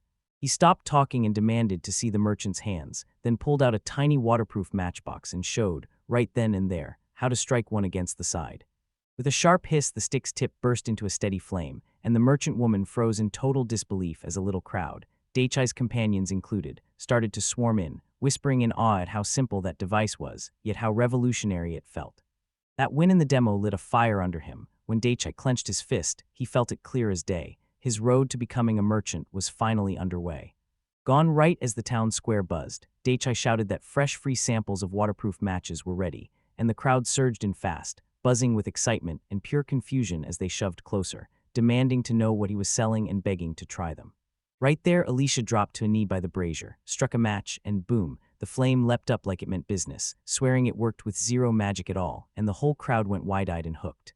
Daichi tells Alicia that his fire starters make any firewood light up fast, but they're single-use only, and while she nods like she gets it, Daichi quietly realizes the rest of the crowd still hasn't caught on. He demonstrates for everyone, then asks to borrow the matches. With careful hands, he sets a fire starter right in the middle of the kindling inside the big brazier, getting ready for the public show. The fire snaps to life with crazy speed, and the whole crowd goes silent for a second, then they gasp together, whispering in awe at how fast the firewood caught. Daichi lays both products out for everyone to see, then doubles down on his pitch with total confidence, booming that his waterproof matches and fire starters can ignite a blaze from the tiniest spark, even if you've got no magic at all. Then he lets the secret slip, each one is single-use. He prices the matches at 2 silver coins for a box of 25, and the whole crowd starts murmuring like they're doing the math in their heads. Then he steps up and drops the bombshell prize for the fire starters, 60 boxes, 1 silver coin each, making the crowd gasp in shock, while from afar Klaus, the guild leader, keeps his razor-sharp eyes locked on everything. From the crowd, Frida, young, short, spiky dark hair and all grit, pushes forward, lifts her gloved hand, and declares she'll grab both the matches and the fire starters. As she pays, those silver coins clink right into his palm. Daichi grins and thanks her for the purchase, then leans in and asks if she can spare a moment to see something else. Frida looks up, all curious, wondering if he's got even more to offer. She snaps back and says they aren't more products at all, they're freebies, plain and simple. Because she already bought something, he jumps in and offers to toss these in for free, and Frida nods along, thinking it's totally fair. All right, he nodded, grabbed the plan, and figured, sure, it was earlier than he wanted, but it was time to start prepping a few sweet bonuses. Then they dragged out a blazing grill over the brazier and laid out row after row of sizzling chicken skewers, leaving the crowd staring in shock. Frietta leaned in, curious as heck, and asked what kind of food it was, so Daichi broke it down. He chopped the chicken into tiny pieces, skewered them, drowned them in sauce, and grilled it till it hit perfection. A rich, mouth-watering smell rolled through the crowd and snapped everyone into cheers. One guy even swore he'd eaten grilled chicken before, but it had never hit like this. Daichai caught on fast. That scent wasn't just good, it was a trap pulling the truly hungry in, especially the people who usually only chow down at morning and night. While the crowd muttered, someone blurted that Frida was the guy who just snagged the fire-starting gear. So right then Daichi leaned in and handed her a piping hot skewer fresh off the grill. He told her to grab one for free, and the shock on her face turned into pure gratitude. She took him up on it and went for a huge, eager bite. Her eyes snapped open in total shock the second the flavor hit, then her face lit up with pure joy as she blurted, "This is delicious," and everyone watching leaned in, hooked by her reaction. She blurted that nothing had ever tasted this good, then lunged straight to the sauce question, wanting to buy it right away. Daikai practically lit up and in front of everyone threw out a promotion. Buy at least one of his products, and you'd get a grilled chicken skewer set included. The announcement detonated pure hype in the crowd, and customers rushed to grab boxes of his products just to get his signature skewers. Then he squeezed in a quick apology to the merchant woman at the next stall for the chaos, only for her to shrug it off and smile, graciously accepting his thanks with a skewer. The stall turned into pure chaos. Frida and Alicia hustled through the line, handing out skewers like it was a fire drill, while Daichi sprinted between the grill and the register, fighting a losing battle against the sudden flood of orders all on his own. He steps up to the loud, bustling crowd and shouts that his shop is about to shut its doors, so everyone better grab their last chance purchases right now, because this place is absolutely booming. When the last customers finally clear out, 4 ruthless men slide in like shadows, led by a pale-haired goateed bastard who steps up, points, and demands a taste right now. He grins and says this is exactly what he was waiting for, then cheerfully admits he's all out of grilled chicken, right after those guys lose it, claiming he's lying because they watched him stuff some into his magic bag, and they even call him a bastard. He ignores their fury, dips his head, and says the shop's shut for today. Then he offers a polite smile and tells them to come back tomorrow if they're still interested. Rage flares and the leader yanks him in, shouting that they're customers and they're about to punish him. Then cold steel clamps to the man's neck. A woman's voice snaps, "Hold on." The thug leader goes wide-eyed, warning his crew that she's a B-rank mage, and they'd better be careful. Karina stands there, flexing her upward venture authority and showing her rank. Then she snaps, asking what's going on, telling anyone not involved to step aside, and with a razor-sharp stare she declares, "I'm guarding him." At this revelation, the thug leader and his companions suddenly break out in nervous sweat, and their tough act crumbles. She leans in and hits him with the question, does he really think those 4 can take her on? Then she makes it crystal clear, if he misreads this and refuses to back down, he's going to regret it hard. As the thugs recoil, Alicia, another young woman, just slings an arm over the leader's shoulder like it's nothing, grinning as she asks what's wrong. If the food's sold out, then there's nothing to fix, right? The men nervously nod along. Right before everything can finally calm down, a sharp new voice slices in, asking if they're really fighting over something. Then a scarred man, huge and looming with a mark over his eye, steps forward. The thug leaders' faces go bloodless when they clock him, and they gasp his name, Alan, stunned that he's still here. He whips around to his slick-haired companion and asks, "Need a hand in this fight?" The guy nods and tells him how much he appreciates it. The tension snaps right back to Daichai's crew. Then the thug boss turns to Karina and says it looks like she's about to pay up. Daichai frowns, cuts in fast, and asks what price she owes when he's the one out of stock. Before the boss can answer, Daichai declares, "That's it, we're leaving." His words instantly light a fuse in the thug's rage, so they come at him, roaring that he's been making fools of them the whole time. Daichai's caught off guard, scrambling to fix it, saying it was just a misunderstanding and he was only messing around, but that only makes it worse. The next thing they spit out, "You're dead." As things spiral out of control, Alan and his crew storm forward, towering over the chaos like living warnings. Daichai and Karina whip their heads toward them, and you can see the fear turn to steel in their faces. Alan watches with a hint of irritation, asking what's wrong, while Alicia grins as she holds up Nike, cheerfully urging me to tell them to go all out and do their best. The thug boss at the start tells Alan straight up that Daichai's crew has been humiliating them, so he's about to hand out a lesson, while Alan's companion smirks and presses him, asking why he hasn't started yet, then daring him about whether he's scared of just some boy and his girlfriend. The rest of the thugs explode into mocking laughter. The laughter cuts out as the thug leader jabs a shaking finger at Karina, shouting at Alan that she's a B-rank mage, and this is deadly serious. Alan's warning gets tossed aside instantly. His guy shrugs it off with nasty sneers and careless gestures, and not a single one of them looks the least bit worried. Alan pauses and weighs it all in his head, then nods calmly, warns them to be careful, and drops the real bombshell. Karina isn't the only mage in the room, and the thug leader backs him up. With the odds finally looking even, Alan barks the order, and it's time he makes them pay. His squad surges ahead, crashing into the attack like a wave. As Alan's men explode forward, Deepening spots danger closing in and snaps. Karina stays sharp. She quickly clocks 2 in front and 1 lurking in the back, then realizes they're probably mages. Their bodies are juiced with physical enhancement, like they're wearing enchanted gear, so his 9 bullets might bounce off uselessly. Karina challenges him, asking if he can cover one flank. The moment she trusts him, Deeping's chest lights up. Then he grabs a swig from his container and accepts with unstoppable confidence. Then he insists he can handle both of them, until Karina cools his hype, telling him one is plenty and warning him not to make the first move. Her warning hits too late. One of the thugs snaps, fed up with their chatter, and screams for them to shut up, so she and his 2 companions surge forward with weapons raised to smash. The assault is over in a blink. 3 attackers crumple to the ground, face first, beaten and bleeding.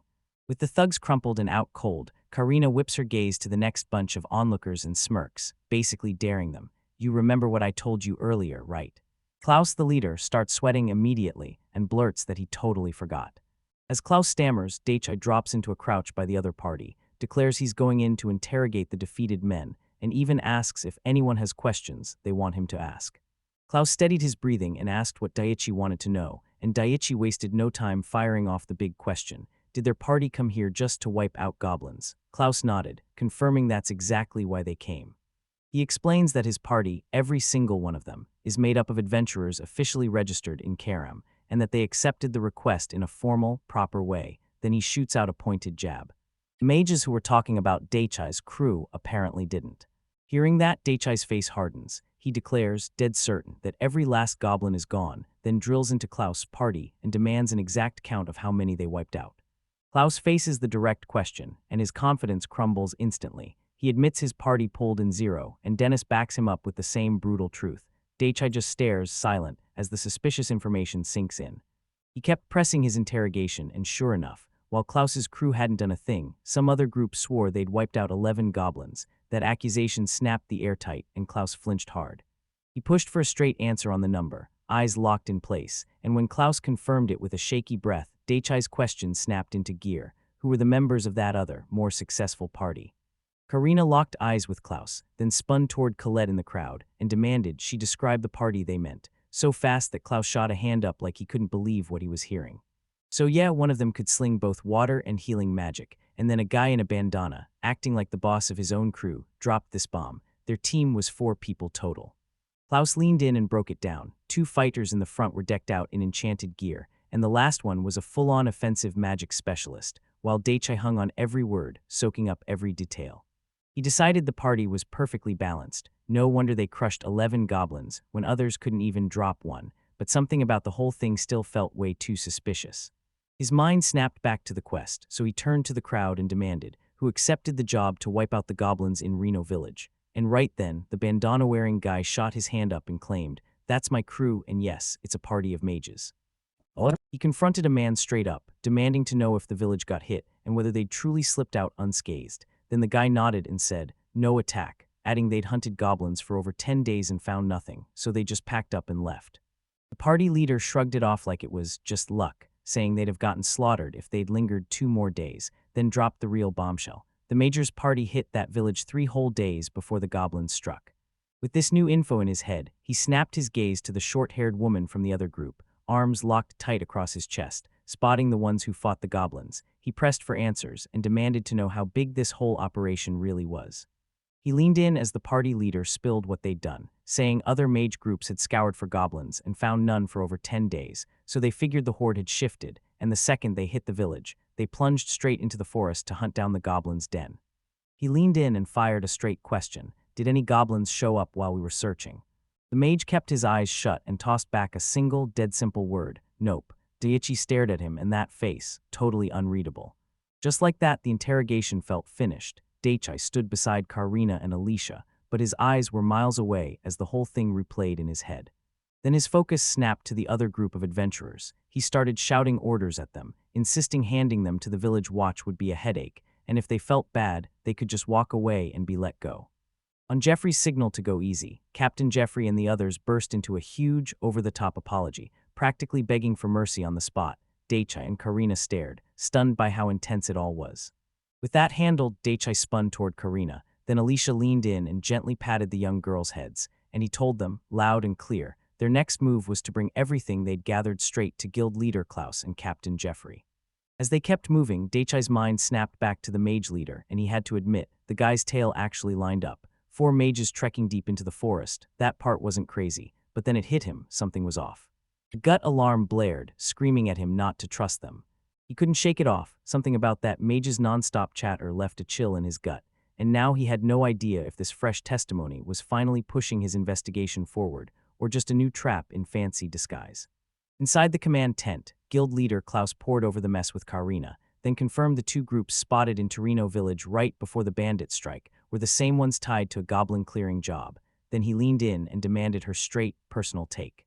Karina lays down her verdict: everyone needs to be careful. The class jumps in, saying that this 4-mage crew is absolutely suspicious, and you shouldn't blindly trust the other groups either. He even suspects they're following a prearranged script. Then he drops the name. This info was pulled by Daichi Asakura, and Klaus can't help but think, looking back, that Daichi opening a food stall wasn't random at all, but a calculated move tied straight to what's unfolding in Torino. The guild leader lets out a quiet, thoughtful admit he'd already been planning to send a scout to the taverns tonight for the exact same reason. Daikai beats him to it. Karina drops her gaze, cheeks burning with embarrassment. She blurts out an apology, terrified that she should have stopped him before he took that reckless risk. He shrugs off her apology and tells her not to stress, then blurts out whether the adventurers picked up on their suspicions, before deciding there's no way anyone could have guessed Daikai would open a stall just to sniff around for answers. He keeps analyzing, and Daichai's questions hit like a warning. Everyone's ready for ambushes on the road, but nobody's thinking about bandits striking the village itself. As long as those bandits don't dig too deep, Klaus figures they'll be okay. Then she snaps her attention straight to Karina and fires a direct question. What does she really think about Lord Asakura? She answers straight up, eyes locked and expression dead serious, because in her mind his potential is limitless. Her assessment keeps unfolding, and suddenly Daichai's image snaps into focus in her mind, molded not just by his mage powers, but by knowledge so deep and wisdom so sharp she can't even measure it, convinced he's been educated on a level she can barely wrap her head around. He cranked the numbers in his head with zero pen or paper, and the answers came blazing fast, dead-on accurate. Hearing that, Klaus nodded like, yeah, that's exactly it. He watched Daichai chew through baffling numbers and drag out long, boring contracts so fast that even a hardened merchant would have been impressed. Serena leaned in and replayed the night in the forest when he was training his magic. He began by scribbling what looked like equations to figure out distances, and somehow that left Serena and Lloyd completely stumped. Charleston demanded, "Do you remember the equations?" And Karina just shook her head, like the answer was instantly gone. She admitted she couldn't even wrap her head around those ideas, let alone remember them, because his method was triangulation, but his measurements were so rough the final result was nothing more than a shaky estimate. Still, to her, it felt like watching a professor tear through a brutal, complicated lecture. She kept going, saying that after a while, taking measurements started to drag for him, so he yanked out this weird, high-tech gadget and used it instead, right in front of her, and Klaus leaned in, hanging on every word of her report. He lifted his cup for a sip and started thinking. Daichai had to be royal, straight from another continent, or born into some bloodline of serious nobility. Karina shot back, even though she couldn't name the reason, because to her he didn't scream heir. He looked more like the rich noble's second son, the kind who grew up on land and privilege. Caught off guard, Klaus pressed her for the real reason. She answered straight up that Daikai treats everything like it's no big deal. She leaned in and told me she's watched him charge into messes without thinking if he can handle them alone, because instead of fixing things his own way, he basically throws down a challenge just to flex, then leaves everyone else to scramble and clean up the wreckage. She pushed on with her report, slamming in one more crucial point. Klaus leaned in, pressed for details, and flat out said they had to raise the way they treated Mr. Asakura. With a cold, serious stare, she told them, act like he's royalty, slip him through the world incognito, like he's a hidden heir with a target on his back. He stopped dead, clasped his hands tight in front of him, and quietly demanded to know why. She kicked things off by pointing straight at his item box, because even back home, she said, only the absolute top of society can get their hands on non-elemental magic like that, and every single thing he's ever made from it has blown minds. She said he's got serious brains and polish, and that he's repeatedly turned his surroundings into the perfect tools to crack even the toughest problems. She warned him that if he let all the items and knowledge he had slip out carelessly, their whole country would spiral into grim chaos. Klaus drank in every word, and the impact it could bring hit him like a tidal wave, immeasurable, impossible to measure. If Daiichi really was royalty from another nation with magic far beyond theirs, then this was no longer a problem. It was a full-blown emergency. Karina leaned in, throwing out a sharp question, like, would the royalist Count Kirsch's daughter really risk everything to win Daichi over? The thought hit her like a punch, and she jolted upright, yelling at the guild leader in stunned disbelief. He leaned back like it was nothing, brushing off his own provocative question as some dumb joke, but Karina didn't buy it.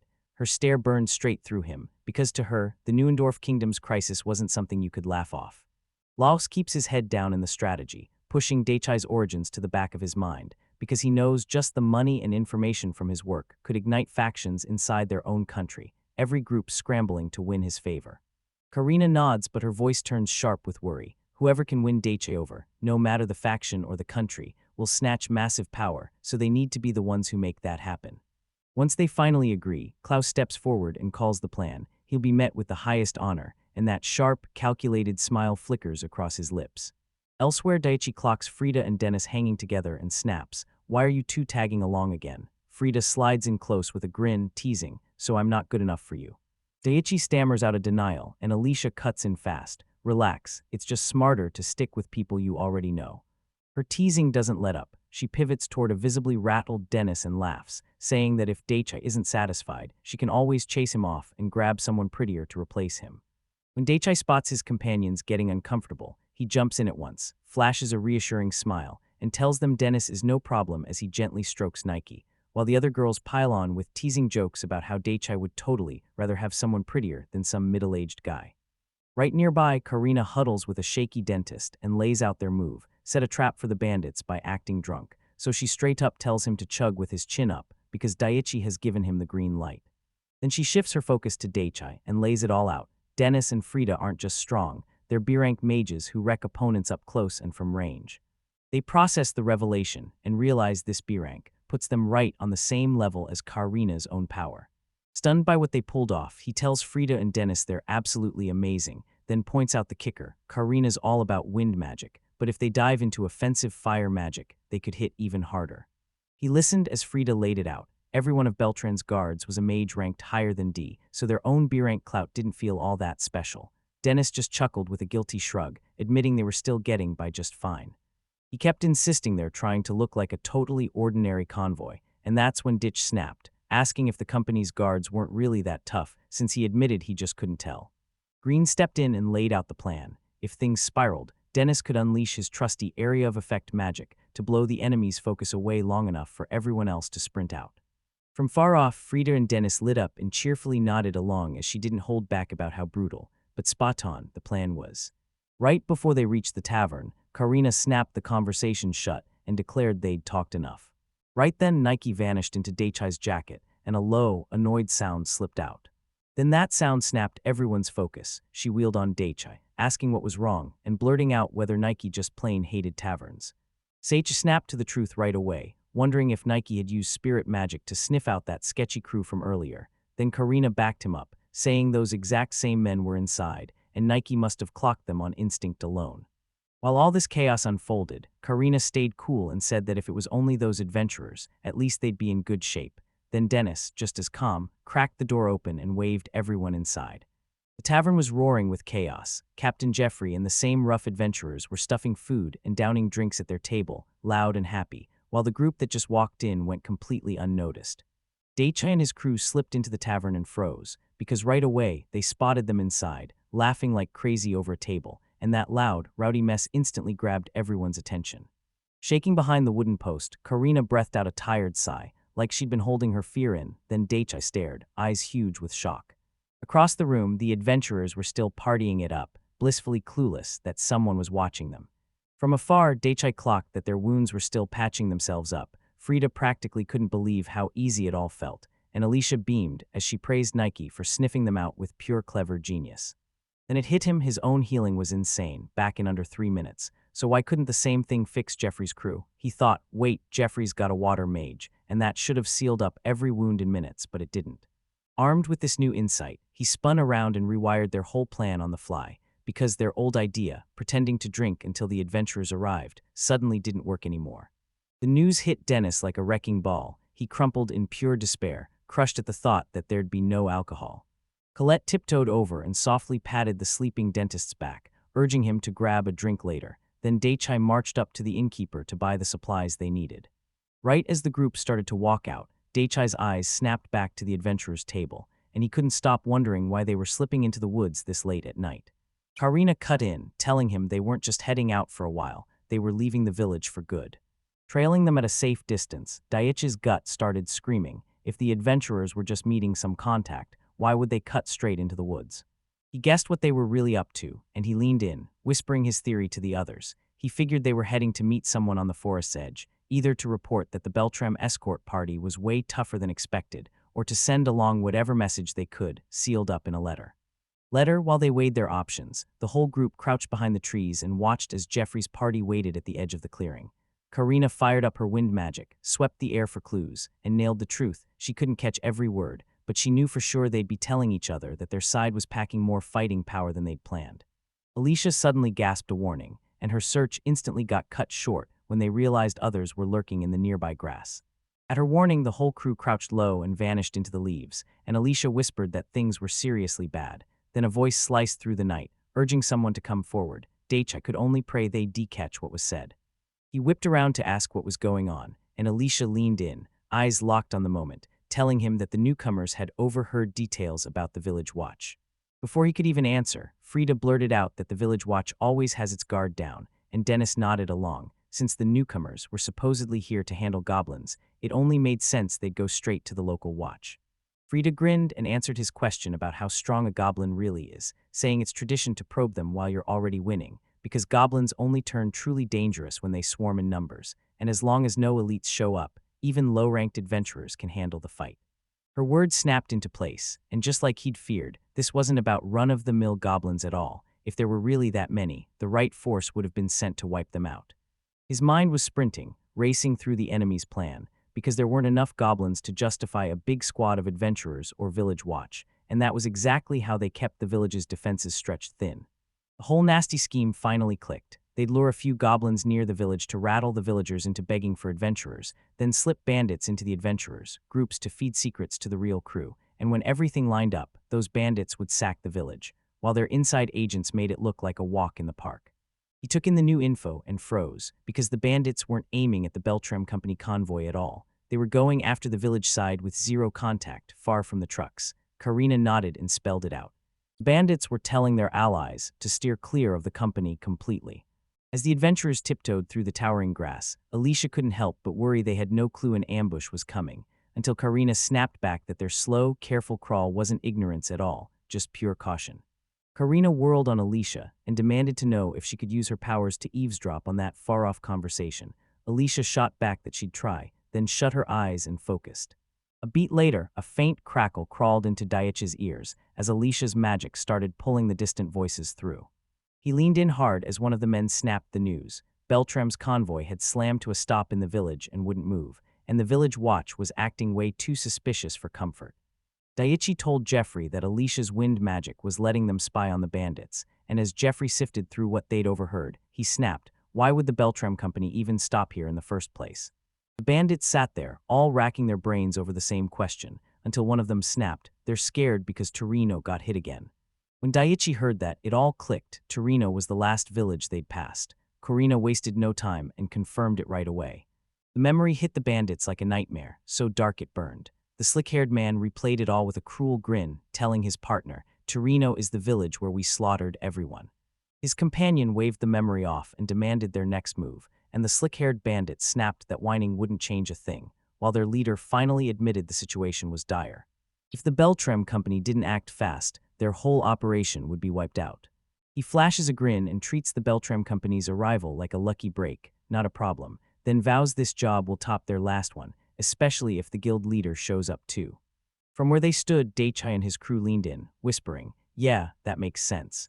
They could see exactly why the bandits' plan worked and nodded along like it was the smartest move in the world. Captain Jeffrey's sharp retort snaps the common half scowl and all, as he reminds everyone again that he already warned them about the terrifying security. He keeps talking, saying he only tangled with 2 guards, but even that tiny number turned into a brutal, hard-won fight. Totally unimpressed, the goatee man snorts at the captain's warning and demands to know why he's so worried. He points out that just one of the brutal opponents even was a B-rank mage. To hammer his point home, he proudly flashes the huge edge they've got, then declares, dead certain, that their side has *5 B-rank mages *. When this revelation hits, the whole listening party goes dead quiet. Jeffrey, Frida, Karina, Daichai, and Alicia all snap into that look that says, "We just got serious." Hi's sweating, and he can't stop wondering how far their power really goes. Then Karina's face tightens, like the moment she realizes this is going to be a nightmare. An enemy just surfaced, whose strength could match them blow for blow. Tension grips the air as Daichai's crew corners the captured thugs, and Jeffrey clocks it. 5 of the captives are B-rank mages, which explains that cocky confidence they had earlier. Now that Daichai's faced them head-on, he finally realizes just how dangerous they really are. Jeffrey whips his head toward Daichai and tells him to wait, hold the line until their prisoners are cleared out of the area. Then he straight up asks, "Are you scared?" And the kid only answers. He keeps assessing, admitting Karina's tough as nails, but at least he understands how she fights. Then Daikai shows up and everything changes. Using magic, Daikai proves something Jeffrey never could have even imagined. He swears Daichai drove a clump of leads straight into his leg, and one of the captured thugs, Alan's buddy, laughs it off, asking if it was really lead or just plain earth. It cheerfully cuts in, pointing out that even after a hit like that, Jeffrey still drove right through his enchanted gear, and then he grins, saying that kind of power is rare as a miracle. Meanwhile, the captured thugs trade tense whispers, until the bald one snaps that it was Daichai who went after them, and he relays how 2 of their guys, Akim and Elmer, had their legs blown off because they let their guard down. Jeffrey shoots down the claim that the infiltrators are low-ranking, like it's insane, then whips around to Frida and orders her to reach out to their cave allies. She coolly shuts down his panic, then fires back with quiet defiance. She'll deliver the final call tomorrow at noon, so he'd better pray this whole thing gets cancelled. With the tension still buzzing in the air, Karina steels herself and heads for the exit. "Let's go," she calls out, waving the whole group forward. They pushed forward, steering their way past the cave's pitch-black jaws and straight deeper into the tangled, shadowy woods. Inside a giant, jagged cave, a tough crew has locked in and gathered tight, standing shoulder to shoulder behind their burly leader as he faces away from them, silently weighing their next move while the whole place crackles with anticipation. The assembled group is a band of battle-scarred faces, each one grim, unshakable, and staring down fate, with humans and beasts forced together to hunt the same purpose.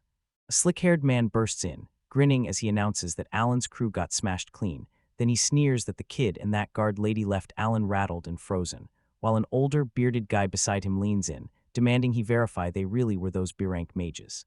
Joseph, the leader, swings around with his arms crossed, eyes locked on his men. One of Alan's guys steps forward and swears they spotted the girl's mage power, plus her guild ID tag, and then flat-out claims that the kid is way more dangerous than that B-rank mage. Another man blurts out, "So what's the plan, Joseph?" And you can hear the uncertainty in his voice. A hooded man in a red mask leans in and warns that the targets might be tied to the Beltram Company, trouble on a whole new level. Then another member snaps with a scoff, saying they outnumber them enough times to crush the threat. Slick back hair bristled as the man snapped at the implication, wondering if they were really doubting his skill. Then he fired back that a B-rank mage showing up wasn't something you could just ignore. But the other guy kept pushing, pressing him to say what he actually meant. Right before the argument can spiral out of control, their leader, Peter, slams his fists down and roars for everyone to shut up, one command, and the bickering dies instantly. Perched on a barrel in total ease, a young kid with short, light hair speaks up calmly, telling them the Beltram Company can't just pretend it didn't notice the village watch is moving now. They keep staring at Peter like they already know the ending, and the kid shoots back a sharp question: what if the enemy laid a trap already? And right then the leader's calm cracks, surprise flickering across his face. The kid leans in, grinning like he's already cracked the case, and lays out his theory. Since the guild boss's convoy is right here, if the rumors about his ironclad justice are real, then he's almost certainly going to team up with the village guard and spring some kind of trap. The strategist leans into Peter and confirms the newest intel, saying the village watch is locked on the north gate, while the Beltram Company has camped in a clearing just by the south gate. With a bright grin, he lays out his play: strike the village watch from the north, and the Beltram convoy will come roaring in to back them up. Then a nearby bandit, who just heard the word from Alan's crew, nods and confirms it. Another bandit shoots up with worry. This plan won't pay out, and the Beltram company is the last thing he wants to stress about, until Peter snaps back. Then we hit the village watch, steal everything we can, and disappear before Beltram even shows up. One of the men smirks, itching to flip the script like he always does, and says this village has more women, so he'll take his sweet time. Peter's face twists grim instead. He scoffs at the strategist's warning like it's straight up impossible. He keeps chewing on the strategist's warnings because something feels off. Reinforcements should have taken time, but what if the trap is already sprung? What if units are lying in wait halfway there? He even insisted. Even if they wipe out the Watchers, they'd never be able to plunder and battle the company at the same time. While their leader weighs the danger, the other bandits can't hold back. Greed is already burning in their heads, and one calls for a strike right now, saying they should grab the company's cash, the women from the village, and then smash the convoy too, convinced they're about to haul in something massive. That suggestion lands like a punch. Fear hits everyone at once. Yosef, a man named Yosef, yells that they've got no chance against the Beltram convoy, firing off a reminder of their brutal reputation. The others stare, worried out of their minds, while the strategist keeps it quiet, thinking that the rumored Barank mage in their ranks would be a real nightmare.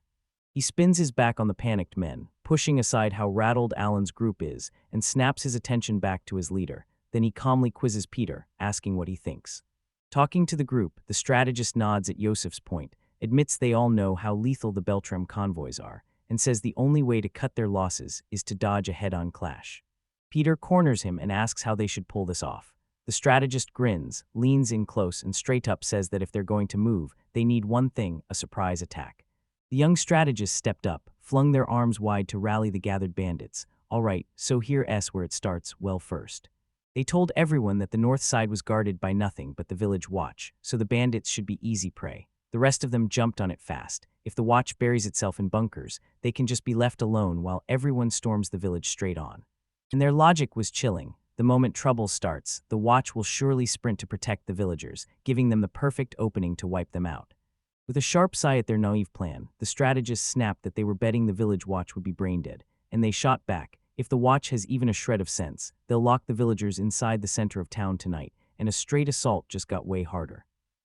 Peter, the leader, steered them forward, sure that after they crushed the village watch, they'd finally smash the convoy next. Then the strategist snapped, eyes blazing, "You idiot." They couldn't hold back their rage at the stupidity of splitting their forces. They tore into the crack in his plan. Once the village watch locked into full defense, it gave the Beltram convoy just enough precious time to reinforce the villagers, but it wasn't the only danger waiting in the shadows. Another bandit cut in with a new plan: skip the defenders, rip off the empty houses for anything worth stealing, and bolt before the convoy even shows up. Peter scoffed at the strategist's endless warnings about risk, snorting. So what are we really afraid of? One of our own getting so hooked on pillaging that they don't make it out in time. Their faces twisted with frustration. The strategist flat out said they wouldn't even entertain that thought unless they were stuck with people dumb enough to try it. Then Peter and the others exploded into loud laughter, completely shutting down the idea that anyone in their crew could be that stupid. Stupid, he strode in confident and laid out his clean little plan: leave no trace for the convoy, then hit them from the south. The strategist didn't let him breathe, cutting in with one brutal question. What if the villagers already fled, taking every bite of food and every valuable with them? They kept going, saying a south side attack would force a straight, head-on clash with the convoy, and that kind of fight would be way tougher than just handling the village watch. She leaned in and pitched a savage alternative to the crew's reckless plans. No shouting match, just one sudden surprise strike. His own idea sparked a jolt of excitement right out of him. He clapped his hands as the pieces clicked into place. They were both thinking the same ambush. Then Yosef just stared, completely thrown off and confused. He bulldozed through the confusion and started laying out the first pieces of the plan, running it like the enemy only had one unit guarding the south and another holding the village's center. She mapped out the plan in plain words: hit the north gate, link up with the crew already inside, then slam the village watch hard, because the real mission wasn't just fighting, it was breaking them completely, crushing morale, and leaving the Beltram convoy with no chance to resist and no way out. With the Beltram unit wiped out, he figured the villagers would be helpless prey, so a bandaged bandit snapped with pure rage, calling him a fool and swearing the real treasures were riding with the main convoy, not hiding in that village. Another band broke down what he'd heard and pinned it to a clear, no-nonsense truth. This was a straight-up surprise attack meant to wipe out the village watch. As the crowd erupted, Peter, the leader, squeezed his eyes shut and fired a sharp question. Was this the fake plan they leaked on purpose? the strategist grinned and shouted bingo, and that single word sent shockwaves straight through the room. Peter's eyes locked on, burning with fresh curiosity, and he shoved the strategist to go on, so the strategist slid in closer, snapped a finger to his lips, and leaned in like he was about to drop the truth. The real plan is this. While he was talking, somewhere else completely, a fist slammed down on the table with a brutal thud. A furious man with a goatee erupted in rage, shouting at a trembling subordinate who cowered in fear right in front of him. At the Akara town hall, Klaus Bertram relives everything. After they finally crushed the goblins, they went straight to Torino's doorstep and met the bandits who'd already hit the village before. He keeps rubbing his temple, fuming, because that meeting had two missions: lay out their findings and forge a defense plan before night falls. Klaus can't hide his dread, insisting that if the village council is running the operation, then their whole strategy might as well be handed to the enemy on a silver platter. As the meeting's details spill out, Daichi huddles with his crew and demands a clear answer. Did their plan get approved? Everyone leans in, listening hard while the last details get locked in. The whole plan gets pinned down on a map, and right now the village watch and the adventurers who wiped out the goblins are holding the north gate, while the Beltram company crouches in a clearing near the south gate, scanning every shadow like nothing will slip past them. They set the defenses right where they need them to smash back bandits from every angle, while the company's main force stays planted in the village center, ready to rush either gate or storm in the moment trouble slips over the outer walls. Captain Jeffrey confirmed it. This whole move was the Beltram company's idea. To cut down on the damage, he's ordering everyone near the south gate to be moved to the center for now, and any adventurers who seem suspicious. They'll be put on north gate watch duty, which means they're basically being kept under surveillance. Daichi weighs that thought and admits Jeffrey's got a point, but the captain just flashes a confident grin and tells him to relax, because they'll be steering the whole operation and taking the first hit in the fighting. Frida shoots straight from the hip. Because the village council never came up with a backup plan, they had no choice but to take hers, and if the village can't stand on its own, then their people have to hit the front lines. With the briefing wrapped up, Jeffrey slams a hand down and says they're finished. Then he declares it's time to see the guild leader. Jeffrey and Frida get up and walk out, leaving Daichi and Alicia behind to watch them go. Klaus Bertram stamps his approval and barks the final, unshakable order: go forward exactly as planned, while the whole crew of adventurers stands poised, ready to defend the village. With the plan locked in, Daichi fired up the team and drew up everyone's job. He, Alicia, Karina, Dennis, and Frida would rush to hit the south side, working shoulder to shoulder with guild leader Klaus. He laid out every detail, and with a sharp nod, the troops snapped into motion, because the counterattack was about to kick off any second. Captain Jeffrey was ordered to park the most mobile unit right in the heart of the village. Then Daichi shut himself inside his tent and started weighing every variable, because he didn't know if his magic enchantments would even work, and he couldn't shake the fear that if a deserter showed up, he might not be alone. He knew you couldn't just slap a label on every enemy mage and start blasting. He didn't even know who they were, so he steered his focus back to the weapons from his world, anti-material rifles. His plan clicked into place: clear the area with an assault rifle, then hunt down the stragglers with the anti-material rifle. He even figured out he could use sedating gas, since magic enchantments won't care about light, sound, or air. Just as he locked in, Nike smashed his focus by clamping onto a radio and pawing at it. Daichi snapped his attention back to his partner and asked, "Wanna play with that thing again?" Then the radio hissed and snapped, spitting out a warped voice that dropped the bombshell. This whole operation was a staged fake, and their real target was the Beltram company. Daichi froze, looked at Nike, and finally realized the cat had been trying to warn him the whole time. He blurted out an apology, saying he'd play later, because the weight of the enemy's secret scheme hit him like gravity. A crackling radio snaps Daichi to attention, and it hits him. Everything he was taught about the plan was a total lie, because the enemy wasn't aiming for the village watch at all. Meanwhile, in the bandits' hideout, their strategist slams down the real mission, the Beltram convoy. He says it's a once-in-a-million shot because that convoy almost never breaks its forces, so tonight they hit for the cargo and drag back the guild leader. And they ask who can point out the target, and he admits it's only him and a man named Yosef, since only they know exactly what the leader looks like. He keeps laying out the deception, saying they're about to leak a fake plan to attack the village watch. One of the men calls out the flaw, but the strategist shuts him down, claiming their enemies will smell the bait and still march right into it. He warns that the real punch will hit the village center, with the elite troops staying close, so the guild leader's spot becomes a tempting target for a lone strike, and the bandits.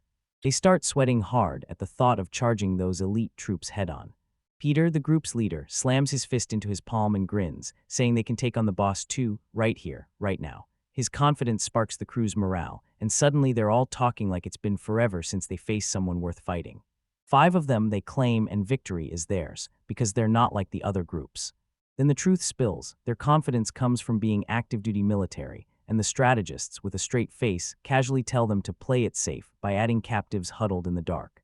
Terrified of getting hurt by hesitating, the men finally agree to unleash their trump card. Peter slams it shut and orders Alan's squad to hit the north entrance at midnight tomorrow. The strategist tightens the lie even more, telling a subordinate to confirm their insiders with a second, far more detailed fake letter. That's it, the plan's locked, and tomorrow night they strike. With Daichai, he replays the intercepted talk and swallows the truth. An attack on the village is about to hit. He mutters, "It's almost time," and then a voice cuts in from nowhere. Elsewhere, Frida clutched a matching radio and told Karina the moment she had the intel. Captain Jeffrey just confirmed the attack, and they had to sprint to the guild leader's tent right now. Karina snapped back in acknowledgement, tension flashing across her face as she braced to move. Crumpled, detailed letter, sounds like intercepted intelligence, lies on a table inside a huge command tent, and a nearby lamp makes every line blaze into view. Inside, Klaus Bertram strides up to his command and speaks with iron certainty. He declares that the bandits are coming for them tonight. His declaration snaps into the air, stops cold in front of a row of tents, while Frida, Karina, Daichai, Captain Jeffrey, and Alicia all stare back with uncertain faces. He breaks down every scrap of intelligence, and a chilling letter from those suspicious adventurers, caught by patrol, spells it out. The bandits already cracked the scheme to plant a unit right in the heart of the village. They finally drop the mask. These bandits plan to hit the north side of the village with everything they've got, trying to wipe out the village watch before anyone can even blink. She realizes the bandits won't risk tangling with both the adventurers and the village watch at the same time, so they'll wipe out the watch first, then come for the guild next. As the group listens, Daichai's mind spins, and he realizes this isn't some sloppy bandit move. It's a tightly choreographed military operation. Then Klaus slams his hand on the table and demands, "So what are we really here to discuss?" He doesn't even wait for a reply. He just erupts in a roar that the bandits won't get away with this. Then he tells everyone the mobile unit is already on the way to team up with the village watch, and he slams the command down. The adventurers are heading to the north side to flip the fight back on their attackers. As everyone else gets ready to move, Karina steps up and declares she'll stay with the Merchants Guild as a guard, no questions. Dennis nods at her choice, then whips around to Klaus and asks what he's planning next. He shrugs off the worry and tells them, "Don't stress, nothing's wrong," then swears the guild's got people on staff who can handle fighting, at least up to a point. Rita cuts in and faces the guild leader straight on, begging him to let Karina stay behind, because once she's there to hold the guild down, the rest of them can race to help the village watch with zero fear. Just as Klaus is about to answer, Daichai barges in and shoves the radio transceiver up like a weapon, warning that with 5 Burank mages among those bandits, leaving Karina out means the damage will pile up even worse, because that's exactly what the bandits are aiming for, and then he snaps to guild leader Klaus, saying he's got something urgent to tell him. He grills Daichai, demanding to know if he really didn't just catch their talk. Daichai admits he did, and that's exactly why he has to speak. He snaps that they can't abandon the south, because everything Klaus laid out wasn't a safe plan at all, it was the enemy's trap. Then he slams a small, rectangular device onto the map. He hits the button, and the device erupts into crackling life. A recorded voice slithers through the room, sending chills down everyone's spine, and it's got a sick plan to leak a fake route on purpose, one crafted to ambush the Beltram Company, leaving the revelation stuns Klaus and the other adventurers reeling. His eyes snap wide as the disembodied voices hit him, and Daichai watches closely, like, yeah, this is it, he's finally getting the full picture. He tells them the recording probably holds the bandits' real game plan, and the other adventurers, including Jeffrey and Frida, lean in, hanging on every word, while Frida mutters that she's finally starting to get used to these brutal, sudden twists.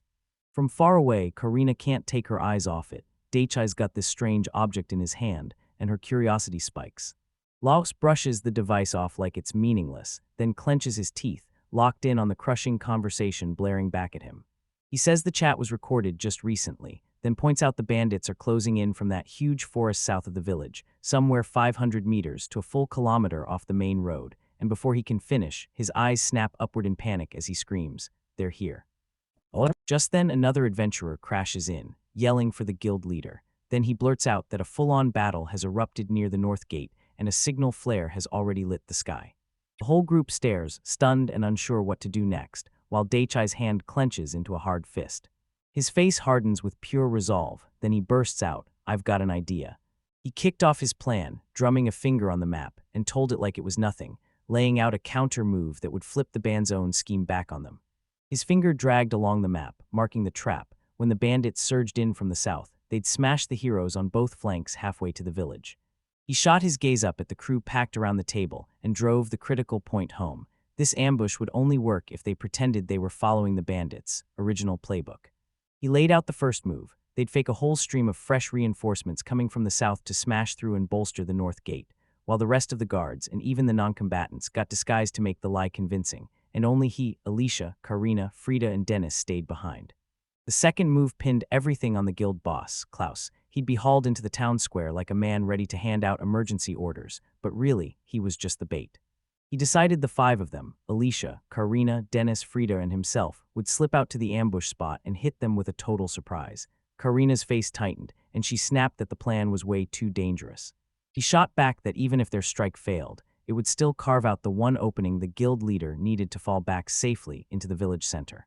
She kept pushing him, demanding to know why they couldn't just call back the troops sent to the north gate if the big enemy was really closing in from the south. He locked eyes with her, refusing to budge. No plan is risk-free, and the bandits were already striking. Close by, Dennis snapped his head side to side and muttered that her idea would never fly, and Frida nodded hard, saying the bandits would catch them first, way before Northgate's reinforcement could even be called back. Karina paced through the options in her head, insisting that even if those bandits had as many as 5 Barank mages, the village watch and the Beltram company at the north gate could still stall 60 of them, giving their main troops the crucial minutes to retreat and smash the southern push from the village center. She spun toward Klaus and Frida, a bold glint lighting up her eyes, basically asking, "You two see it too?" After a beat, Klaus folded and admitted she was right, straight up, no debate. She leans in as Dennis cuts in and insists this isn't just a matter of throwing punches. It's way more tangled than that. Klaus, face carved into stone, nods with grim certainty that the guild leader won't sign off on their current plan. Daichi lays out her worries, and he fires back that if the bandits slip into the village center without a fight, they'll just ditch Klaus, the guild leader, and hunt someone else next. The realization smacks her like a punch. Her eyes fly wide as the brutal mistake in her plan clicks. They weren't attacking anyone at random. They were going to snatch the villagers who didn't evacuate and use them as hostages. She clamps her fist shut, rage and frustration boiling over.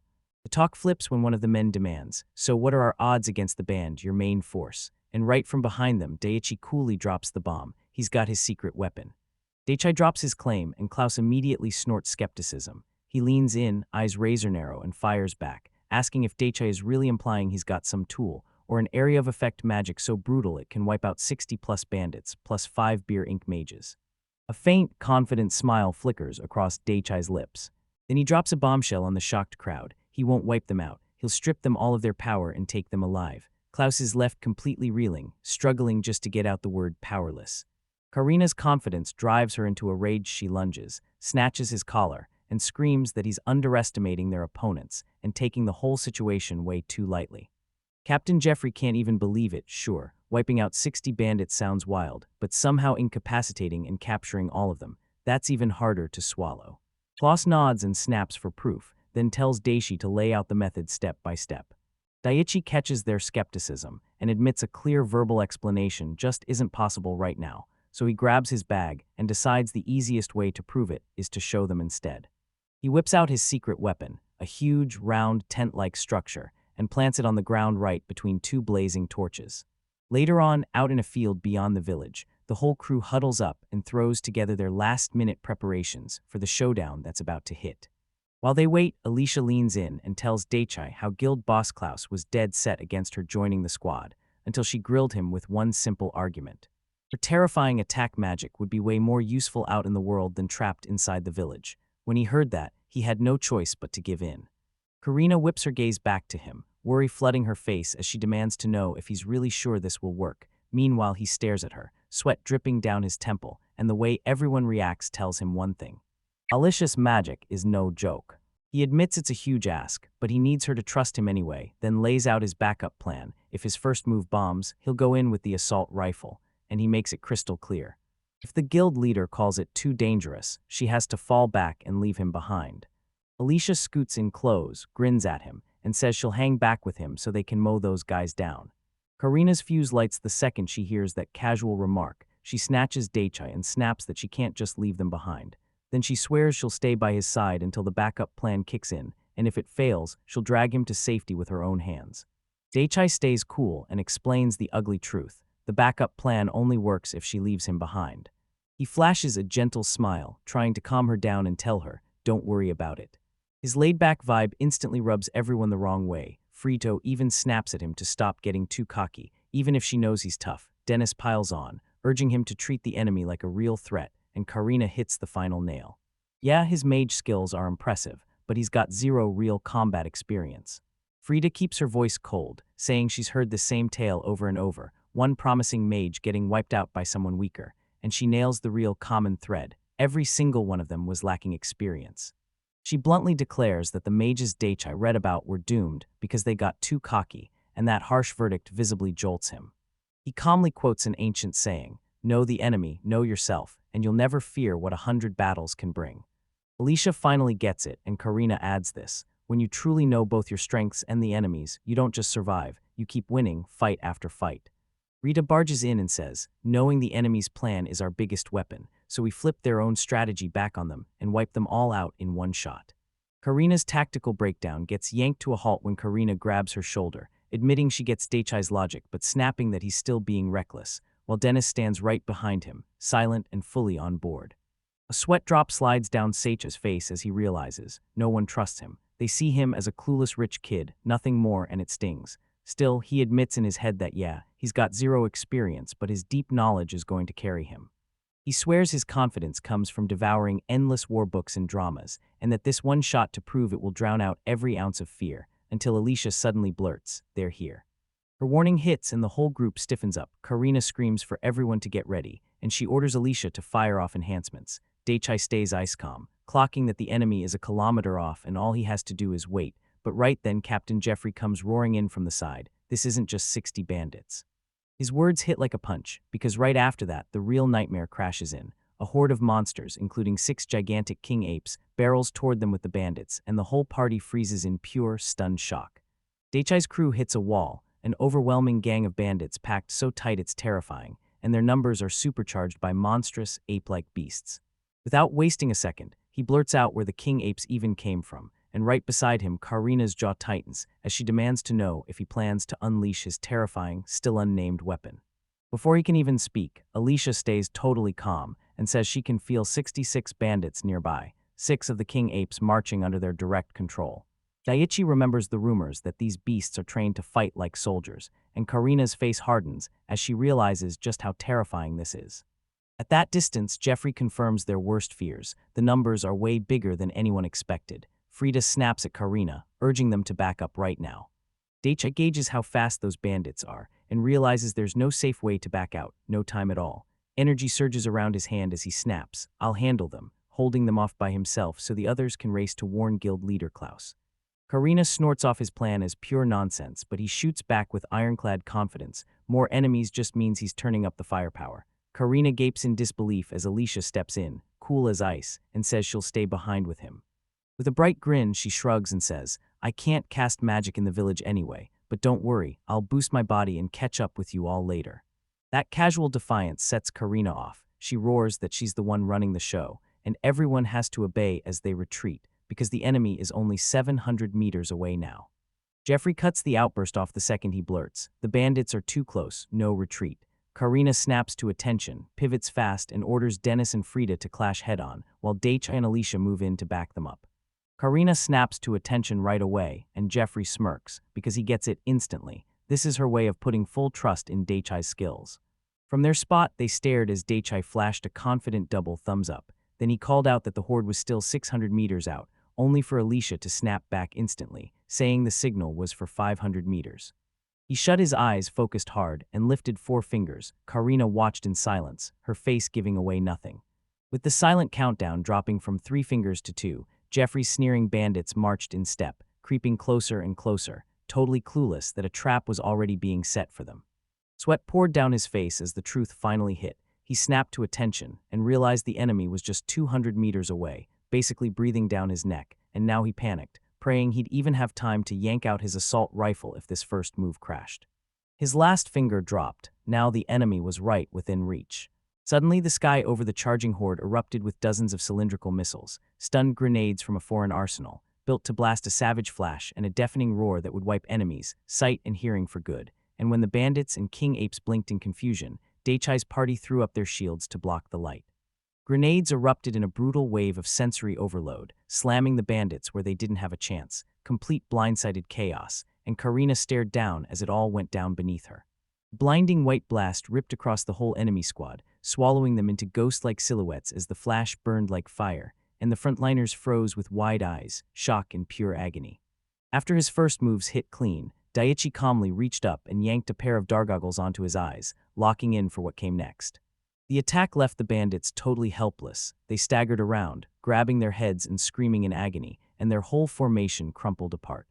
They scrambled up from the ground as thick smoke curled out of those strange cylinders, and in the next instant, their senses got obliterated by a brutal deafening blast and a blinding flash.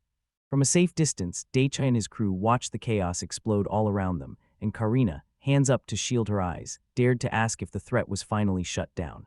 Her question hung there, and Frida and Dennis blurted their confusion, staring at each other like, what just happened to those bandits? While they were still stunned, Karina's eyes snapped to Daichai, suspicion flashing bright in her gaze.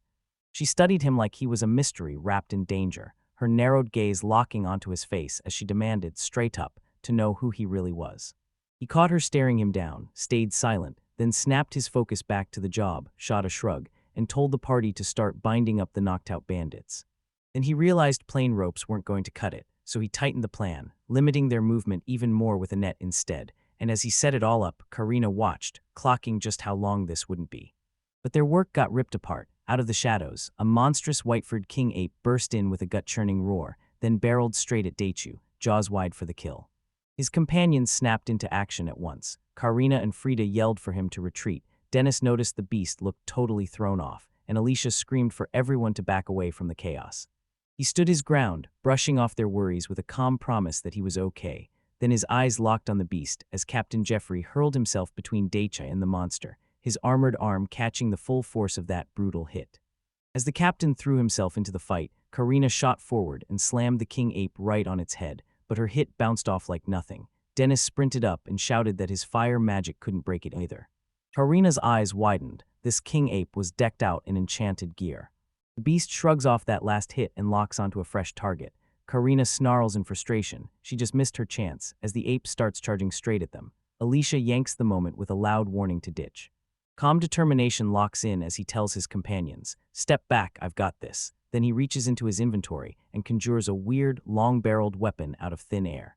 He plants his feet, raises the device, and blasts a projectile that rips through the air, crack, smashing the king ape's armored forearm, but the enchanted gear twists it away and shrugs off the bluff. With a stone-cold stare, he studies the result and confirms it. This anti-material rifle is deadly enough to wipe them out, and he knows it. Then he spins to Karina and growls that he's going to finish the rest of the king's men, aping himself. Still frozen in shock, she watches as he lines up his shot again. Then boom, another brutal blast rips through the air, and the second hit crashes straight into the star-shaped emblem on the ape's chest armor. The projectile rips straight through the metal plate, plunging deep into the creature's torso. She can only stare, her thoughts spinning at the sight of him dropping the beast with one perfect shot, while Daichi stays locked in, the barrel of his weapon still smoking from that last discharge. The victory only lasts a heartbeat, then another king ape barrels in, bigger and more brutal, and a furious roar explodes into the chaos. Unshaken, he sweeps the battlefield with a cool look and counts 3 threats left. Then he snaps off another shot, and the bullet slams the second ape right in the head. He stares inward, tallying the hits. Only the shot that slipped into the first ape's mouth went all the way through, while the one that slammed its armor didn't. Cold certainty locks in. Those enchanted gears are tougher than he ever guessed. He doesn't hesitate. He fires again, blasting the chest of a third ape that's closing in. His overwhelming power left Alicia frozen in shock. She stared as his shots sliced clean through the enchanted gear like it was nothing. He watched the first spark of battle fade from his chest, and he realized this fight wasn't exciting because of the kill. It was exciting because his weapon could punch straight through a monster's defenses at point-blank range. His eyes snapped back to the rest of the threats. He declared that only 2 king apes still remained. Then he told Jeffrey and the others to start wrangling the bandits, promising he'd take care of the monsters himself, and Jeffrey wasted no time. He immediately nodded and acknowledged the command. The last two apes and only one of them finally cracked, letting out a deep, guttural growl as their body tensed for one final, desperate fight. Its defiance got punished by another pinpoint blast, one powerful shot that screamed through the air and nailed its target.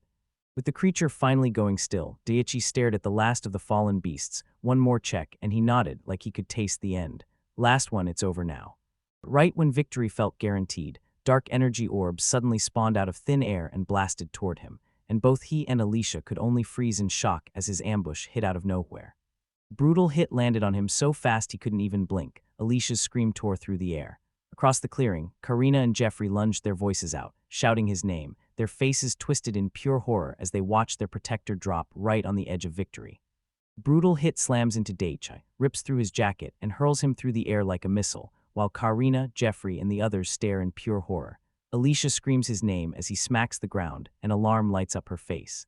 Dirt grinds into him as he writhes in pain, grimacing hard, clenching his fist while the unbearable agony rips through his body. That same brutal punch of force slams Jeffrey backward, staggering him so hard he can barely keep his feet as another bandit gets hurled aside. Anyone can heal up completely, until Abandoned unleashes a storm of magical projectiles. From the ground, Daichi's eyes pop wide with panic, because he knows this is going to be disastrous. Brutal surge of power hits, and there's Alicia, standing her ground as swirling vortexes of energy rip around her. He yells her name, desperate to stop what's coming. Unleashing magic, she blasts a crushing defensive wave that knocks the danger back. Then, as the energy fades, Karina rockets to Daichi's side, grabs his arm, and shouts for him to fall back. He ignores Karina for a second and snaps his gaze to Alicia, asking if she's hurt or scorched. Then she spins around with a dazzling, confident grin and tells him she's totally fine, bragging that her enchanted gear is way stronger than he thinks.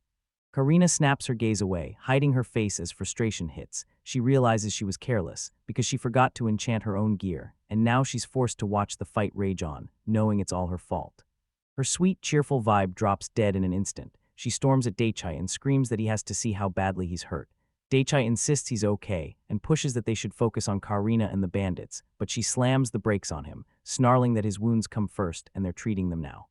She leans in so close her breath ghosts his face, just inches away, and that fierce, unwavering concern hits Daichi like a wave, leaving him flustered and totally speechless. She slams on the brakes and tells him, "Hold on, I've got to treat your injury first." Daichi's thrown off, confused and hurting, and he can't help wondering if his wound is really that bad. He's frozen in shock and falls silent. He presses the spot on his shoulder where the blow landed, and bam, he realizes the wound is gone, fully healed, like it never happened.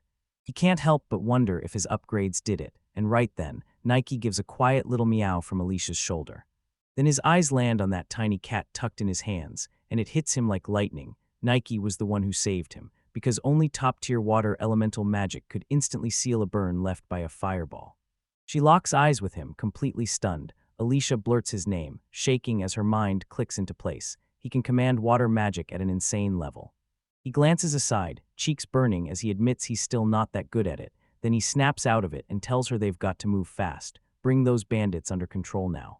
His eyes snap back to the fight. Karina, Frida, and Dennis are still standing their ground, but their senses are shot, so they're forced to fall back on plain magic just to find their targets.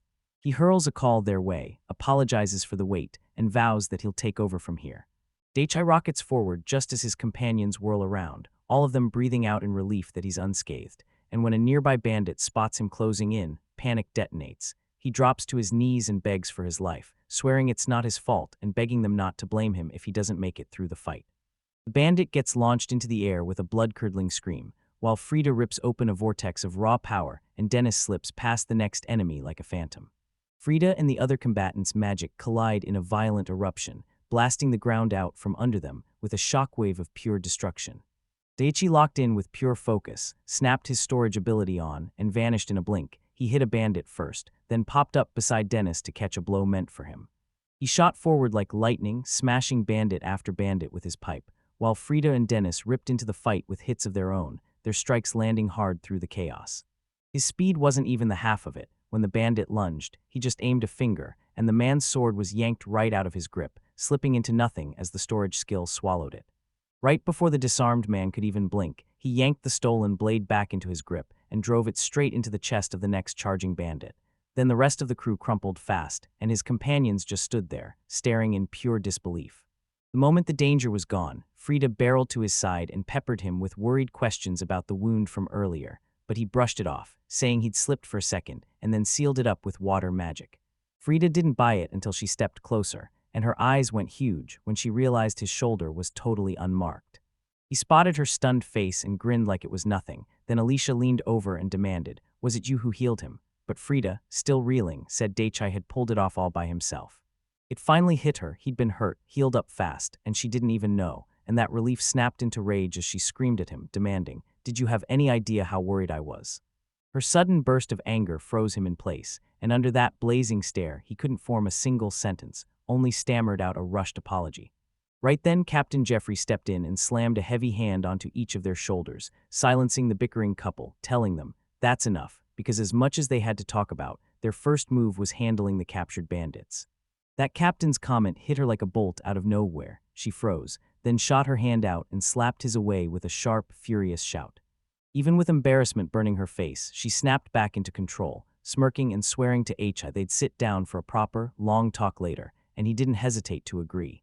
Then the two of them rushed to bind the unconscious bandits before they could stir. As Daichi stood under the evening sky, Alicia's voice slid in from behind him, and she admitted, quietly but clearly, that she was upset too. He snapped around to look at her, eyebrows knotted, completely baffled as he pressed her claim like, "Wait, what do you mean?" Her stare pinned him in place, her eyes shimmering as she confessed, voice shaking a little, that she wasn't just upset, it was him. With him, she begged him to never put her through that kind of pain again, voice cracking as she admitted she'd been seconds from tears, and when Daichai looked down, he snapped into a sincere apology and swore he'd be way more careful from here on out.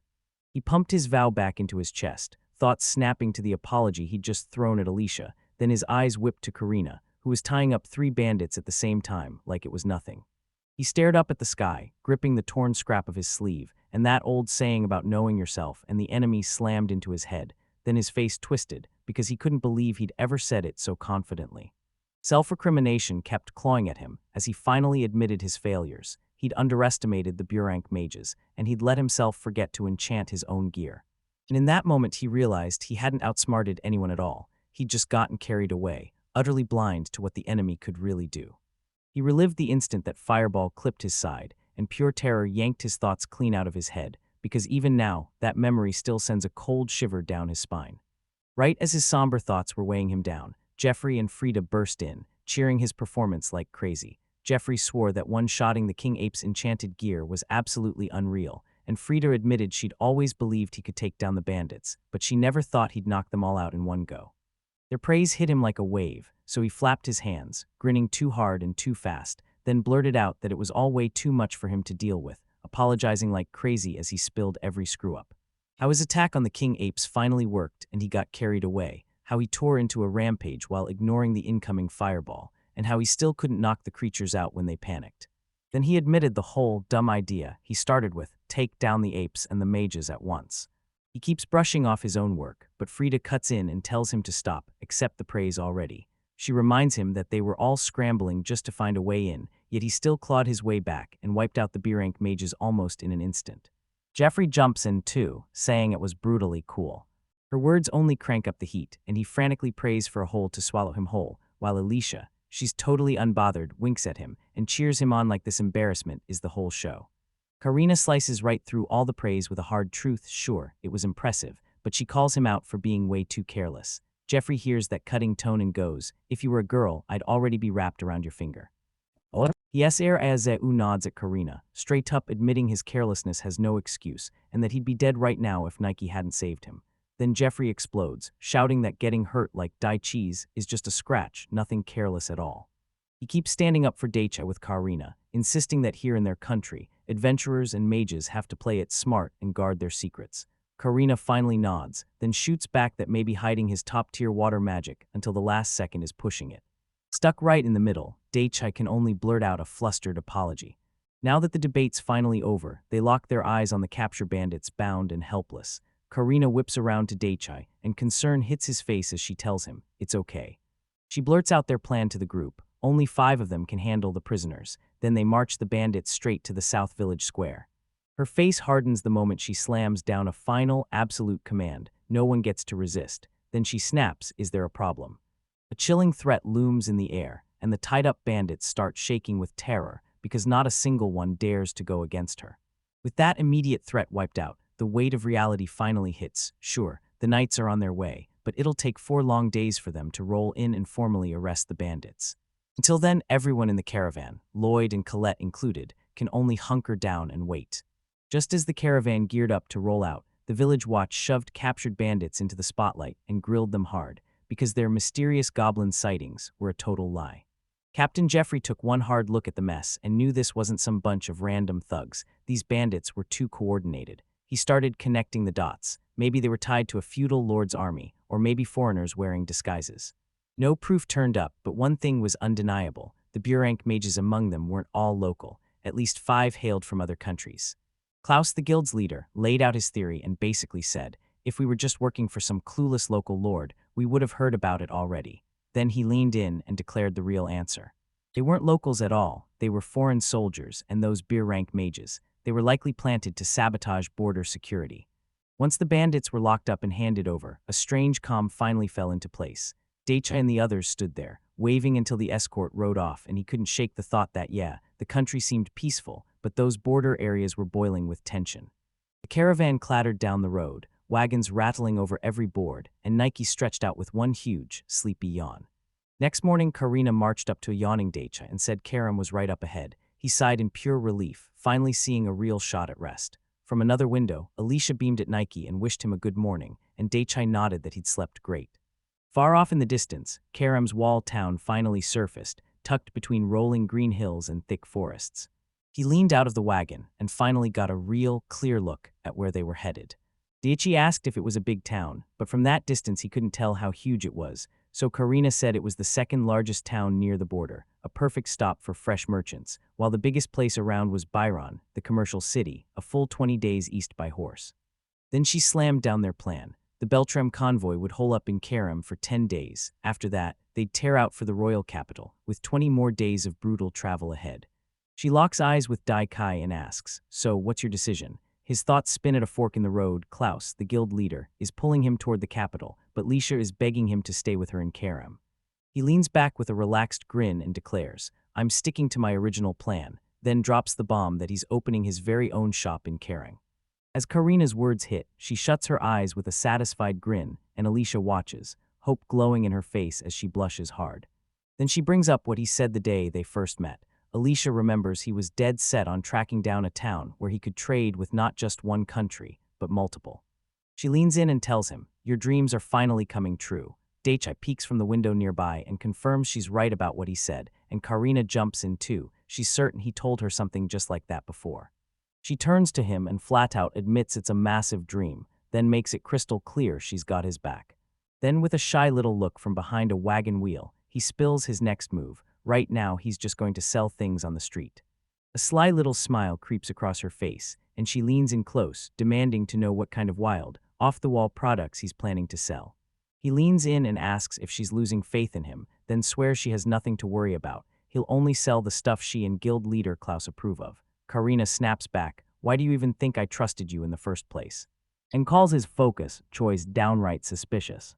Alicia watches their conversation and snaps that Daicha is acting just like a little kid. Karina jumps in, saying she can't stop staring at him. Then, from across the way, Daicha hears it and blurts that calling him a small child has gone way too far. She pinched Daikai's cheek and teased him, saying even the tiniest kid behaves better than he does. Then she leaned in as she listened to what he said next, confirming Bertram's company would be in town for 10 whole days. Then he shot her a straight-up question, would she help him? And while Alicia stayed, she helped set up their shop and dropped advice that kept everything running.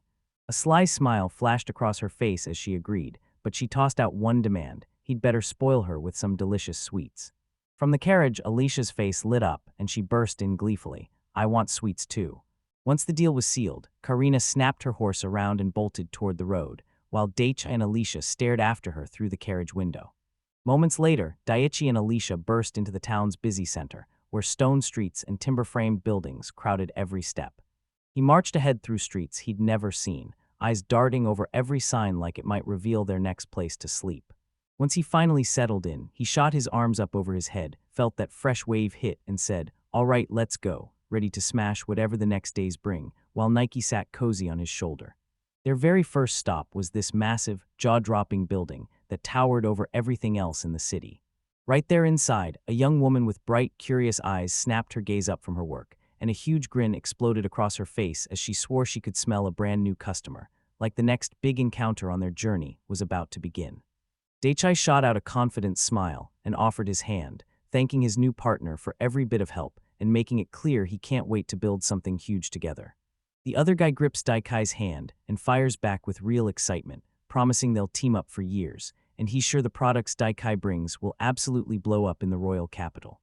With a hard, decisive handshake sealing the deal, Daichai lifts his gaze and steps into his new life, eyeing this strange new town and bracing for every brutal challenge coming his way.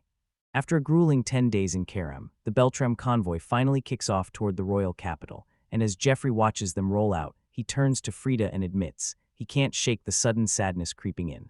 She whips back from the departing convoy, grabs Daichai's hand, and thanks him, then tells him she's got her fingers crossed for his plan to set up a shop in town.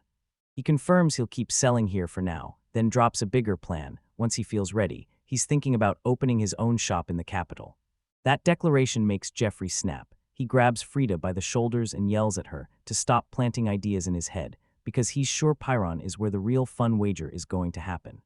Pyron, the city they talk about, doesn't just sprawl, it dominates, the biggest trading hub near the border, gripping the trade routes to 4 different countries, and sitting as the kingdom of Neuendorf's second largest city.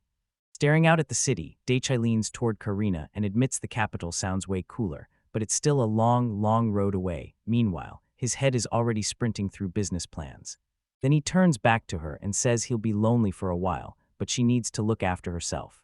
She lights up with a bright, disarming smile and leans in close, then admits she's genuinely worried, because if he messes up and stumbles into trouble, she's not going to be able to pull him back out.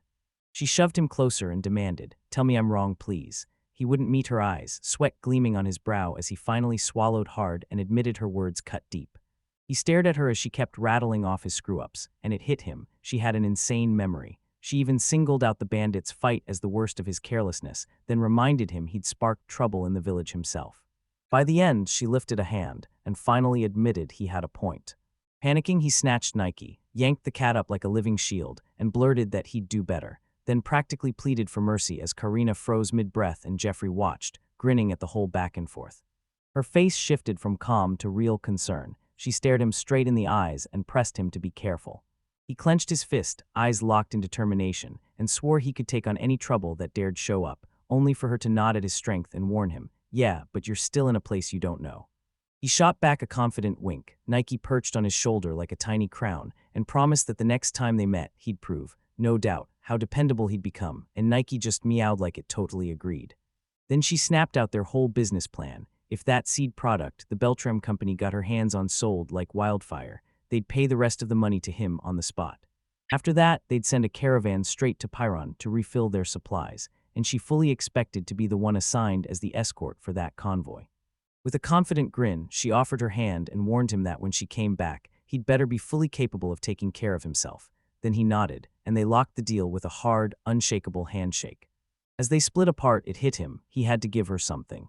He thrust a container into her hands, told her he'd packed cake inside, and practically begged her to eat it fast before it went bad.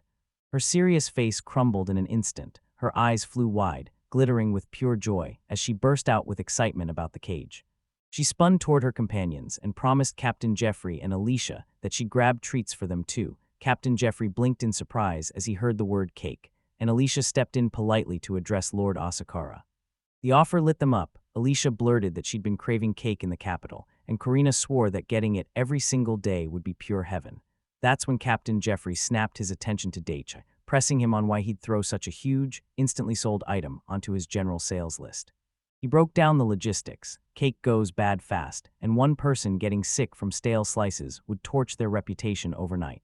Daichai sat there with a sober look, and Captain Jeffrey's sigh said it all. This was bad. Alicia nodded along like she could already see the fallout, and Daichai spelled out the nightmare. If a noble got food poisoning, everyone might think it was a planned assassination, and the whole situation would spiral out of control fast. Captain Jeffrey flashed a knowing smirk at Karina, basically daring her to see this as just one more excuse to run to Lord Daichai next time. Then that sudden jab hit her like a punch she never saw coming. Right before she could even answer, a booming call tore through the street, shouting their departure, so sudden it left her frozen in shock. Captain Jeffrey gave a laid-back wave, and she instantly spun into a flustered rush toward the rolling caravan, while Dacha just stared, watching it all play out. With a quick breath and a sharp little rush, she hurried to the wagon just as its wheels began to creak, one turn at a time.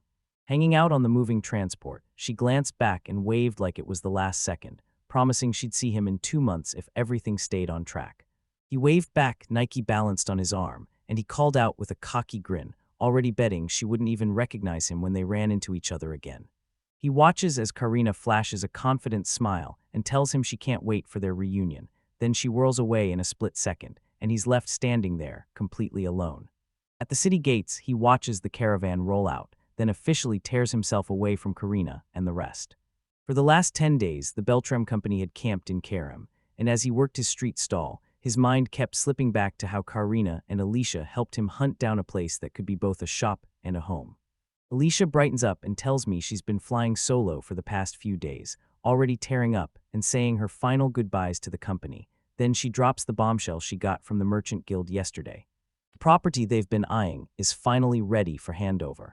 Blazing with joy, he scoops up Nike and vows to build a cat tower just for him in their new home. Then he blurts out a quick apology for how wildly excited he just got. As he barrels through the city, he can't stop thinking about his money. Beltram's deposit covered the property, but most of it was basically an IOU, and still, the bounty from catching those bandits drops into his hands, giving him breathing room and cash to coast for months. He clenches his fist in victory, stunned by how far life has flipped. Just a month ago, he was a jobless college grad in his old world, and now he's convinced this new world is the best thing that ever happened to him. With a satisfied sigh, he strolls through the town square, his steps springing with hope as he glides past the central fountain.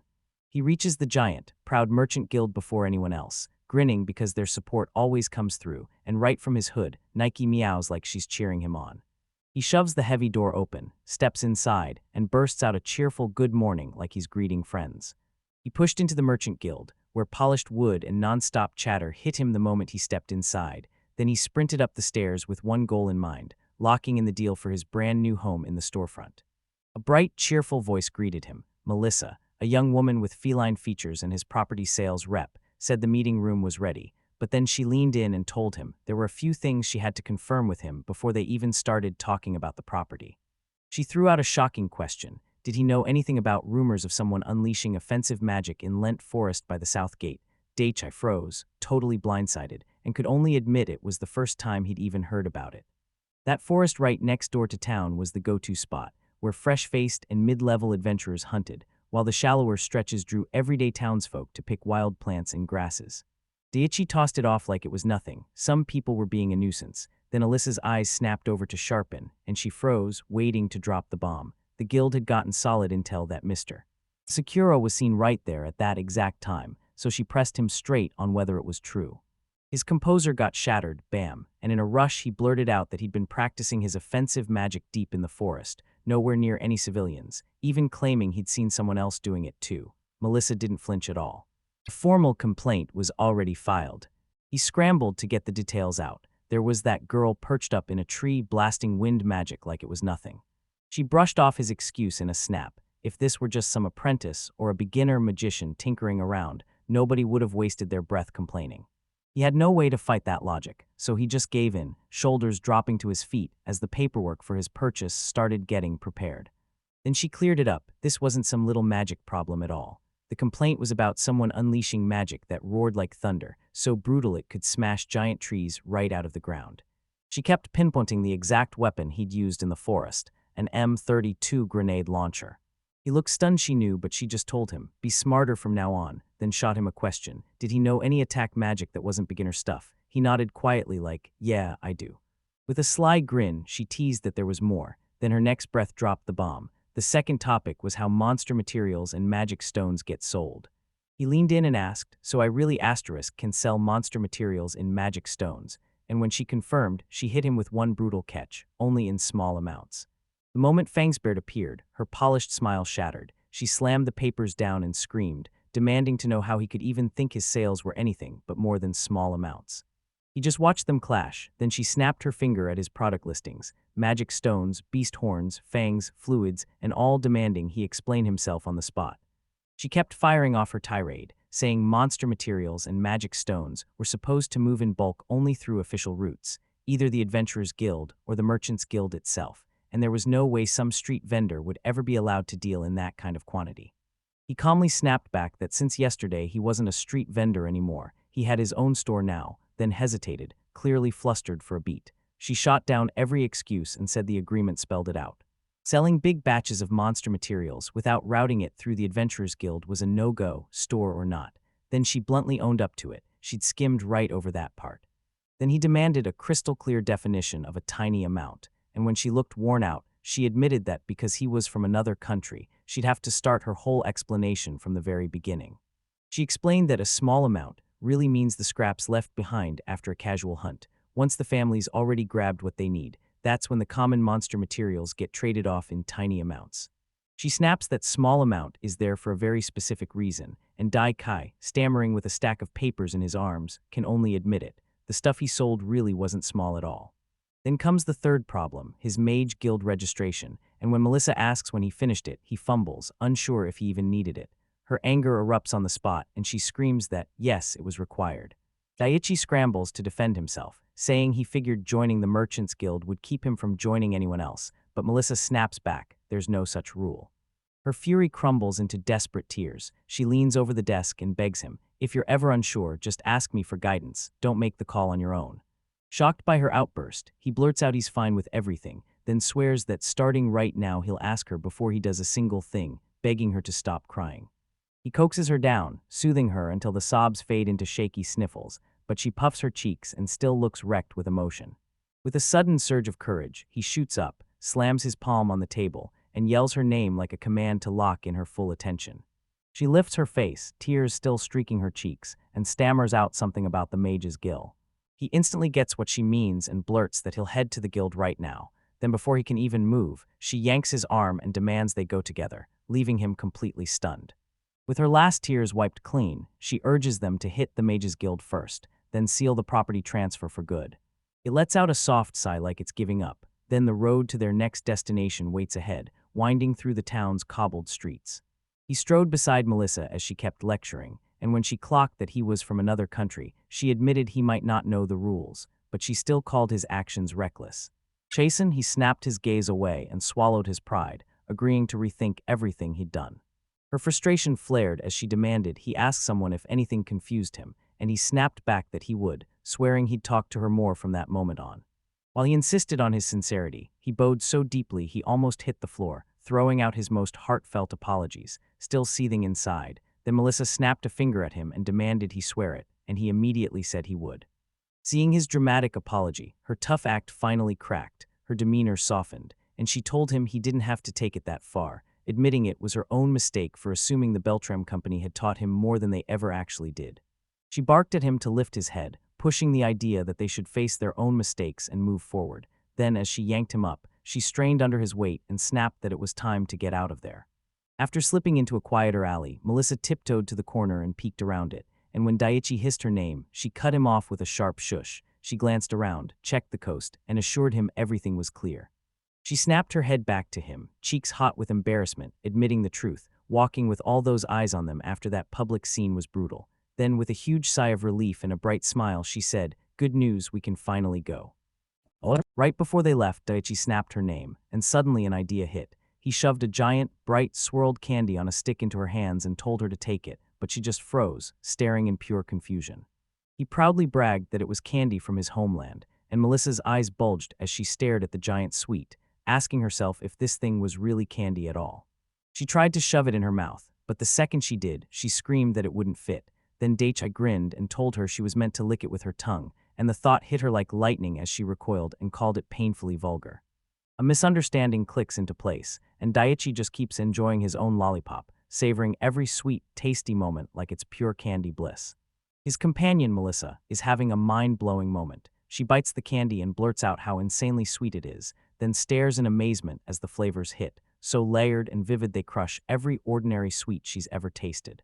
Her smile vanishes in seconds, replaced by sharp professional worry. She blurts out how much this treat costs, then freezes as Daichai just grins and fires back. So, do you like it? She gapes at that giant candy, frozen by the thought of what it'll cost, and flat out refuses to take a single yen or thing from the customers, until Daichi stays cool and says, "Don't stress," urging them to keep it all between the two of them. To settle the matter, he softly takes her hand and suggests a new deal: no romance, just friends. Right before she can even answer, he hits her with another wild surprise. He holds out a whole jar stuffed with mixed candies and tells her to take them, and she just stammers, totally stunned by the kindness. His mind was racing. Was this a bribe? Until he cut through the noise and made it clear. He wasn't asking for anything shady, he just wanted her to keep teaching him from now on. Once she finally gets that his request is simple, her worry evaporates and pure joy bursts in. She thanks him again, and he grins back, warm and confident, sealing his offer. He smirks at himself inside, thinking, this was way too easy, and then realizes it's even easier than with Karina, so he's convinced the sweets here must be insanely valuable. Nike peeked out from his jacket, and Daikai caught himself smiling like Melissa. Like somehow, he can mess up again, even if he didn't learn a thing this round. Clutching her fresh treasures, Melissa brightened up and declared, "All right, it's time for us to go." What? She leaned in and asked, like it was nothing, if he really went into the lint forest alone, then kept a lollipop in his mouth as he nodded, confirming it. When she heard that, everything clicked into place. She couldn't help but think, if the Beltram company had sent someone with him, they never would have let him stir up a commotion like that. He decided his next trip needed a companion, so he weighed his options. Alicia was swamped, and he had no one else to ask. Melissa was out of the question, so he fixed his sights on the Mages Guild and planned to go talk to them. When he trailed off in thought, she lit up and said the Adventurers Guild deals with escort requests all the time. Then she leaned in and suggested, maybe someone from there could come with you into the forest. She weighed her idea and felt it actually made sense. Then she pushed forward with a blunt warning. Most adventurers who'd jump at something that easy were usually low-ranked troublemakers. He wasn't worried at all, because this was only forging in the shallow parts of the forest, so even low-ranked adventurers should handle it easily, right? She nodded and admitted that a month ago she'd felt the exact same way and wouldn't have blinked. Her comment snapped his focus, and he blurted out whether anything strange had crawled into that forest in the last month. Then she made it clear the problem wasn't really coming from the forest itself. Her face tightened the moment she confirmed it. Trouble was real, and the seriousness in her voice left no doubt. Before she could even finish her thought, a violent commotion exploded nearby, jolting him out of the moment, and she snapped her gaze over, yelling that the noise was coming from a street market. No pause, no doubt, he screamed for them to move and launched into a sprint toward the chaos. Shock hit her, and she shouted for him to wait, but he was already gone, tearing off into the disturbance. She bolted straight into the crowd like nothing could stop her, and Melissa had to scramble just to keep up. Every time they jerked her forward, she yelled, gripping her lollipop for dear life, while her thoughts screamed at her to run harder and never get left behind. Hotter than fire, Daikai and Melissa marched toward the market when a scream ripped through the air. Melissa froze, so Daikai shoved her behind him in a heartbeat. Rough men hung around nearby, staring like they wanted to fight, and the whole crowd went silent as the tension snapped tight. Daikai's eyes darted everywhere, and he muttered, wondering what the heck was going on. His eyes snapped over to a familiar face in the middle of the tense crowd. He spotted the elderly woman with glasses, and he called out to her at once. She spun around and clocked him too, but she still blurted, "Sonny boy," so he leaned in and corrected her, telling her his real name was Daichai. Melissa, all curiosity, asked if he knew her, and Daichai said yeah. Her stall sat right beside his during the 4 days he'd been running errands in Karum, after he'd partied with Karina's crew and spent the time processing materials at the guild. As they talked, a ruthless thug snapped at the old woman, calling out that she'd run late again, and then he jabbed a finger at the seat beside her, saying it wasn't available anymore. She scoffed, saying it must be a brutal life for someone like that, even while the weather was perfect. Then she cut her day short. Daichai caught the tension simmering underneath, knew better than to press for answers, and still, with a bright grin, announced he was taking a day off. He then blared out to everyone that he'd pocketed enough money to coast through the rest of the month without working, while Melissa stared in shock at his sudden loud outburst. That booming announcement snapped the thugs' attention to him right away. Smirks spread as they whispered, laughing that he was just a big shot sitting on a pile of money and pushing him to cough up some of that wealth for them. Alyssa was still baffled, blurting that maybe they were new merchants, but Daichai already knew the truth. He'd snagged their attention on purpose, and now he was ready to stir things up even more. The old woman nudged her glasses up and laughed them off as ridiculous punks who only came to shake people down for protection money. Daichai's first plan was toast, but he'd already clocked they were exactly the kind. The thugs zeroed in on Daichai, and one thing was clear, so that old woman was tough, but it wasn't his problem. Then he leaned in and growled that they were done playing games, and it was time for them to have a long, terrifying talk with him right now. He flashes a huge grin at the thugs, totally unshaken by their menacing stance, and in a bright, cheerful tone he tells them that unlike them, he actually works for a living, he's got business to handle, then asks if they can make it quick while Melissa watches from the side with wide, worried eyes.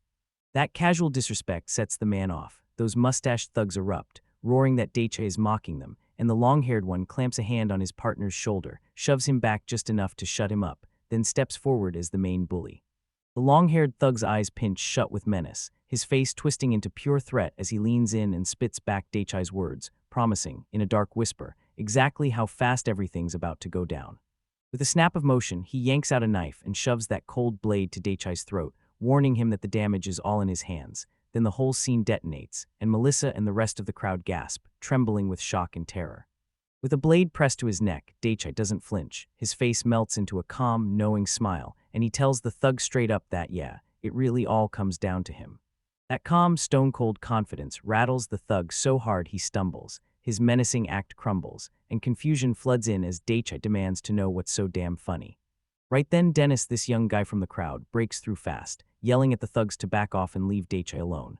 When Daichai spots a villager trying to step in, his face tightens with sharp worry, and yeah, this is turning into a really bad sign. He decides to end it fast. His hand snaps out, clamping onto the armed thug's shoulder so hard the man can't ignore him, and it drags him right back to what he said earlier. The outcome is his choice. Before the thug even gets the words in his head, Daichai lunges and lands one brutal punch right on the man's head, dropping him unconscious on the spot. The other two thugs just freeze, mouths hanging open, completely stunned by how fast everything flips. Daichai never hesitates. His second brutal strike drops the mustached thug like a sack, and the third one goes down too. 3 men are sprawled and out cold, and Daichai stands over them, fist clenched, already itching to hit again, even though the fight is basically done. He loomed over the beaten thugs, then Melissa suddenly shouted, warning him to duck. Just as he started to twist around, another thug got blasted clean off his feet, crashing onto the cobblestones with a brutal thud, and then, when his vision locked on, his eyes went wide. Alicia stood right where that man had been, and he blurted her name in shock. She stood there, basking in her triumph, insisting she knew he was the mastermind behind the chaos, only to be dead wrong, because she'd mistaken him for the victim. Then she stepped over a groaning man, and the crowd erupted, cheering the young guy like he'd just won everything. He snapped his gaze onto her and demanded if she wanted to keep their sweet, long conversation going, and Alicia looked up, shaken speechless by his razor-sharp tone. Nearby, the 2 thugs he'd already taken down started to twitch on the ground, mumbling about some mage and swearing up and down that they were totally fine. His gaze snapped back to the troublemakers, and once he clocked their plan to shake down the town for protection money, they shrank under his ruthless stare, stammering out frantic denials. After that, an old woman slammed her palm on his back and cheered him on. She knew he was a mage, but she couldn't believe how good he was. The praise hit him so hard he couldn't even breathe right. The moment Alicia spotted the old woman, her face snapped into pure shock, and she blurted, "Grandma." The woman snapped her head toward Alicia and ripped into her for risking her life, and as she laid into her granddaughter, Daichai just stared, completely lost. It finally slammed into him. She was Alicia's grandmother. Red-faced, Alicia cut in fast and corrected him. No, that woman was her great-grandmother. Mother, she stares at him, baffled, and demands what he's talking about. Daichai, still reeling, blurts that it's such a small world, and can't believe she thought he was flirting with her great-grandmother. He fires back fast, denying her accusation and insisting he was just hanging out with someone from the Merchants Guild, until a familiar voice slices in as Frito draws near, asking if he's alone and immediately stepping right into the trouble again. As he turns, another figure snaps his attention in place, and he blurts Melissa's name in shock, while behind him, Alicia studies the newcomer with a sharp little look. Melissa lets out a burst of energy, stomps hard on the ground, and charges straight at him with a huge, happy grin. She comes rushing in, breathless from the sprint. Daichai quickly rushes to apologize for the mess, saying that the street market is under the guild's control. Once Alicia realizes everything's settled, she tells them to pack up and get out of the area. Right when they split up what was left, an older merchant who'd stolen in the past shoved forward with tears in his eyes and thanked Daichai, calling him Sonny Boy. Then he swore he'd swing by later to thank him the right way, and Daichai, totally flustered, insisted, no thanks are needed. Leaning in, Melissa hisses that the old man is stubborn and won't budge, then locks eyes with him and insists it would feel wrong if Daichai didn't take the gesture. so he finally sighs and agrees to meet the merchant later. Once the dust settled, they pushed forward, ditching the whole mess, as the markets roared back to life with non-stop chatter and bustle. Strolling right beside him, Alicia blurts out what he's planning next. Then he tells her he and Melissa are headed straight for the Major's Guild, and her jaw drops at the news. They're headed for a whole district of massive, multi-storied stone buildings, towering so high they seem to claw at the sky. He strides forward with Melissa on one side and a bright, smiling Alicia on the other, and her happy energy clashes hard with his own tangled confusion as he quietly wonders why she's even sticking with them. As they move on, Melissa grabs his attention and blurts that she was trying to bring this up earlier, because in the last month, the disturbing trend is getting worse. Rough-looking adventurers have been popping up and smashing things up, just like the ones they ran into. He nods and admits he'd spotted the same shift too, but chalked it up to "that's just how it is around here." Alicia backs him up, and then right behind their backs, a gang of delinquents sneers, laughs, and makes it clear they don't buy it for a second. Melissa leans in and lays it out. This isn't just some low-ranked trouble. Refugees from nearby countries are flooding the city, swearing they're adventurers, and that surge has bulged the ranks so badly that even intermediate fighters and total unknowns are starting to blend in. That thought gnaws at him. He looks up and demands, "So if some terrifying enemy shows up, you're saying these fresh adventurers just bail on their clients?" Melissa confirms it and basically tells him this.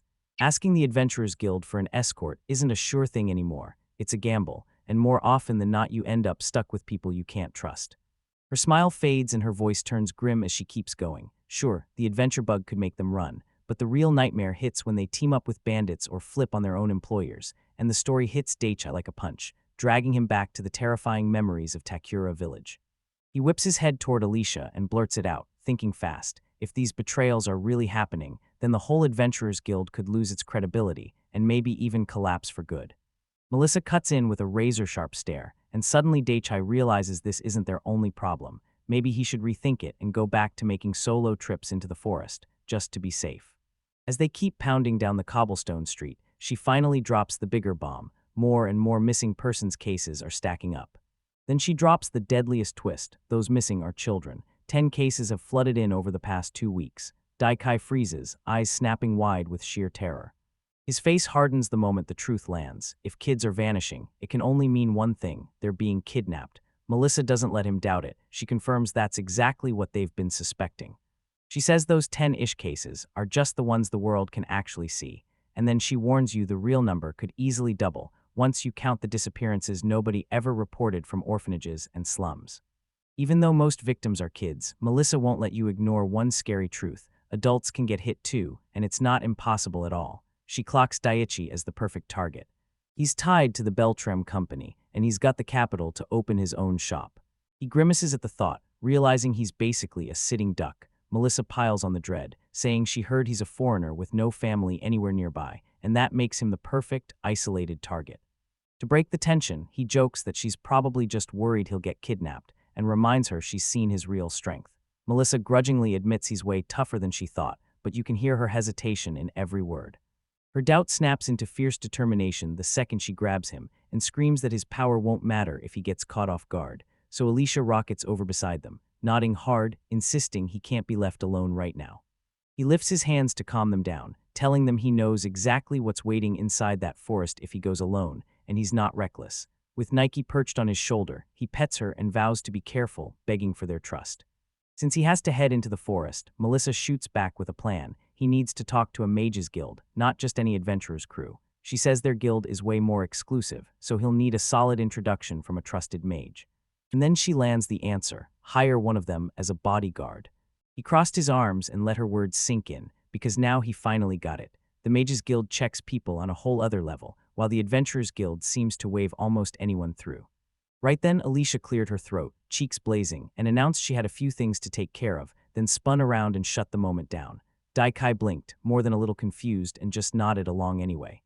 While Alicia just stood there, Daichi wheeled on Melissa, hunting for the name of the person who'd set this up. Maybe it was the Beltrem company boss, right? Melissa cut in fast. Nope, it was Karina Kirsch who'd introduced him. She leaned in with sparkling eyes, telling him that Miss Karina was Count Kirsch's daughter, and then Karina herself popped into her memory, saying, with a proud smile, that as a B-rank mage, she had more than enough clout to vouch for him. Melissa let out a dreamy sigh, basically gushing over how incredible Karina was. He stared up in stunned silence, and then, once the truth finally snapped into place, every bit of emotion drained from his face. It hit him like a punch in the gut. That greedy girl he'd met wasn't just anybody, she was the Count's daughter. Later, while they walked, Melissa leaned in and told him the guild would have to make room for his guard request with backing like that, and then she lit up, shouting that they'd finally arrived. It loomed in front of that huge, grand stone building, and when the heavy door slammed, the sound echoed through the air. Stepping in, Melissa flashed a bright grin and declared, loud and cheerful, that they'd arrived, waking up the quiet, stiff-looking reception hall.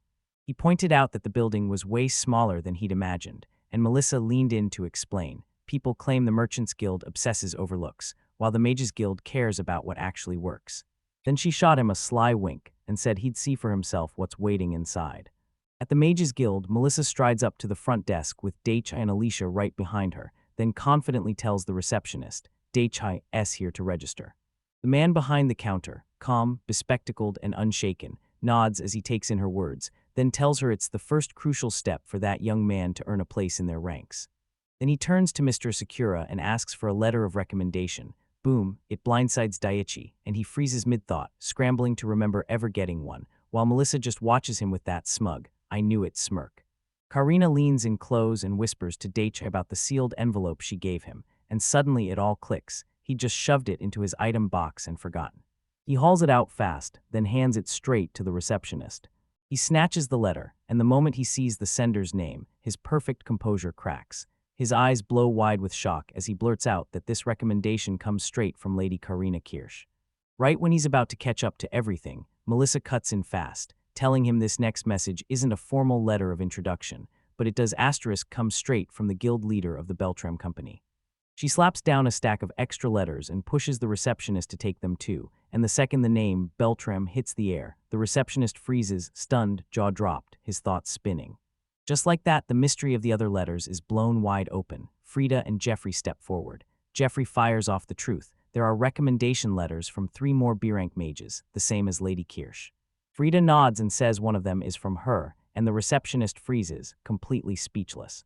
He shuffles through the papers on his desk, mind spinning as the situation piles up. One recommendation from the account's daughter, another from the Beltram Company's guild leader, and now 3 more from B-rank mages on top of it all. Overwhelmed out of his mind, the receptionist leans in and whispers, eyes wide in disbelief, as he can't stop wondering who the young man in front of him really is. While the receptionist froze in place, Melissa shot Daichi a quick look, leaned in close, and whispered to the poor confused guy that his guess was basically hers too, because she had no clue who that boy even was. The man shoved an application form across the counter and told Daichi to fill in what they needed and wait, so Daichi stalled, admitting to Melissa he didn't want to write down where he was from. Melissa leaned in and said, leave the magic section empty, and Daichi finally nodded, okay with that plan. Daichi watched, and just as the receptionist steadied himself and promised he'd take a look at the documents, he lunged for them, then tripped hard and went crashing into a stacked wall of wooden crates, loud enough to end his chances. From behind the counter, it was all chaos. In a blur, the flustered man rushed out his deepest apologies for the wait and thanked Daichi for his courtesy, and right as he spoke, a soft meow suddenly echoed through the whole room. A sound burst from the room. Nike had just hopped up on the counter. The receptionist gawked, saying he'd never seen a cat like that. Daichi shrugged and called it a cute little thing, but the receptionist nodded while sweating buckets as a terrifying, menacing vibe rolled off the tiny creature. Melissa clocked the man's reaction with a knowing smirk, instantly wondering if this nightmare was about to repeat again, and the receptionist's eyes snapped wide with shock as he stared back, his face frozen in total disbelief. He leaned in and hissed to Daichi, asking if this cat-like freak was some kind of monster since it had just floated, and Daichi, while petting Nike, brushed it off like nonsense, just a continental kitty and cats don't float. Melissa stepped in fast, leaned close, and fired back with a calm, logical truth to the receptionist, reminding him the creature had been traveling with the Beltram Company and a pack of B-rank mages, so they'd have spotted it if it were a monster. The man finally blinked, admitted she was right, and nodded like he got it. His panic finally fizzled out, and he jerked his focus back to the paperwork, declaring he'd review the application again, yet his face stayed stuck in total disbelief, sweat pouring down his brow.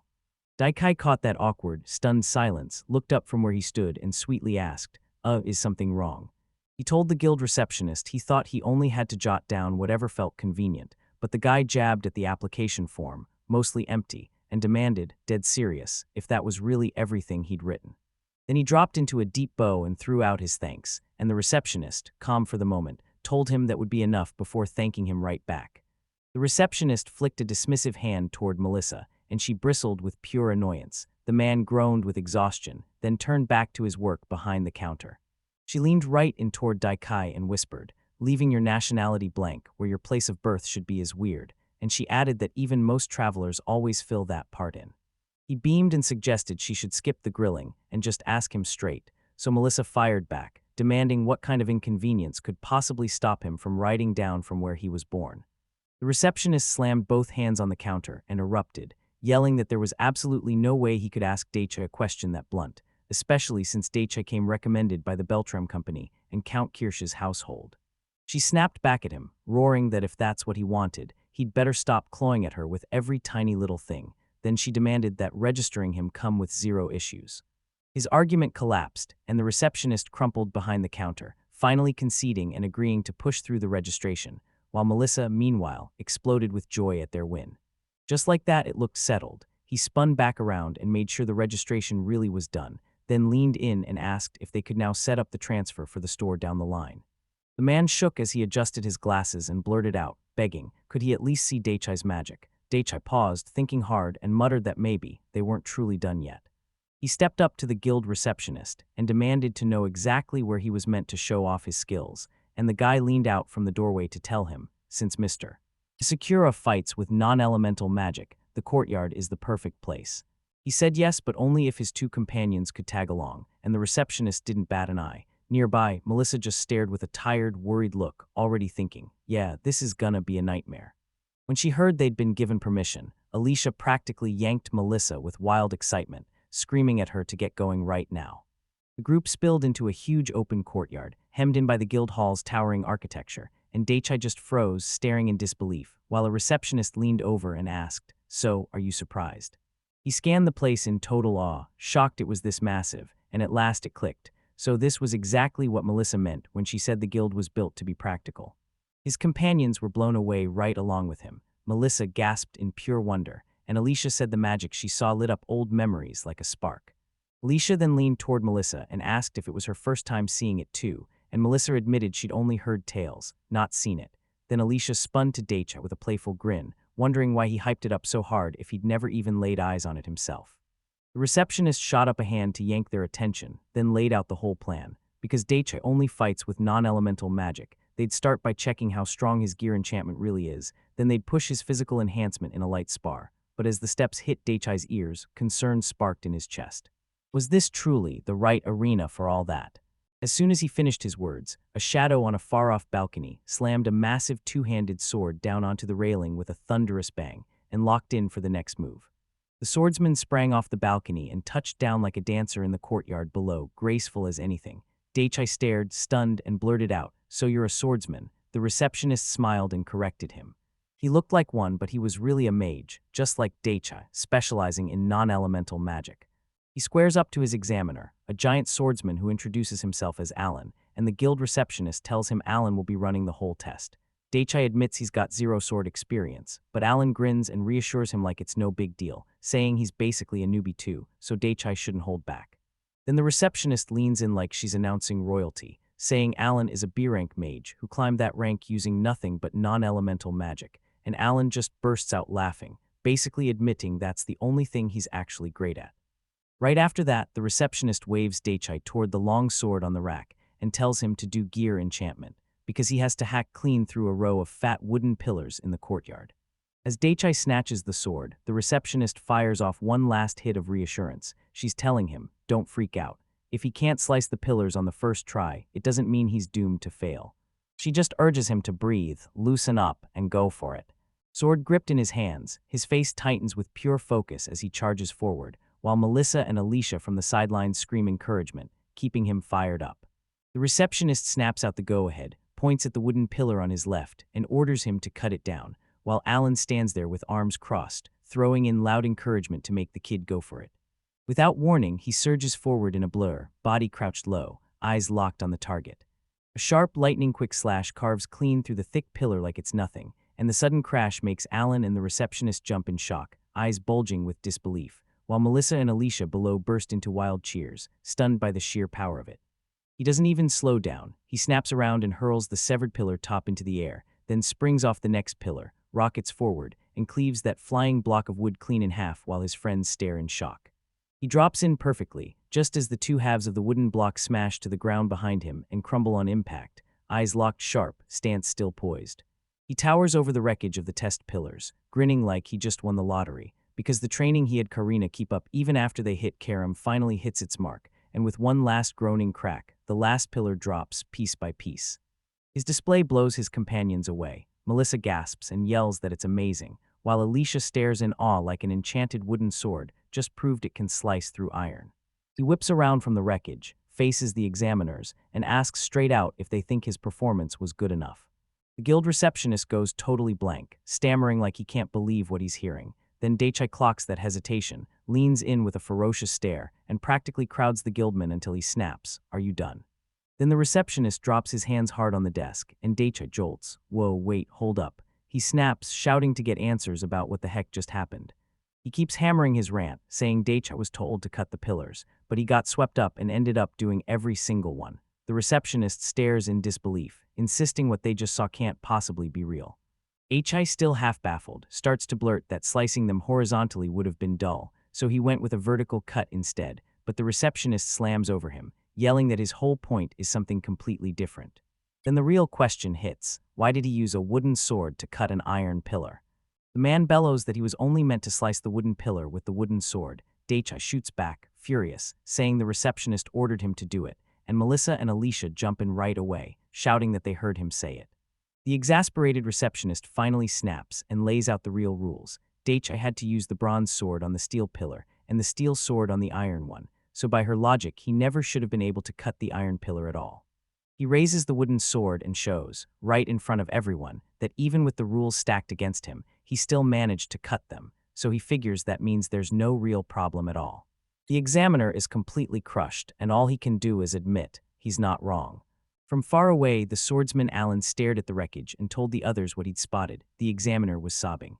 Melissa just shook her head and called him poor thing, while the receptionist lurked in the back, trembling like the whole room had swallowed her alive.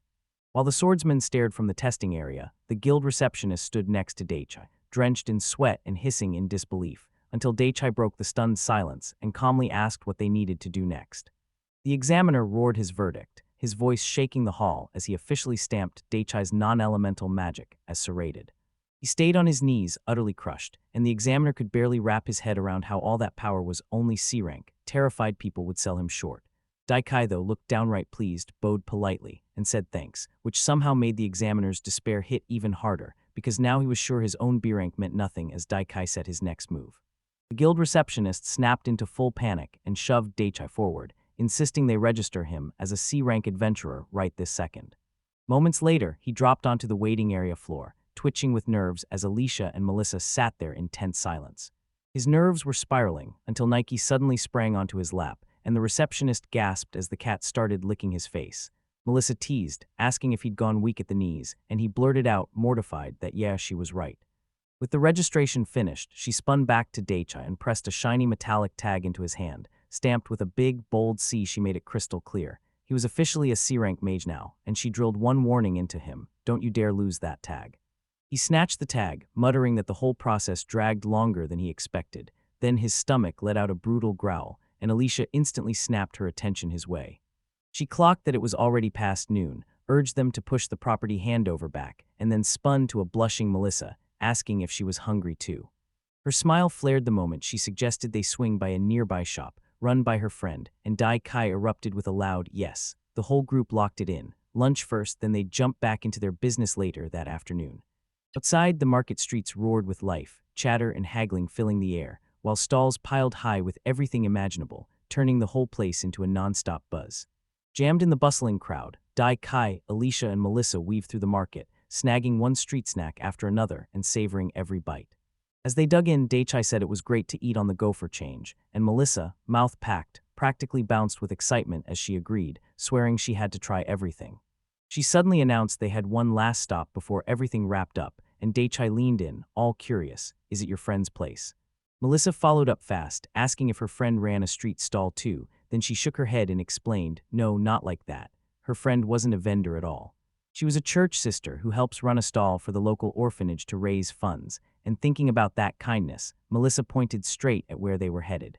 With their destination right there, she beamed and waved like crazy, shouting a bright hello to Fiona. Her call made the young woman in that dark nun's habit jerk in shock, her face hidden under bangs and wimple. Then someone nearby blurted, "Melissa," like they'd recognized her at once.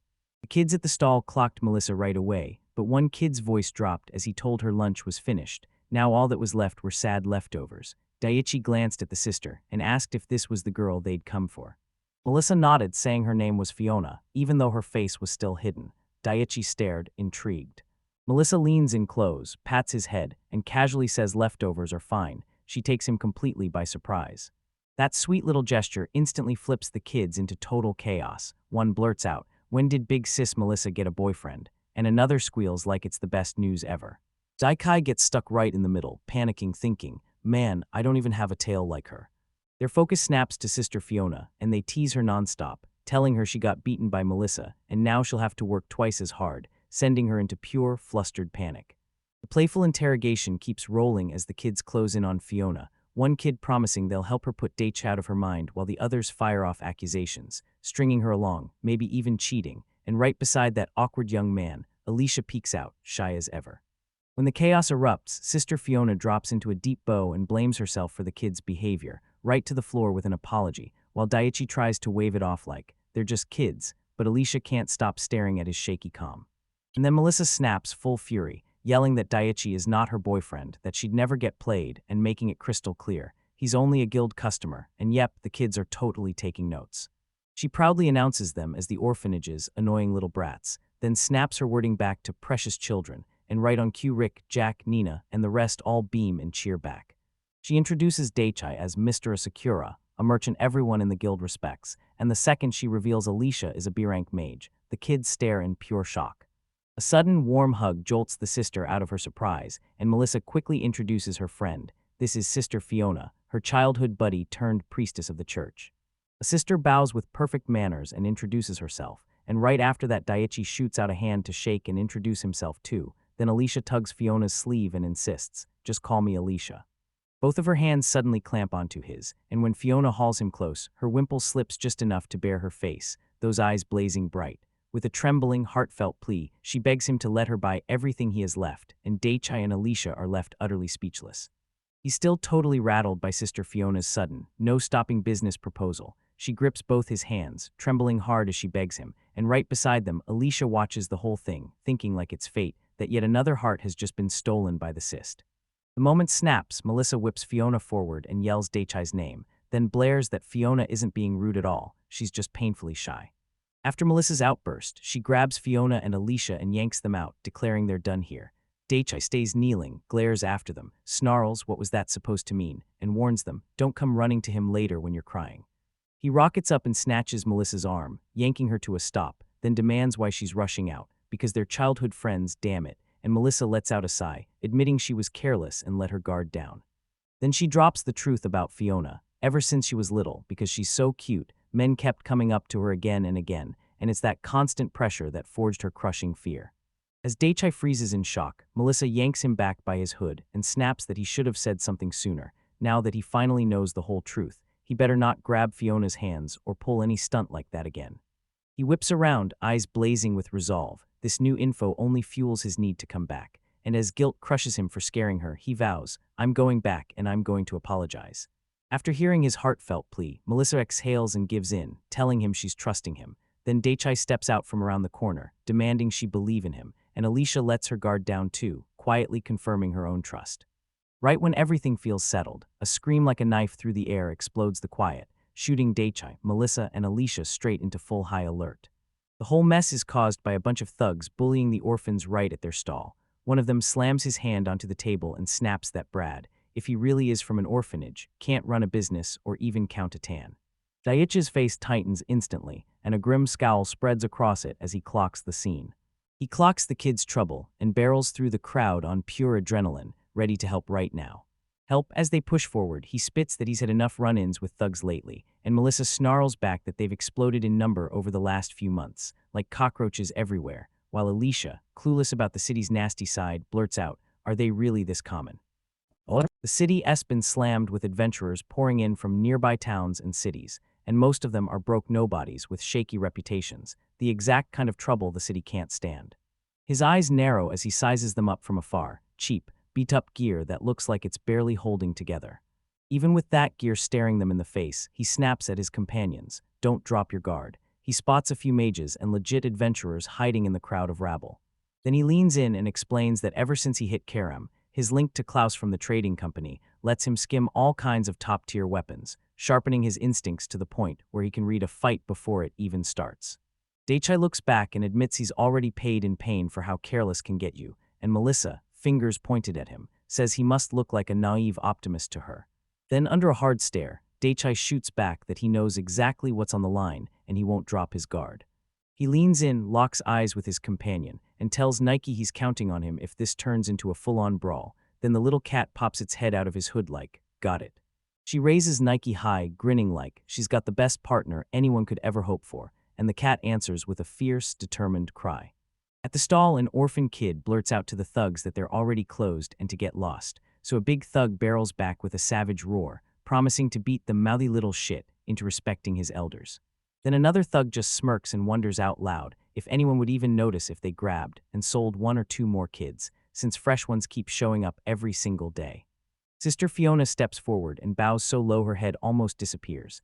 Then she blurts an apology, begs the men to forgive the kids and move on, and right as she finishes, I see the tension harden in her eyes while the children behind her stare in stunned silence. As he watched everything spiral out of control, one thug bellowed at a crying orphan to shut her mouth. Then his gaze snapped to another girl, and he sneered that she'd fetch a good price. The kids sobbed in pure terror while Sister Fiona fought to calm them, insisting it was okay. Then he snapped his focus to a new target, reaching straight past the kids for Sister Fiona herself.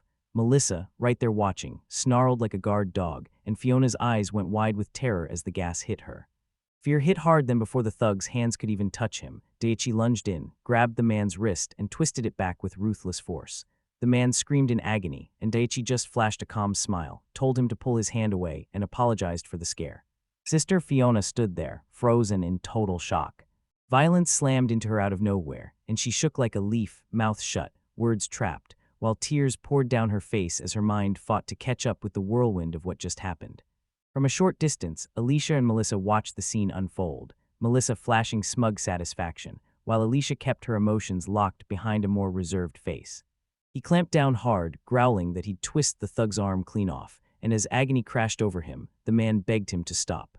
Daichi stared him down with pure disgust, sneering that he was pathetic, because sure, he strutted around acting tough in front of women and kids, but the second another man stepped in, he crumbled into a total bawling mess. As soon as their buddy went down, the other thugs freaked out and started barking threats, demanding to know who Daichi thought he was, promising he'd regret grabbing them, and swearing they'd call the guards and leave him crying in the dirt. Daichi just blinked, totally unbothered.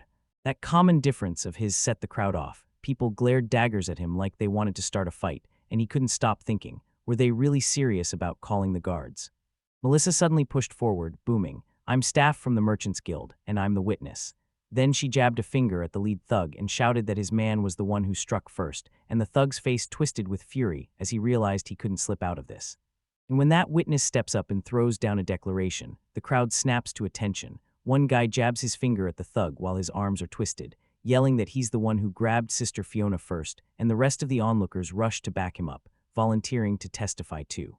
This open defiance sends the thug leader into pure fury. He roars at the crowd, warning that once the guards show up, they'd better clamp their mouths shut, and he promises he'll remember every name and every face. Then he whips his intimidating stare back to Melissa, lanes in so close it feels like a threat, and mocks her, asking what a little lady from the Merchants Guild is even doing here, before demanding to know her name. Meanwhile, a helmeted thug steps up and snarls at Daichi, telling him he'd better cut his companion loose right now. Then he laughs, sure that the second the guard shows up, they'll wring Daichi's name out of him, one way or another. Daichi doesn't even say a word, he just clamps down harder, and a nasty crack bursts out as the thug's arm snaps under the force. The man yelps in pure agony, and the helmeted thug snaps at Daichi, warning him what'll happen the second the guards arrive, confirming Daichi's worst suspicion. These guys have someone inside the guard.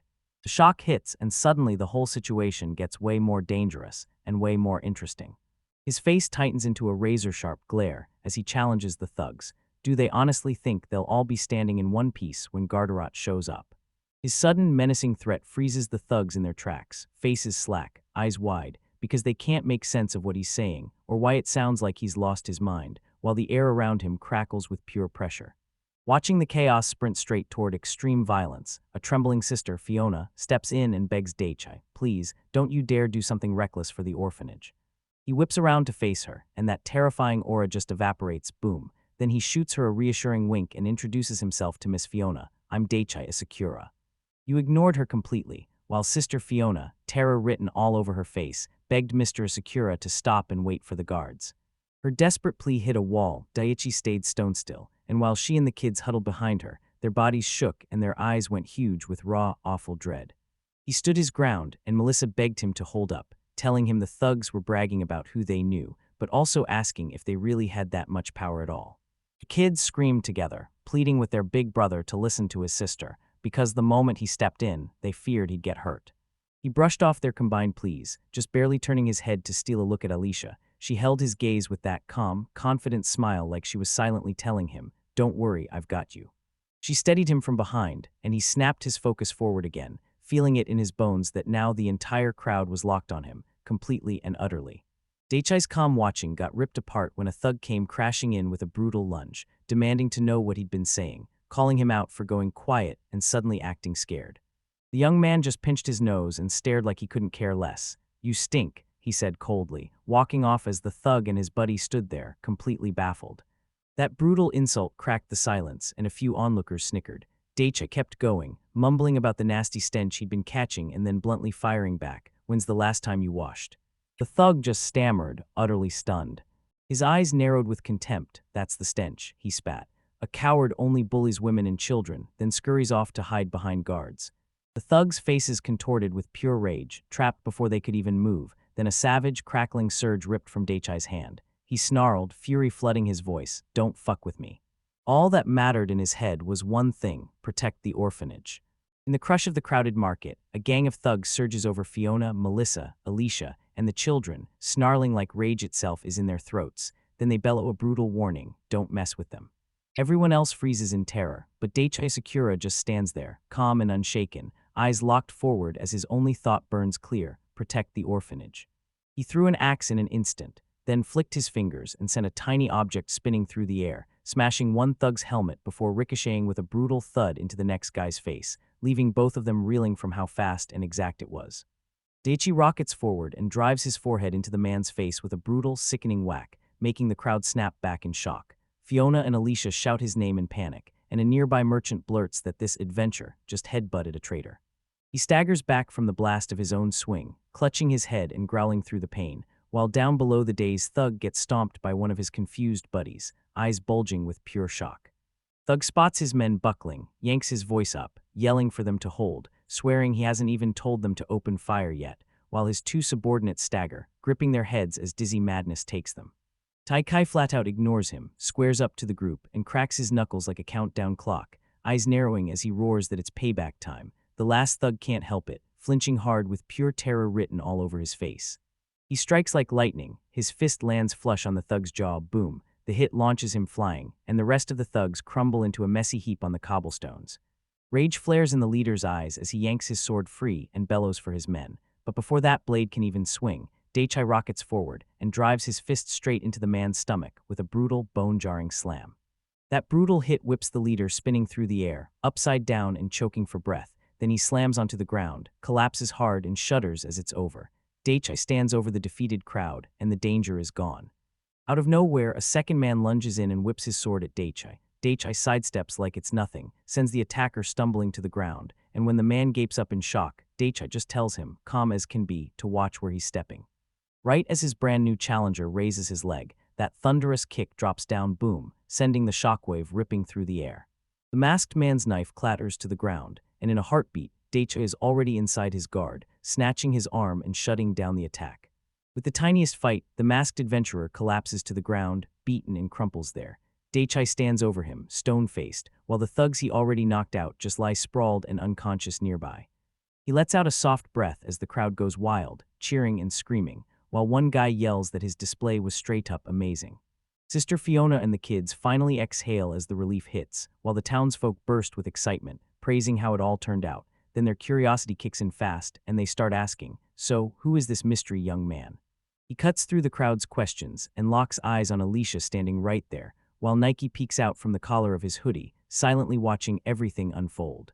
He whips around to her with a warm grin and asks, "Were you worried about me?" Alicia just shakes her head, like there's nothing to worry about. She locks eyes with total confidence and tells him straight up that not once, she never even doubted him, not for a second. That rock-solid belief makes Daichi feel a little thrown off. Right as it gets going, a sudden rattling crash slams the moment shut. Both of them snap their heads toward the crowd as the noise keeps swelling. The roar spikes in volume as armored guards shove through the crowd, yelling at everyone to clear out and get moving. He watches the armed figures close in, his face staying stone calm as he quietly recognizes their arrival. Their armor clattered through the marketplace square, and the place was littered with unconscious thugs, plus the masked adventurer he just dropped in one move. Armored boots clattered over the cobblestones as the city guards stormed into the scene, grim-faced, scanning the wreckage. Then, right nearby, one of the fallen men let out a painful groan. The lead guard drops to his knees, checking on his battered men as the stench of failure hits hard. One of the thugs, still fully aware, gasping for air, claws weakly at the ground and points at Daichi, claiming he attacked them out of nowhere. The young man stays stone silent, eyes locked on as the accusation lands on him, while Alicia beside him starts to fret more and more. The thug's story is swallowed, and now every guard's eyes snap to Daichi. While the captain says they've heard about brawls between adventurers, this has crossed the line. One guard sneers at him and warns in no uncertain terms that this won't end well. Sister Fiona barrels past Daichi, throwing herself between him and the guards before anyone can move. Then she begs them to hold back, swearing up and down that he was only trying to help. Her sudden move slams into him like a curveball, and a blush flares across his cheeks before he can react. Even though Fiona is shaking, she digs her heels in, staring him down with sheer resolve. Her bravery lights a fire in those orphan kids. Suddenly they're up in arms, yelling that she's right, that Daichi didn't do anything wrong, and that the thugs are the true villains. The kids' screams jolted the whole crowd, and voices exploded from every direction, backing the tale without hesitation. Those thugs started it by picking on the sister, and the fight, totally justified. The whole city erupts in outrage, and then one guard slams his voice down like a thunderclap, demanding silence, and saying all answers can wait until you get to the station. The guard roars out a warning. Sister Fiona jolts and flinches. Then he bellows that anyone not directly involved needs to clear the area right now. Daichi steps forward, jaws clenched, and tells the guard he's out of line. No need to shout at women and children, like he's trying to scare them off. The guard shoots back a harsh glare, spitting an insult under his breath. The mustache guard leader snaps his gaze to his subordinate and admits it. He doesn't know a thing about the other three attackers, but the two who are still conscious are definitely the culprits. He whips his head toward Daichi, and Daichi jolts at the stare.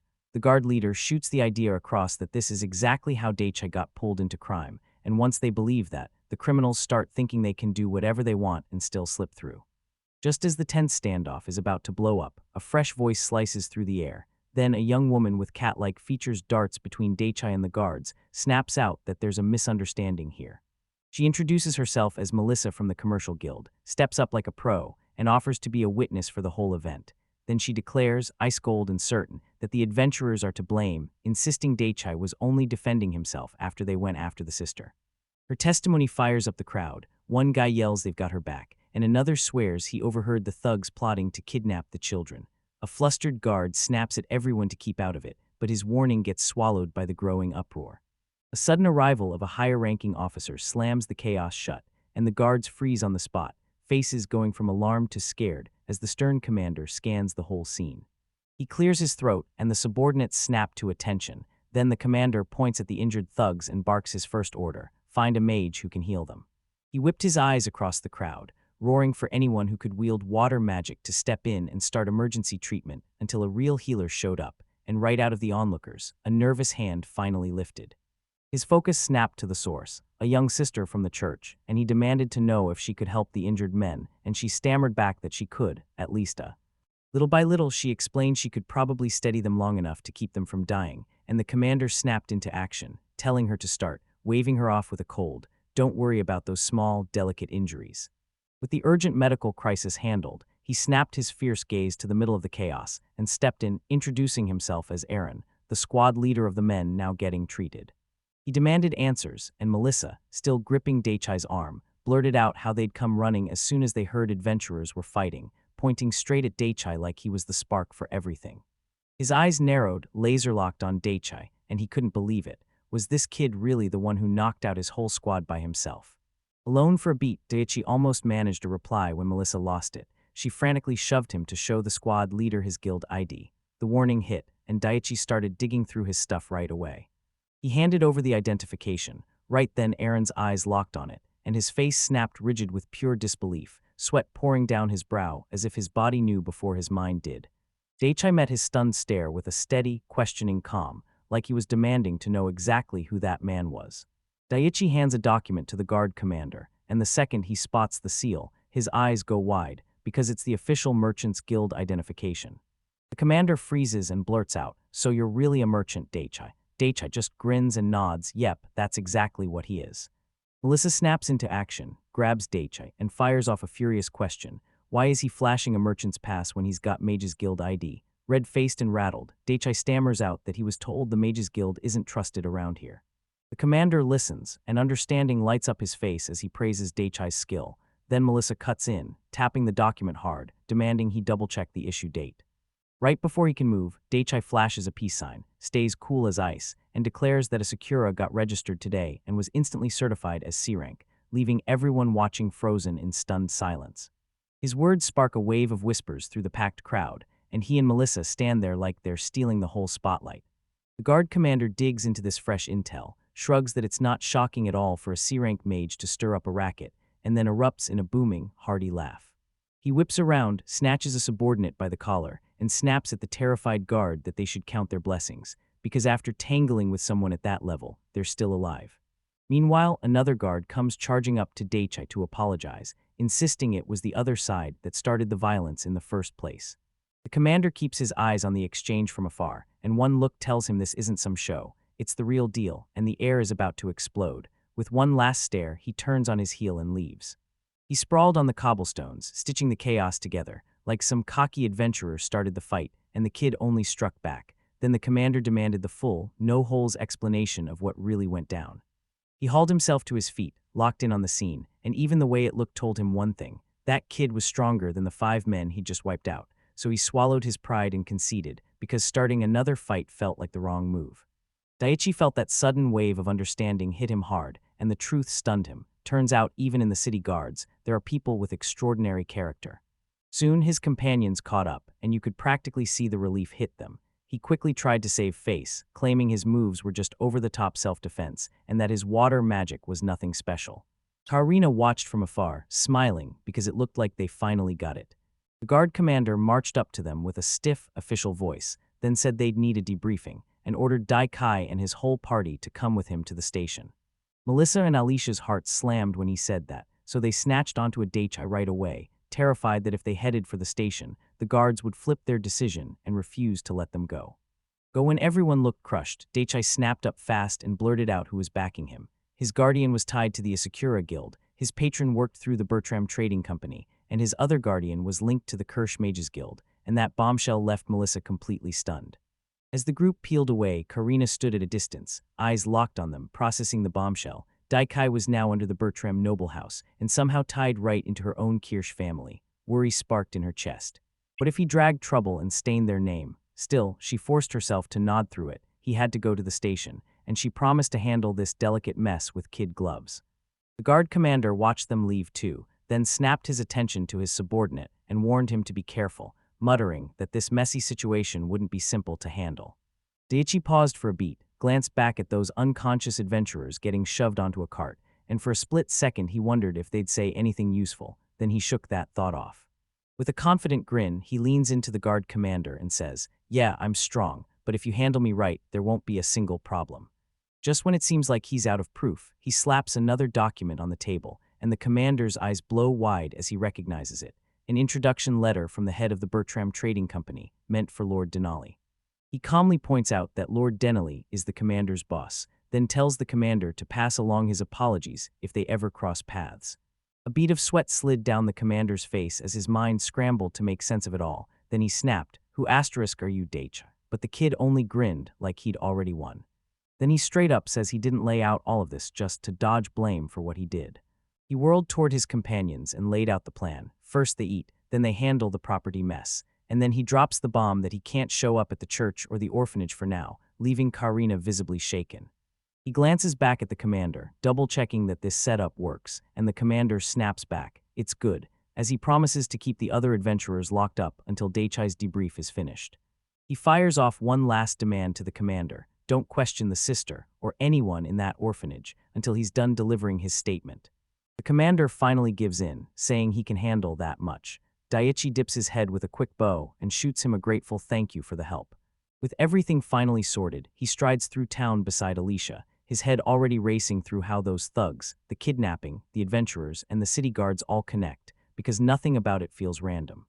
He watches Sister Fiona steady the kids and swear it's all going to be okay. Then as she hushes a sobbing girl, he clenches his resolve. There's something out there he has to investigate. Just as the thought hits him, a lavish feast appears asterisk on the table in front of him, shocking everyone in the room. He grabs a rice ball, smiles warmly, and tells them he's hoping they'll eat with him, because everyone's been struggling to get through it. The kids burst into cheers, firing off excited questions about whether he really means it. Then one of them screams with pure joy, calling him Big Brother and praising how unbelievably generous he is. Just as everyone digs in with reckless appetite, Karina whips around to Melissa, who's grinning like she already knows, and demands, "So, you're the one who stocked all this food, right?" Later, Daichai suddenly lands outside a solid stone building, the neighborhood real estate office.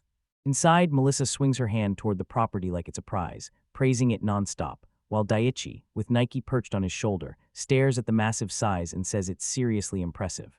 She nods and adds that the last owner had gone all out, modifying it to death. Alicia pops up out of nowhere, saying the last owner's big request was that the building had to be rock solid. Then Daichai snaps, asking why she's here, and Melissa admits Alicia went out on an errand and just came back. He stares at the floor plan, convinced it's the perfect fit, yet he keeps his guard up because nothing that's too perfect ever is. Then Melissa hits him with it. The building went up 3 years ago, and it's been sitting empty for the past year. He pushes the question harder. Why did the last owner bail after just 2 years? Melissa stammers, tells him to hold on while she digs. Then a beat later, she bursts back with a document in hand, grinning as she declares she finally found the truth. She started telling the story of the estate's old owner, pointing at a fancy portrait as she spoke. There stood an 80-year-old fifth son of a viscount. She said he'd been invited to the Royal University to work as a researcher and later served as an associate professor of pharmacology, and Daichai just sat there listening, stunned by how ridiculously prestigious the guy's life sounded. As he thought it through, his gaze snapped to the buildings outside. He dragged his hand along the solid stone wall and realized the truth. For a mere viscount, this place was built like royalty, packed with top-quality materials and crafted by the finest hands around. Even the whole place screamed quality, from the main house right next to that solid, rock-steady workshop, and from the balcony, Melissa backed up his judgment with a firm nod. Melissa then spilled a vital secret about the old resident. He was the top magic tool craftsman in the whole town, so when Daichai heard that, his eyes lit up at once. "A craftsman," he murmured, already hooked. "I have to make sure." She called across the yard asking if he was into magic tools, and Daichi shot back with huge enthusiasm, practically buzzing that, yes, he was absolutely interested. His thoughts sprinted through 1,000 possibilities, because his special power couldn't build from nothing. It could only mesh what he already had from Earth with pieces from this world, and that meant one thing. If he could learn the craft of a magic toolmaker, he'd unlock an asset too valuable to ignore. While he was lost in thought, Melissa suddenly remembered. Alicia wanted to become a magic tool craftsman too. She told him to hit her up about it someday, then flicked her hand like, "Come on," and motioned him inside. She guided him through the huge, open space and said a shop this big could swallow supplies and all sorts of random goods, just like Sakura's operation. Daichai didn't hesitate. Their tour guided them to a specific door, and Melissa swore it led straight to the workshop. With a glowing object in hand, the light snapped into a tiny circle, and Daichai stepped ahead, staring into the heavy dark. He pressed his hand to the door, then it creaked open under his touch. The moment the door swung wide, a blinding light erupted from inside and shoved the darkness away. Melissa gasped, while Daichi just froze, lit up by that fierce glow. "What happened?" she demanded, spinning toward him, alarm ringing in her voice. He watches Melissa light up and jab a finger at the glowing lantern, asking if it's something they could sell, and he blurts out whether any magic tools got left behind. Then Melissa tells him the last owner probably hauled every valuable item with him when he moved to the capital, so all that's left is what got stripped off the fixtures. Then he asks if he can ask for changes through the guild, and Melissa lights up instantly and tells him, yes, of course. She pulls him toward a massive stone warehouse, and that mysterious lantern keeps glowing softly over a wooden barrel. He spots how tight the space looks, but Melissa flashes him a grin and tells him it's more than big enough for the shot. She flashes a confident wink and declares, since you won't need a workshop, you can just park everything in this whole area for storage. He lays out his plan and goes, I'll turn this workshop into the main shop, then I won't need that giant warehouse anymore. Melissa weighs what he's saying. Then he drops the bombshell that he's got an item box, so a whole physical warehouse is suddenly pointless. Melissa's shock hits hard at first, then flips into instant understanding. After they check the ground floor, he pushes to go upstairs and inspect the second floor, and she jumps right in without hesitation. She strides into the furnished room and chirps, bright as sunshine, that they're here, like she's just bringing good news. Pointing straight at the doors, she brags that the balcony view is the best part of all, while Daichai stares in, jaw slack with pure awe. He stepped onto the second-floor balcony and froze when he spotted two familiar faces across the way, Melissa and the young girl, Alicia. When he blurted out Alicia's name in shock, a door behind her swung open, and out stepped an elderly woman, peering at him with sharp curiosity. Alicia recognized her too. A woman, Alicia's great-grandmother, looked right at him and said she'd heard someone was trying to buy the neighboring house, but she never expected it would be a. He grinned, realizing the universe just handed him a lucky break, because this coincidence felt way too perfect to be real. Then his great-grandmother looked him straight in the eyes and demanded, plain as day, if he was really buying that property.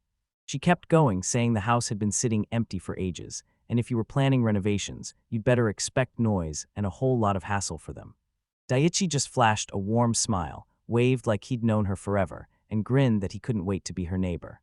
Her granddaughter's face lit up like the sun, and when she clasped her hands, Alicia beamed and said she felt it too, couldn't wait for this new bond to take root in this brand new life. With a bright grin, Melissa lifts a finger like a cue, and all right then, she dives straight into the next steps. Meanwhile, Kai signs the document with shut eyes and tired resignation, and with one deep breath he grumbles to himself, because even in this brand new world, the paperwork is still a grind.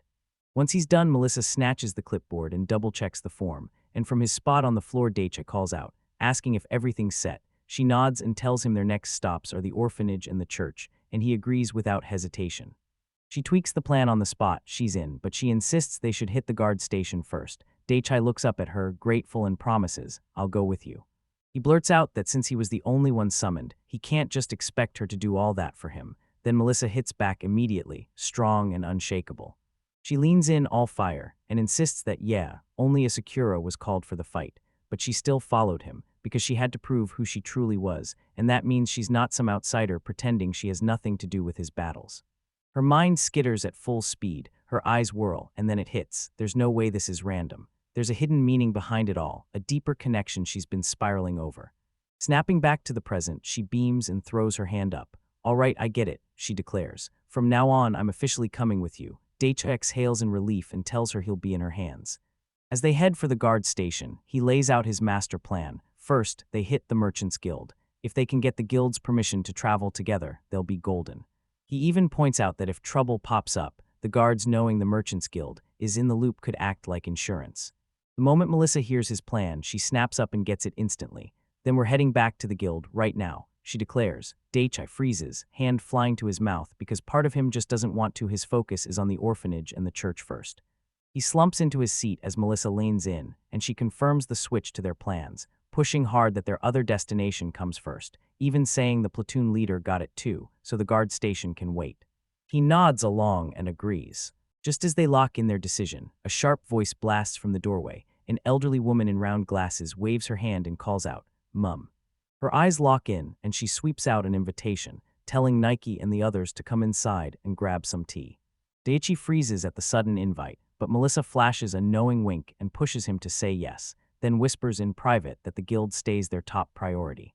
He trails the woman with Melissa, leaning close and whispering that she must be Celia Heartland, the biggest name in town, only for Melissa to snap back fast and set him straight. She tells him straight up, this woman isn't just some maker, she's one of the top 5 magic tool artisans in the whole country, and Dai-kai better believed that having her as an acquaintance would be a massive advantage. Melissa Knott's reply blasted through his disbelief. She confirmed this is the great-grandmother of Alicia, the girl who runs the shop right next door. Armed with this new clarity, he breaks into a cheerful grin and gladly accepts the woman's hospitality. When they finally step into the woman's place, Melissa drops her head with perfect respect and Daichai watches her closely, realizing this girl is sharp, sly, and ruthlessly calculated. The door swings open and a bright young girl, Alicia, beams at Daichai and calls him by name. He grins and says he's come for tea, claiming the monk told him all about her. Right away, an elderly woman shushes Alicia to let their guests relax, but Melissa sputters and blushes because she refuses to be called grandma. While they all huddled around the table, Daichai leaned in and asked about the house. Alicia's great-grandmother lit up and said she'd just signed the contract, then told him to ask anything he wanted. She slid a cup of tea toward him, and as Daichai slumped in his seat, he took it with a quick, heartfelt thank you. Just a second later, a huge platter of just-baked pastries hit the table, and someone urged them to talk everything out while they dug in. The mountain of sweets sent Alyssa and Alicia into pure joy, and their host leaned in, urging them to dig in, because there was more than enough to go around. After biting into the cookie, Daichai lit up and said this place, tough as nails and roomy enough to breathe, was exactly what he needed. His comment made the old artisan snap into a serious stare, and she shot back, if your workshop's going to spit out explosions, you'd better build something that can take the blast. No real merchant can just wing that. Daichai swung his gaze back at her, stunned, and started to wonder if she really meant it.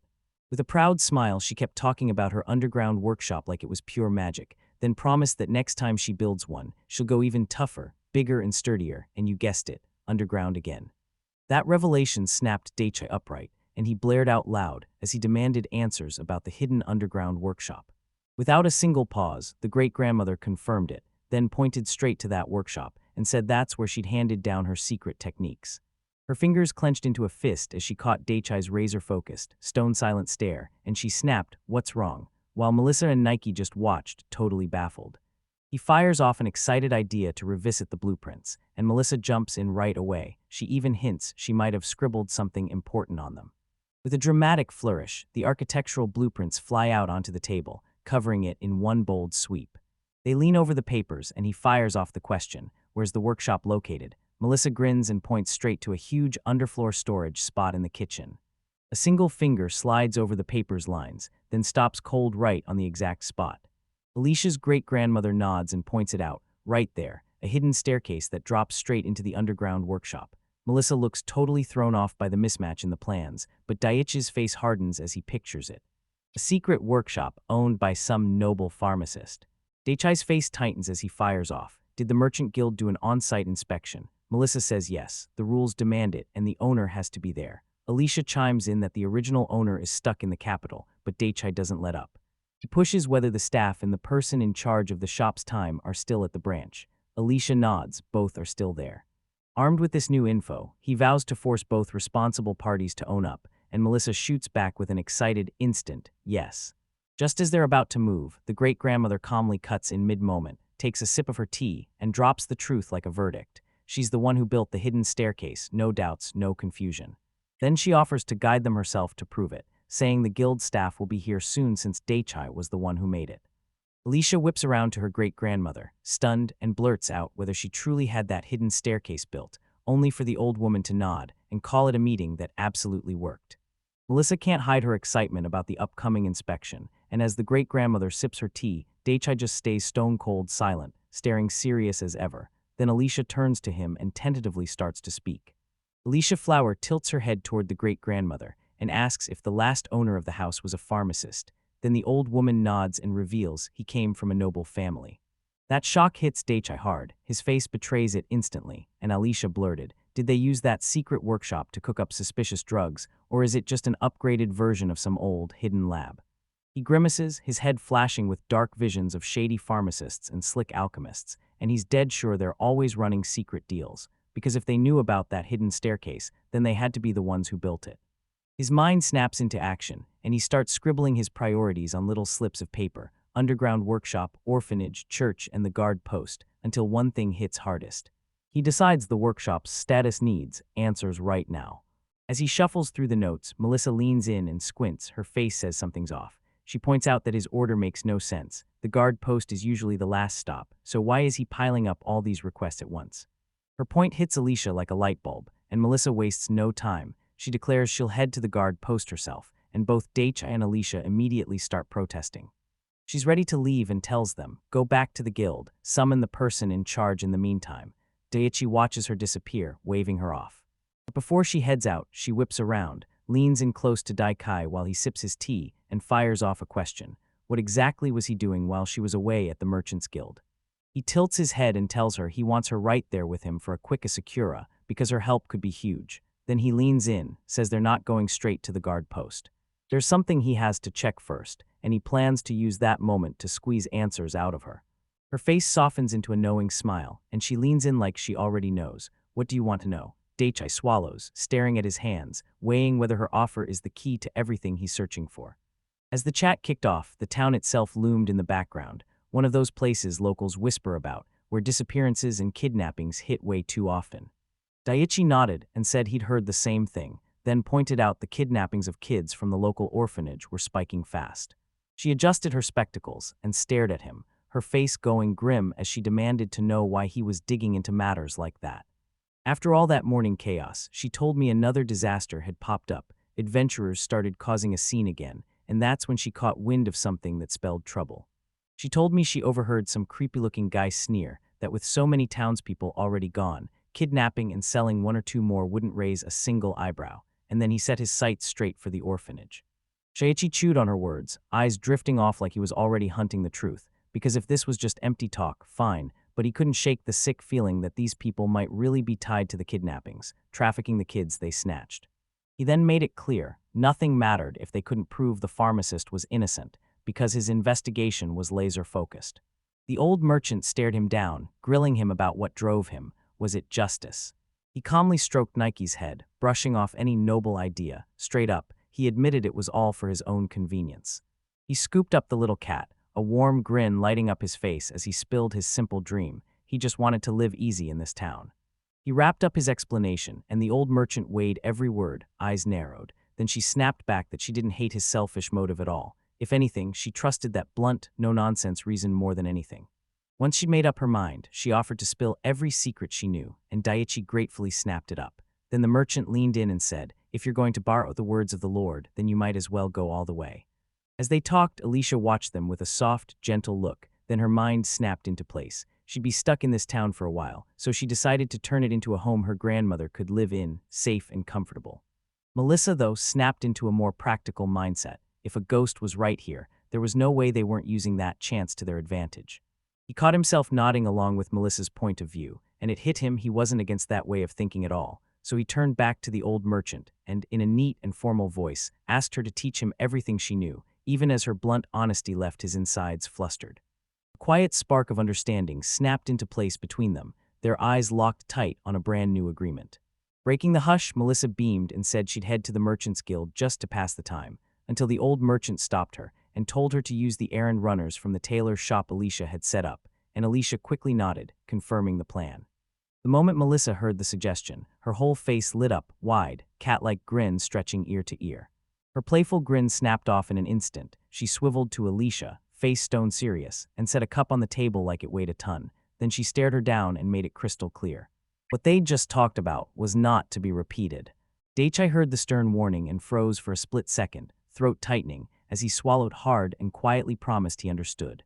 It kicks off with grim proof of their investigation, because in the past year, kidnappings and disappearances have exploded, missing children are piling up with the local orphanage hit hardest, and the worst part is a single mud-stained child's shoe sitting abandoned in a puddle, like a warning they can't ignore. Alicia's face turns grim as she nods, saying those incidents used to be way rarer back then.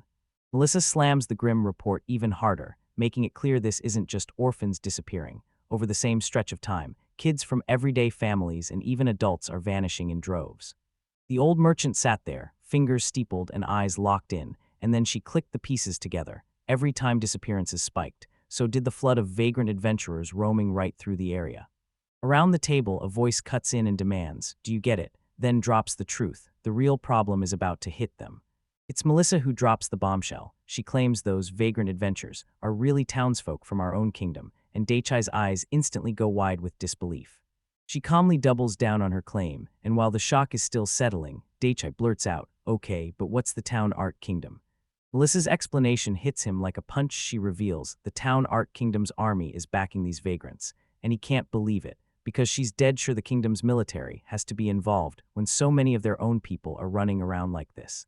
He snaps his head toward the old merchant and demands where she got this wild information. She just sips calmly from her cup and answers with two simple words, "The Nightly Order." His whole world snaps to a stop when her reply hits. He shudders forward, eyes wide, voice shaking with disbelief, and blurts out, "How did you even get that kind of sensitive intel from the Nightly Order?" He leans in as the old merchant lays out where her info came from. Right around 10 days ago, the Beltram Nightly Order had shoved a bunch of thieves over for them to investigate, and Daichi's eyes snap shut in recognition as the names hit her. She leans in and spills the truth. She dosed the thieves with a homebrewed confession drug, and when she sold it, she got valuable intel in return then. On top of that, she scored another batch just last night. He locks eyes on her, and the way she moves just doesn't add up. He can't believe it. He presses her hard, asking if the vice commander of the Nightly Order is really the one who came to buy the drug, and he won't let it go until she explains what authority gives her the right to do it. Before the old merchant can even open his mouth, Melissa scoots closer and lays out the whole hierarchy, then drops the truth bomb. A vice commander is a top-tier officer. Sure, confession drugs are officially banned, but everyone in the know treats it like an open secret, and Melissa flashes a confident grin as she tells him he can talk the vice commander into buying the forbidden stuff. The old merchant keeps her account going. She claims she's been tracking 5 people, and after she dosed them the night before, all 5 got knocked out cold, totally helpless, and she makes it clear this isn't something the public is supposed to know. He takes a slow drink, his face hardens, and he starts sorting through the disturbing new info. Mine. The intelligence we've gathered paints a grim picture. In the past year, disappearances have exploded, especially vagrants, adults, and kids, and the nightmare kicked off the exact moment adventurers from the Talonor Kingdom started rolling in. Then the truth hit hard. The thieves they captured weren't criminals at all. Turns out they were soldiers from that kingdom. The ending is coming fast, and it's looking real bad. Chances are the Talonor Kingdom's army is behind those kidnappings, straight up. He quickly looks away, dead sure the town isn't peaceful for even a second. Then the old merchant just shakes her head, exhausted, saying the whole situation is a total disaster. His face hardens. He's done pretending this is nothing. Because the drug is tied to the Nightly Order, he'll use his clout as the local lord to push a formal request and make sure it gets handled. He sinks back in his chair, a wave of relief washing over him as he smugly claims he's finally locked in one comforting piece of info. Then Melissa narrows her eyes and demands he explain exactly what he means. With his eyes fixed on the fancy chandelier above, he lets his worry spill out, because he can't shake the thought that the house he just bought might be linked to those recent disappearances, and the idea alone is enough to make his stomach drop. He snaps his fingers mid-theory, saying the kidnappings must have slowed down now that the suspicious pharmacist is gone, and Melissa, clutching a tiny vial, nods along, admitting she'd been worried too. She lays out her worry in detail, saying the timing feels seriously off, and right as the disappearances start going wild, that property suddenly turns vacant. That thought rattles him, so he panics and waves his hands like, don't say that, begging Melissa to stop tossing out those ominous ideas, but she just smiles and asks what he plans to do next. Right then, Alicia snapped her gaze from the window and announced, "The Merchant Guild's representative is here." Her announcement hits like a spark, and everyone snaps into action. Daichai clenches his fist, eyes blazing with resolve, while Melissa bares her teeth and points the finger, saying the person she's talking about is the one behind every single problem at the property. He stands like a wall, eyes locked in pure resolve, with Melissa, Alicia, and that old merchant right behind him. Then he declares it's finally the one he's been waiting for, ready to throw down and fight for the peaceful life they all deserve. In a spotless fancy room, Melissa brightens up and offers to make introductions. Then a strict-looking man named Richard, the Merchants Guild property manager, steps forward with his colleague Edward, the one currently handling the place, and Daichai just watches, because all the big players tied to this house are finally all in one room. Richard bursts over the moment he hears Cecilia, scribbles everything down in a letter, and then straight up asks if what he wrote is the truth. This pushes Daichai to replay every crucial detail, the house's secret basement, how it ties into the growing wave of missing people, and the sickening fact that even the Bertram Trading Company man who sold them the property is gone too. With that memory hitting him, determination hardens across his face like steel. The letter also spilled the truth that Cecilia wasn't just a name. It belonged to the first blacksmith guildmaster's wife, a major figure tied to the second magic guildmaster. and the moment that name hit the page, people went wild. He stares at the tangled web of connections, grimly thinking this might be a death sentence for his whole social life. Meanwhile, the old merchant swings his gaze to Alicia and tells her they've got one last job: verify the map's truth, no excuses. Richard admits he might have made a mistake, and Daichai nods softly, letting him know he gets exactly what that man is feeling. The old merchant leans in and talks straight to Alicia, saying, yes, there really is an underground workshop. She swears she's seen it with her own eyes, and even admits she helped build its walls as a favor while the house was being constructed, totally baffled by why anyone is asking about it again. She leans in, and as she recounts it, she explains that when the neighbor's house was getting built, they demanded she craft a special wall, meant to hide a magic tool, so it couldn't be spotted easily. She's cornered by the ex-guild master, and his stern voice barks, demanding to know whether the bonbon who built the underground workshop is still around, while her hunger shows loud and clear on her face. Daichai snaps back, insisting he had no idea about any underground workshop or secret staircase. I'm hearing about this for the first time, he says, since Farrell never mentioned a thing, and Melissa remembers why. Farrell wasn't just the previous owner, he was a former nobleman and a pharmacist. The former guild master grabs the old merchant and demands whether the carpenters told her during the land survey. She hesitates, then admits she did catch a rumor. She breaks the silence and admits it plain. Once she realized Cecilia was in the middle, she couldn't force herself to ask, and not even the carpenters would say a word. Since the talk gets them nowhere, the old guild master snaps that they're doing an on-site inspection right now, and Daichi blurts out, "You mean out there in that little hide?" Instead, the old merchant charges them up a staircase inside the house, barking that the workshop on the first floor is right up ahead. When they finally reach the room, Daichai jabs a finger at a particular spot on the wooden floor, growls, "This is it," and then taps the boards right there. He stares into the spot like it's a trap, but there's nothing. Melissa nods, and all she sees is a plain wooden floor. Then the old merchant snaps to him and says that secret staircase she built was never meant to be stumbled upon so easily, and she adds, "No matter how you slice it, Cecilia shares part of the blame for what's happening."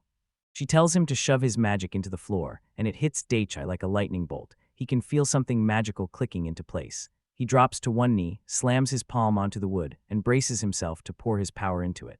He slammed his magic into the floorboards, and with one sharp crack, the wood started to shift beneath his hand.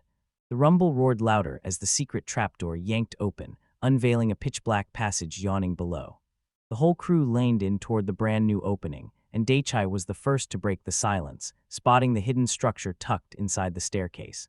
He stared in awe. Sure, he'd heard there was a hidden staircase, but he'd never imagined it would pop out just because he poured magic into the floor, like the world itself had a secret lever he'd never seen before. Everyone else froze, staring with bug-eyed shock at the impossible thing right in front of them. The Viscount's son finally snapped the silence and confirmed the rumors were real, and the old merchant didn't hesitate, sprang toward the stairs, and prepared to descend. Daichi slammed on the brakes and grabbed her, shouting for her to hold up, because they had zero clue what was waiting down there, so they needed to move with way more caution. She glanced back at him with a soft, barely there smile and asked why he cared so much, then told him he was actually a good young man, nothing like the monster people claimed destroyed her family. His face set like stone with pure resolve, then he declared he'd descent first and ordered the others to trail right behind him. With that, he charged down the stone steps into the dark, and their footsteps echoed through the tight passage as Alicia and the old merchant followed close behind. He charged down the steep, narrow steps, lantern raised high, slicing through the suffocating darkness of the hidden passage. Right behind him, the others clung close, their footsteps whispering through the tight space as they plunged deeper underground. Daichi ducked to the bottom and swept the little chamber with his eyes, saying it looked empty, until the Viscount's son jabbed toward the far end and froze, pointing out a wall that looked totally unfamiliar and asking what it even was.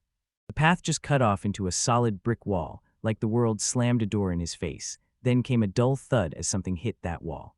Fuming with frustration, the Viscount's son lashed out and kicked the wall, then spun on the old merchant, snarling that he needed answers why she'd build something like that when she swore she didn't remember a thing. He kept tearing into the old woman, demanding to know why she built a wall just to say she'd enchanted it, and then he dropped the real bombshell. He'd specifically ordered the whole underground workshop to be soundproofed and deodorized with enchantment magic. Daikai froze, and suddenly enchantment magic hit him in a whole darker light. His words hit like a slap, and Daichai snapped back, yelling that the man had pushed way too far, because Daichai couldn't wrap his head around this. The Viscount's son had ordered the workshop sealed shut tight, locking every sound and vibration inside. While the two men were bickering, Alicia Flower snapped her attention to her great-grandmother, disbelief blazing in her voice as she demanded answers. How could the old woman ever agree to a job that smelled so suspicious? Rage melted into worry, and she blurted to her great-grandmother, "Do you know what magic got carved into that wall?" Then she pressed, "Just a second, please," and waited. Then she spun toward the wall and said what she was about to do was just like her great-grandmother's work, only she warned she'd probably be clumsy at it, before shutting everything out and pressing her palm flat to the cold brick, trying to feel the enchantment in the air. Right as she finished her analysis, the ex-guild master strode up and nodded at her results, then flipped the script, praising her work while ripping into the enchantment itself as half-baked trash, barely functional but held together by just enough skill. He went in on the mess. They slapped on a vibration-proofing layer across the whole wall, buried that under soundproofing, and only then wiped in a deodorizing agent with a damp cloth.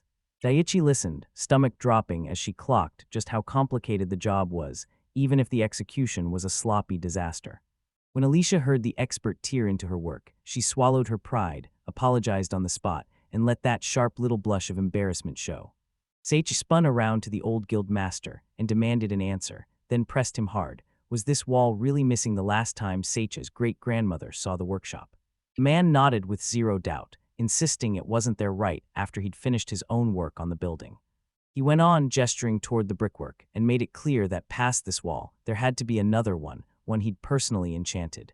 Daiichi pressed his hand against the fake wall and felt the real one sitting about 5 meters deeper, and it hit him like a punch. This wasn't the only barrier. It was reinforced, with a second wall built right in front of the first. His mind sprinted, snapping to the layout, the workshop, that creepy empty spot, and the original wall right behind it. Then he gasped as everything clicked. It wasn't random at all. It was a hidden room. That chilling thought hit, and he spun back to his companions, and the second his jaw wouldn't say it, their faces exploded with shock at the same conclusion. Alicia, though, she just smirked like she'd seen the whole thing coming. Meanwhile, the ex-guildmaster slammed his palm to the bricks, grumbling about that crew job, and right from his hand, a cracked spiderweb unfurled like a warning.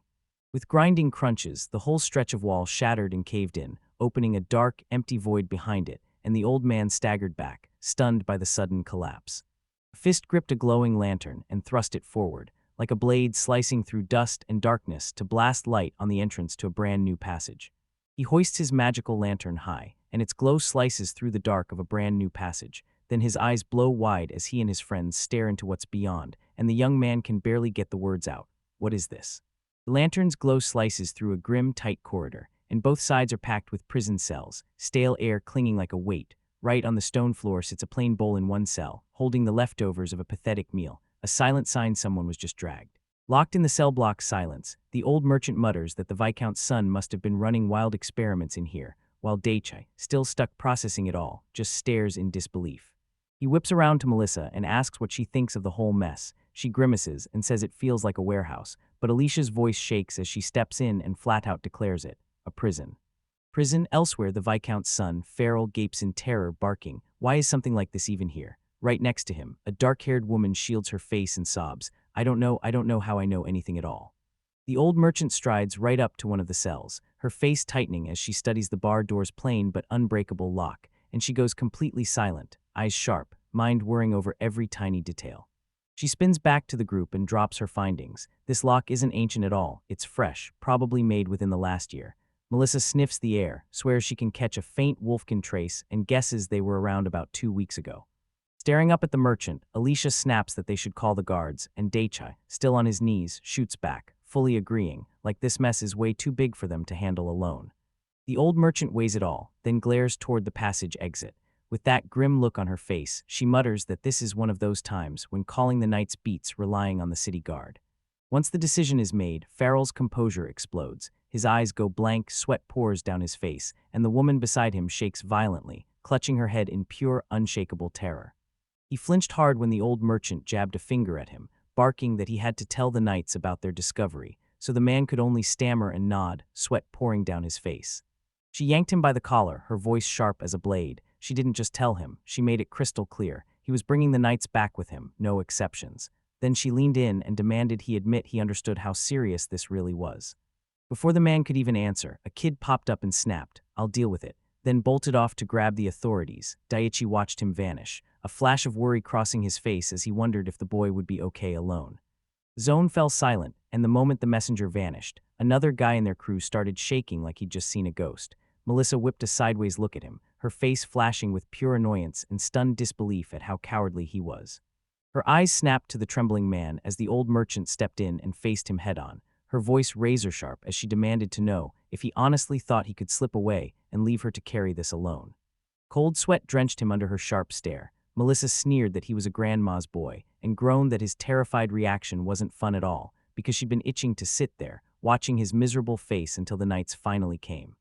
Daichai stared at the storm brewing, shocked that it had spiraled this far. Now the knights were stepping in. He knew the investigation was about to slip from his control, and with it, the one thing he trusted most, his wolfkin sense of smell, felt completely useless here.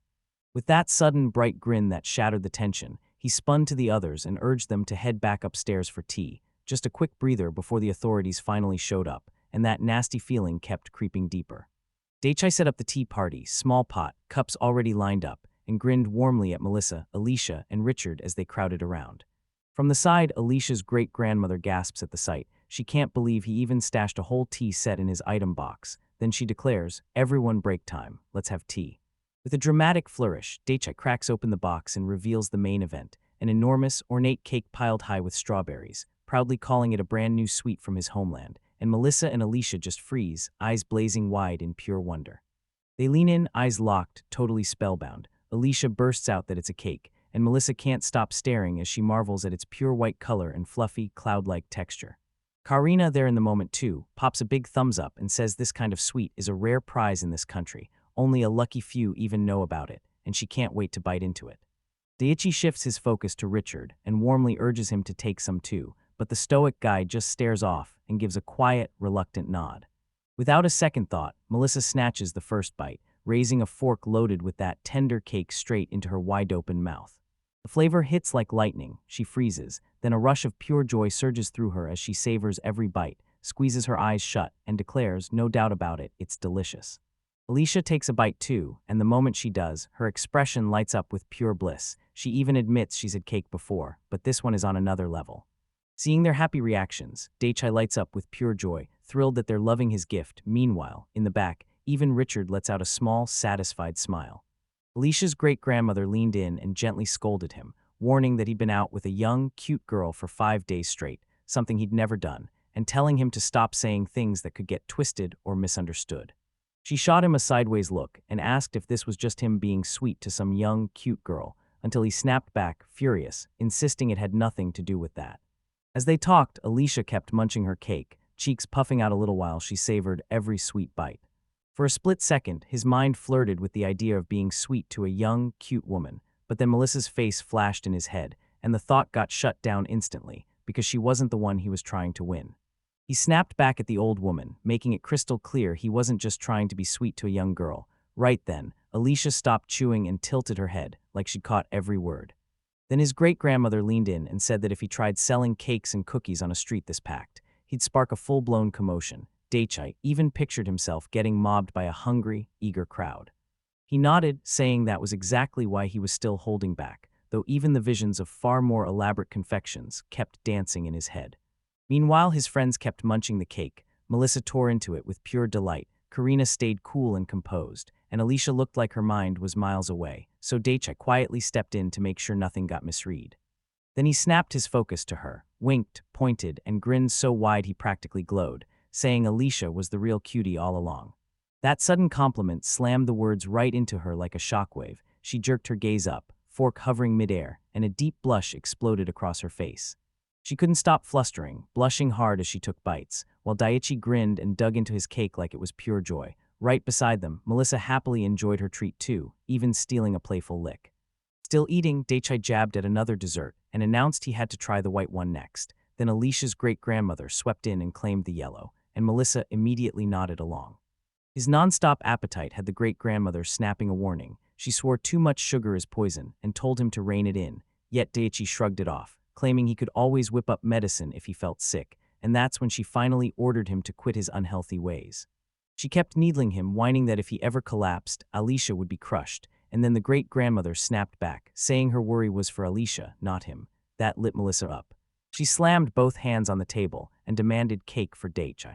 The old woman didn't flinch, she just told Melissa to mind her own business. Daiichi stared at Melissa as she hissed at the old woman, and the frustration hit hard. Just moments ago, she was right on the edge of tears, and now she was totally ready to toss her responsibilities onto someone else. She told him she'd found a place, but if the property was run badly, it could get grabbed as evidence, and she was not about to let that happen. That news hit Alicia like a punch. She froze, eyes wide, shock washing over her face. After a beat of stunned silence, she lifted her teacup with shaking care and took a slow, thoughtful sip. Melissa kept going, cursing the fact that she'd assumed the place was paid off just because the landlord was gone. Then she snapped, "If that's really true, we'll just have to hunt down a new property." Great-grandma shot a sly smile and purred that she'd finally snagged the playmate she'd been craving.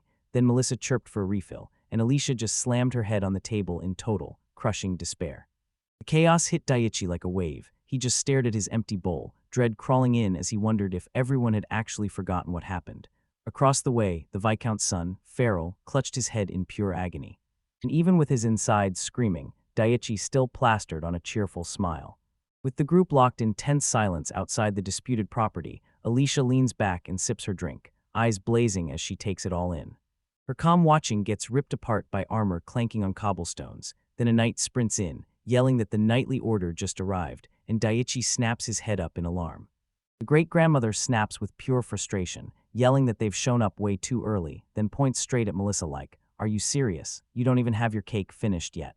Ignoring the complaint about the food, Farrell shoots Daichi a grim look and snaps that he's heading down to the first floor to greet the knightly order. Daichi nods, sober and ready to go with him. Right by the stone entrance, a hulking, heavily armored boot slams into the ground thud, and the order's leaders have arrived. A young man in a white cloak steps forward and introduces himself as squad leader Bradley of the Hazel Grand Knights, then blurts that he forgot to mention something, so Melissa fires back, "What about Viscountess Cecilia?" And the great-grandmother lines in, hanging on every word. He calmly lays it out. Because of her proven skill in alchemy, Cecilia got the title of Viscountess for one whole generation, even though she started life as a commoner, and Daichi's jaw drops at the news. Relief hit like a wave. She finally confessed she'd been terrified that Farrell had sent someone to chase them off, but now she trusted Bradley completely, so she spun around and guided Daichi and Melissa down a flight of stone stairs. As they make their way down, a brutal stone slab grinds shut behind them, slamming the passage closed with a bone-shaking thud.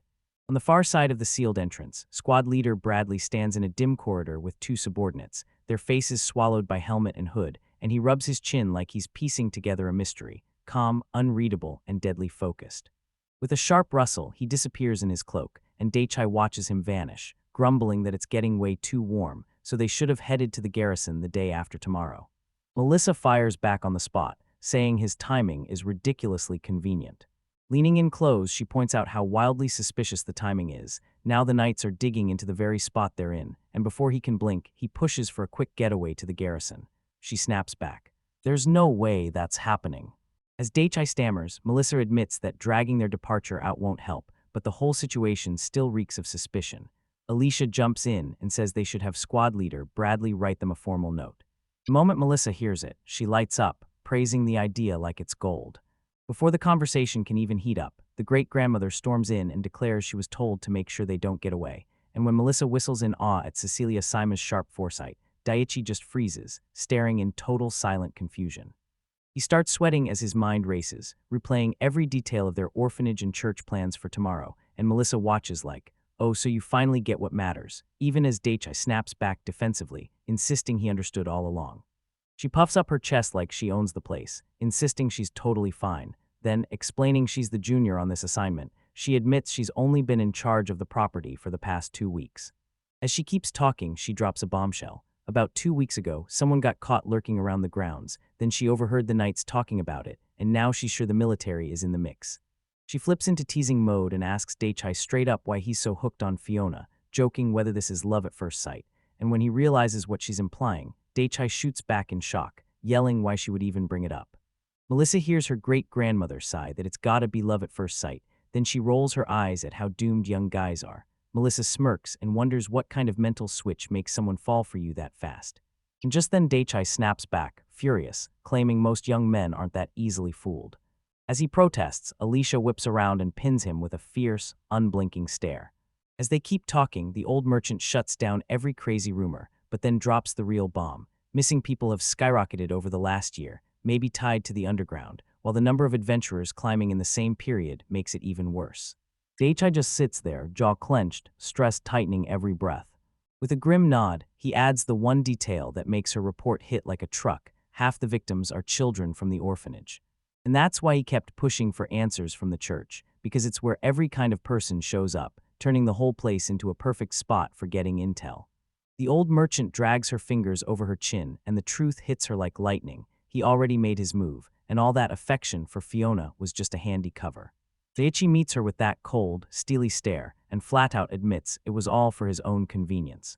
Right then, Alicia snaps in, calling his name, and blasts him for acting on his own without checking with anyone. No wonder they keep teasing him. While Daichi, lurking in the back, quietly plants a tiny listening device, and Alicia ends her whisper with a sincere, low apology.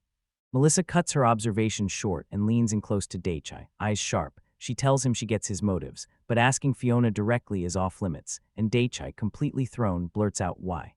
Right before she can even speak, the old merchant blurts out the one detail that changes everything. The disappearances started spiking a year ago, but they'd been creeping up for 2 or 3 years before that. Then she fires the question. Was Cecilia already in town back then?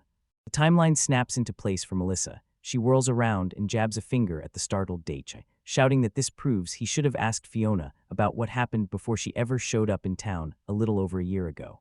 He stammers hard, cheeks burning, blurting out that this is way too sensitive to talk about. Then he drops the bombshell. Fiona is his childhood friend, and she left this exact town with her parents when she was just 10 years old. His composure snaps like glass as he waves his hands to brush it off, cheeks burning with embarrassment, and he blurts that it's hard to talk about grim stuff with a childhood friend. Melissa just stares at his panic, eyes locked on him with wild, deep interest. Knight strides up and rushes out an apology, saying he never meant to eavesdrop, but that it was honestly a great chance. He even shows Daichi a tiny listening device, insisting it's only for testing, not spying, then offers to send someone from the courthouse along to accompany him, because it could really help. Daichi practically leaps at the chance, saying he's got questions for the guards anyway, and he'd be thankful for the company. The knight looks a little stunned by his excitement, but he gives in and agrees. With a nod and a sharp smile, the knight locks it in. He'll ride with Daichi to the orphanage and the church the very next day. Daichi double-checks the plan for tomorrow too, but in his head, he can't shake the fact that this twist is way out of left field. The moment Daichi learns he'll have to team up with that dangerously handsome knight, horror hits him like a sentence, while his companions practically sparkle with excitement at the thought.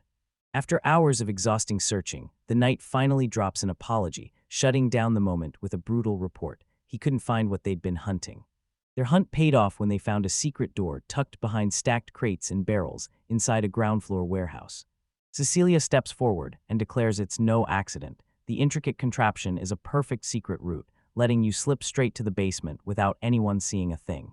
While everyone else missed it, Richard and a former guildmaster quietly watched the hidden door get uncovered.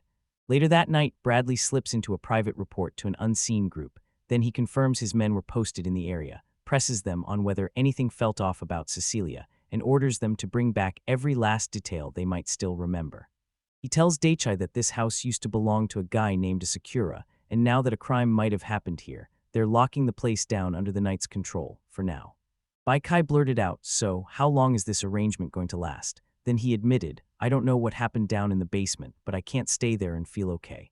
He keeps voicing that gnawing unease, saying that even if he learned every detail, he still couldn't live there with a clean conscience. Bradley just listens, a faint smile tugging at his mouth. Out of nowhere, slick-back hair and a sharp goatee, Klaus cuts in, calls Daichi Asakura-sama, and declares, "I'll set up a new property for you right now." Then he drops the final bomb. The Merchants Guild will foot the bill for his lodging until it's ready. Daichi, completely thrown off, asks if he can pick the inn himself, and Klaus nods, saying the Merchants Guild will take care of all the arrangements. An elderly woman in glasses, the old merchant, plants her hand on Daichi's shoulder and tells him, "Don't fret." She explains that since he's new to the city, they'll line him up with the best lodging they can offer as a stand-in. With a fierce look locked on their face, Klaus redraws their resolve and vows. "Of course, we'll prepare the finest room for you." The old merchant tells Daichi this is going to be a huge help, then pulls him in and says to stay the night at their inn, and once everything's settled, she wants to invite Daichi and Alicia to a proper meal. Daichi glances away and instantly gets what she's really after. He swivels to the old merchant and tells her straight up it's a shame, but he can't take the offer. He's locked in with something already, a prior engagement. The merchant's face falls, and right then Alicia slips in behind her, looking up at Dake. Alicia stares down, her face sagging with disappointment, and she mutters under her breath, "Oh, really?" Daichai really just stood there by himself, gaze distant and face heavy, refusing the dinner invite like it meant everything. Spotting his opening, Klaus swivels to the old merchant and pitches the idea. Since they're already setting up extra facilities for Alicia, they should all sit down for dinner and hammer out everything together. The merchant just looks worn out, like he can't help wondering how many more of these arrangements he's doomed to juggle. He steps in with a polite interruption and tells him, "Thanks, but I'm already staying where I reserved a private room for dinner." The second those words land, Alicia's face crumples, pure shock, like her hopes just got crushed. Right then, Melissa beams and announces that Mr. Sakura is staying at the Camleaf. Klaus and the old merchant freeze in shock, and Klaus immediately realizes that name is a top-tier hotel, way beyond the place he'd been picturing. He stared at the massive building and realized, yep, it really was a luxury inn, and now he couldn't shake the question of whether he even had the right to stay there, especially since the head merchant, Guild, had just introduced. Realizing it, Klaus whips around and snaps his order to Edward, "Run to that quiet leaf spot right now and lock in a private dinner reservation, cost be damned." Edward jolts, then scrambles to obey. He spins back to Daichai and makes a huge promise. The Merchants Guild will pay for every night of your lodging at the Calm Leaf, and they'll even cover everything you've racked up so far. He died and she thanked him for the kindness. Then Melissa stepped up and promised she'd stay his liaison for any problems. With a mischievous wink, she added, "Just tell me if you need a girlfriend." Her bold move instantly horrifies her. Panic spikes in her chest as she realizes finding a place is one thing, but offering herself up as a sacrifice is a whole different nightmare. Klaus is thrilled, pats her shoulder, and tells her that she and Mr. Sakura click in a big way. Then he heaps praise on her as an amazing employee and admits he feels totally confident handing everything to her. Melissa slams her hand down like a gavel and declares, "If I finish this job clean, I'm demanding a special reward." Klaus, grinning like he's already one step ahead, nods and agrees to her terms, swearing he'll get her that promotion if she pulls it off, while Edward, right beside him, deadpans that it sounds like a downright dirty job. Elsewhere, Daichai catches the commotion and can't shake the feeling that something huge is going down with the night squad. In the chaos, Edward waves a written pledge around like his life depends on it, shouting that it needs a signature right now. Klaus signs without hesitation. And Daichai just stands there, completely stunned. Just as his thoughts start to spin, squad leader Bradley whips around with a warm smile and asks if he should call him over. Bradley says he was only trying to cool down the earlier clash and asks Daichi if he's been stuck waiting. Edward jumps in right away, promising Daichi he'll keep everything he saw locked up tight. He keeps going, shrugging off the night's grime like it's none of his business, and saying putting someone as sharp as Daichi on the spot would be a total headache, leaving Daichi staring in stunned disbelief. Meanwhile, Melissa practically crackles with excitement as she declares, "I'm ready to go." Right next to her, a slightly overwhelmed Alicia nods, confirming she'll tag along. Daichi clutches Nike as Bradley's escort party rallies back, and Bradley declares it's time to march to the guard station. Yet Daichi just can't stop himself from warning Nike not to get distracted, with unease crawling in as he keeps staring at these weird new allies, while Edward watches like, does he not realize what's really going on? In the heart of the city, a towering stone fortress looms. This is the local guard station. Inside, Daichai, Alicia, and Melissa sit under a hard stare from a stern official, right in front of the guard captain, whose eyes won't let them look away. Alicia sweeps her eyes across the fancy space and mutters that this interrogation room is weirdly comfortable. With his arms crossed, the guard captain snaps his correction into place. There's no interrogation room here, only a reception area, plain and simple. That blunt statement just leaves Daichai totally baffled. He blurts out, "Why'd you drag us here?" The captain snaps back, "Don't act dumb." The captain's thoughts snap back to the day Dai Kai thrust that letter of introduction into his hands, stamped and sealed for the Lord. In a quick flashback, Klaus leans in and admits to Daichai that he wrote the letter, and Daichai's face lights up, because he'd asked for it just to spare himself the hassle, seeing it as nothing more than an easy formality. Back in the present, the guard leader strides up to his captain and challenges the plan to grab those two from the old incident, saying it's an impossible job. The guard captain glares, saying he can't wrap his head around why those people tried to get arrested with that kind of force. Daichi just sits there, totally stunned, completely lost. The captain cleared the air, saying those two from his past weren't his men at all. He'd only ended up with them by pure chance. So Daichi slammed his fist down and demanded the captain at least rein in his own squad. He kept demanding why they were getting arrested and shoved away like trash, and Daichai snapped back that the captain's own defiant attitude alone was reason enough to fight back. The captain boiled with rage, called their antics a total mockery, and flat out refused to swallow any more insolence from the guards. Even after his outburst, the captain thrust out a gloved hand and told them, straight up, that he'd brought them here to keep them safe, then promised, "If you want, I've got you," and offered his protection. Daichai coolly blurted out, asking if this offer was basically a loan, and the captain's face flickered with relief as he admitted he'd been praying Daichai would read it that way. With a tired breath, Daichai shut the whole idea down and said, "If we can't make the loan, then there's no reason to spin our wheels." He waved off their messy overlap as nothing more than bad timing and told them, "Let's drop it." That tense standoff finally snapped, and the crew was marched into a drop-dead gorgeous room where a towering chandelier stole the spotlight under a soaring high ceiling. Inside, Alicia Flower got called out right to her face. "So you're the successor the Heartland family brags about?" She asked back with a modest bow, then admitted she was still only an apprentice with plenty left to learn, and the guard captain's expression snapped into pure shock. Right then, Guard Commander Aaron strode up and told his subordinate it was time to go, and the flustered captain blurted out a quick apology for holding them up.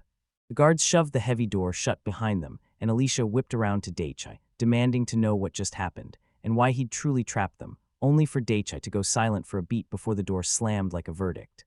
He wheeled on his companions and told them, "We're in the reception room, so I struck a deal with the guards on how we handle criminals." Meanwhile, the captain kept bowing and apologizing to his commander, swearing he'd do everything he could, and Aaron just nodded along flat, calm, and ready, because if things went south, he'd take care of it. He slammed his hand down and screamed at the guard captain, demanding to know what Boyd was thinking, why he'd just hand criminals over to the support division. Commander Aaron stepped in and told Boyd to calm down and finally explain himself. He kept roaring, jabbing an accusatory finger at Daichai, saying Daichai was humiliating the guards and that he'd make him pay for it, while Daichai and his friends just stared, totally thrown off, wondering if the commander meant them. Iren's fury surged, fists clenched, and he snapped that he wanted to know who gave Daichi the right to speak. Then Klaus noted the commander was clearly pissed, but coolly shrugged it off like it wasn't his business. Just as the confrontation hit its peak, the guard captain suddenly lost his footing. He stumbled, slammed backward with a brutal thud, and Aaron's eyes went wide. He was still clutching a tiny pouch while Boyd toppled to the floor. As he fell backward, the captain whipped his arm toward Aaron and screamed that Aaron was headed straight for the chopping block for this, while Daikai and the others just stared, completely stunned, unable to understand what had snapped in his mind. In the middle of the marketplace, Klaus stared down Captain Boy and flat out said Daichai's crew wasn't behind it. Stone's report proved the other side was to blame, so he refused to swallow the accusation.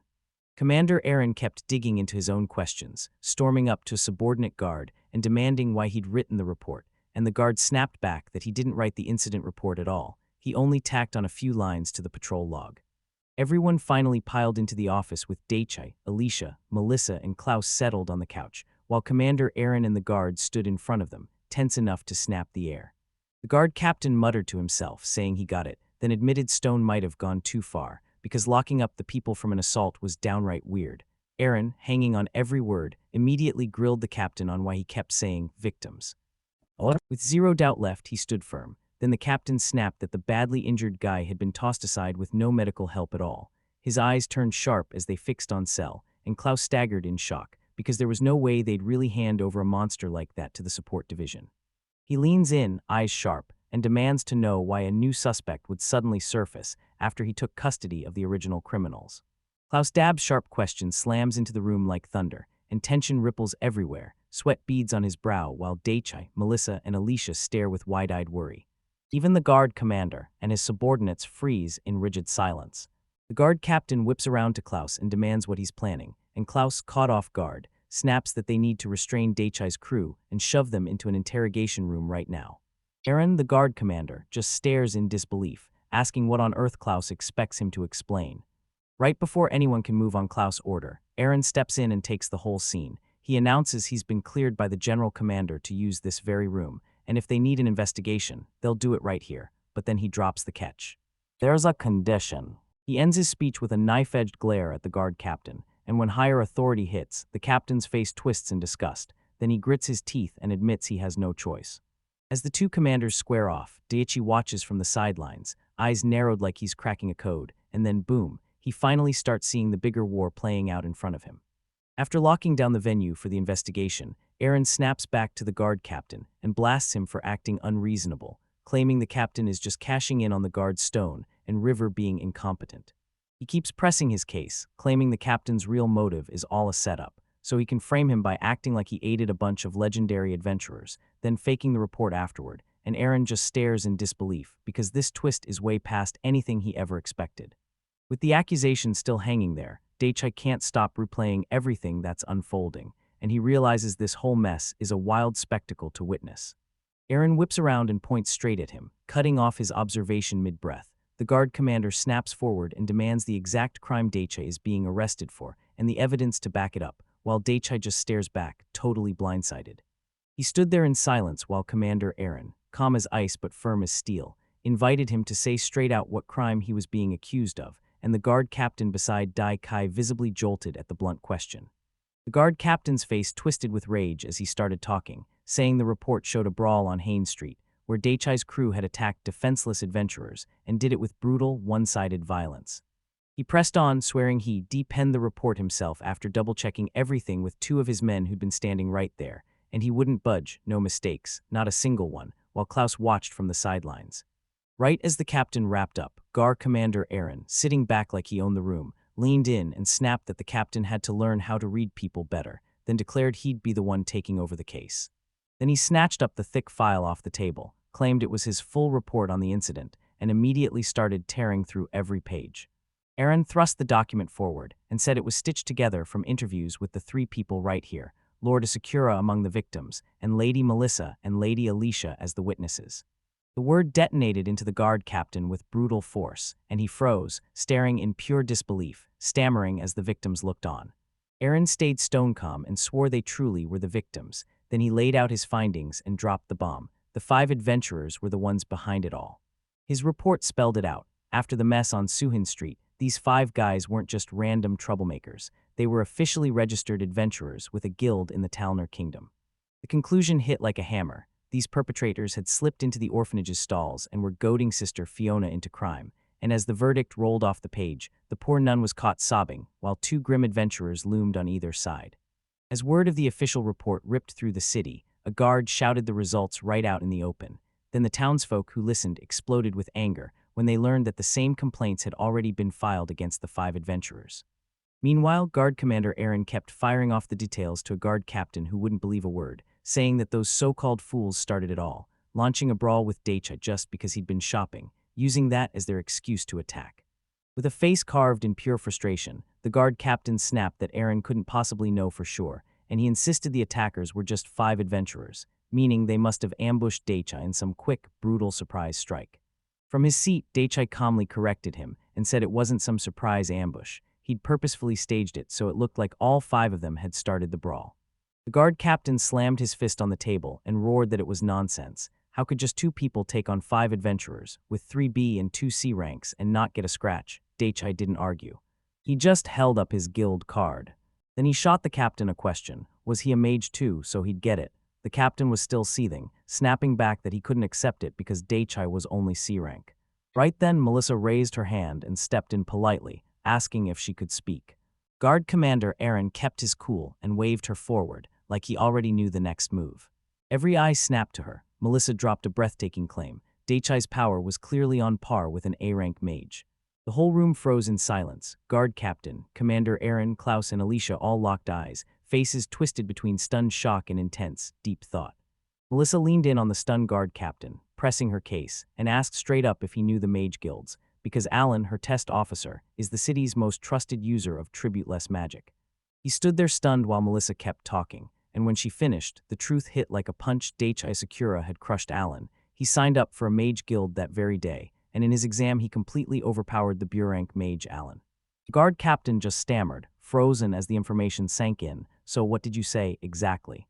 Things got messy fast, and Daichai tried to lay it all out to Alicia, but she only smiled sweetly, her mind soaking up how kind he was. The captain reeled at the bombshell, stammering that he'd never heard a word of it, while Klaus, face fallen, admitted that, with everything that happened, the way this ended was basically inevitable, no matter how hard anyone argued. The captain grappled with the shock, and then Guard Commander Aaron strode forward with a thick stack of documents. claiming they had witnesses and testimony to back every word, before challenging the captain to explain what his disbelief was trying to say. His disbelief snapped into rage, and the captain slammed his palm onto the table, roaring at his subordinates to explain what they'd done. Aaron faced the captain's rage head-on with a steady explanation, admitting that even his own squad thought the whole setup was suspiciously convenient, and that he couldn't believe the adventurers would have attacked first without a real reason. He went on, admitting he'd also bought the adventurer's story about being seriously wounded, and then he hit me with more solid testimony we couldn't just ignore. He described how they slammed into the scene with zero time to scan the situation or collect intel, because the moment they arrived, their only mission was to sprint to the adventurers and pull the injured out before it was too late. The captain pounced on it, his voice dripping with blame, twisting Aaron's own words until it sounded like Aaron was swallowing the witnesses' stories and trying to seize Asakura as the culprit, while he argued the adventurers only got lightly hurt and already slipped away, and Aaron's crew was chasing an arrest of someone who was still temporarily out cold. His commander weighed the sharper blow, silently admitting the captain had a point. Then he snapped his eyes back to the papers and fired off a rebuttal as the counterargument formed in his own mind. He snaps his focus to the two city guards, voice dropping like a threat, and demands they remember what he told them at the scene, because they'd been hunting him for answers just like the other adventurers. The guard captain watches the whole interrogation with a grim, stone-cold face. With his eyes shut and sweat pouring, one guard stays stone-mute, while the other stammers that he knows nothing. The guard gets pushed even harder, question after question, until he blurts out that he was just at that spot grabbing lunch at a nearby food stall, even though he and his partner were supposed to be on break. His partner suddenly remembers, and Daichai hears it too. Right before the mercenaries showed up, one of them bragged about how they could lure an orphan and sell them off, and Daichai stays back, eavesdropping from afar. Huddled nearby, Melissa leans in and whispers to Dai Kai and Alicia that this has to tie to the city's recent kidnapping spree. Then she doubts the guards aren't somehow mixed into it. Back in the interrogation room, the mustached guard yells that he knows nothing, swear by swear he's telling the truth, and that denial flips the guard captain into pure rage. With a thunderous roar, the captain swings his fist and clocks the guard right in the face. As guard commander Aaron grabs his enraged superior and snaps at him to calm down, the furious captain glares at the two terrified men and orders them to brace for a full interrogation, while the other guard, crying now, stammers that he only did what he was told. A tense standoff snaps when a calm voice cuts through the air. Then a young guy in a white cloak steps up, swaying a silver pendant, and asks if he can join the interrogation. The guard captain spots the uniform and sputters that the man is from the Night Order. Then Bradley, the squad leader, snaps back that it's true, saying he'll take command of what happens next. He shifts his calm eyes onto the two guards shaking in fear, then tells them the Night Order is hunting the kidnapping cases, and they'll be hauled into custody tomorrow. He stands his ground without a twitch, while the guard captain snaps that he better know if he's planning to work through the night. Then guard commander Aaron cuts in and insists the answer has to be in by tonight, but the squad leader shrugs it off and says tomorrow morning will be fine. Once it's settled, he whips his focus to Daichai and Melissa, telling them, "You might get questioned later, but right now you're free to go." Melissa blinks, clearly thrown off by how fast the whole thing turns. Shaiichi freezes for a beat, eyes sharp, then fires off a crucial question: where are the adventurers they captured? Aaron, the guard commander, gets caught completely off guard by his question and snaps around with sudden concern on his face. The guard captain won't meet anyone's eyes. Sweat drips down his temple as he swallows hard and admits in a low voice that he released them. That admission detonates rage in Aaron's chest. He grabs the captain by the uniform and screams for him to get wanted posters up immediately. Daichai's group finally tears itself away from the guard post, sprinting off as the chaos behind them rages on. He lets out a heavy sigh, admitting he's wiped out. Melissa nods, saying the trip had to be done, but it also feels like it cracked open trouble they didn't ask for. Daichai can only agree. As Melissa steps up to announce she's coming back to the guild and filing a report, he and Alicia watch in tense silence. Then Melissa turns and fires a question straight at them about their own plans. Daichai grins and pitches a hotel dinner, buzzing for a calm, classy night ahead. Alicia lets out an excited gasp, but Melissa trails after them with an unmistakably unimpressed look. One day during training, Daichai's got the rug yanked out from under him when Karina lands a brutal hit. His eyes go huge, shocked, speechless. This round gets brutal fast. Wooden blades slam together nonstop as he scrambles to parry Karina's relentless onslaught, his face twisted between raw effort and full-blown panic. That hit lands with brutal force and sends him stumbling back, hard, Karina, totally unshaken, just calmly tells him that ever since they rolled into Kafna, she's been drilling him in basic swordsmanship every single morning. She drops onto the ground, wiped out, and snaps that his sword skills still leave a lot to be desired. Then she shrugs and admits it might not matter, because his non-elemental magic and one-of-a-kind abilities could carry his swordsmanship anyway. Frustration spikes through him, and Daichai slams his fists into the dirt, vowing he'll find a way to make Karina finally admit defeat, while Jeffrey, in the background, shrugs and tells everyone it'll be a piece of cake. She hauls his companions close and lays out the plan. First, pin her to the wall, then snap a sharp jab right into her chin. Karina hears it all and her irritation keeps climbing. Frida sharpens the technique on Jeffrey, thwacking his chin while Daichai watches like a hawk, making sure that hit lands exactly where it's supposed to.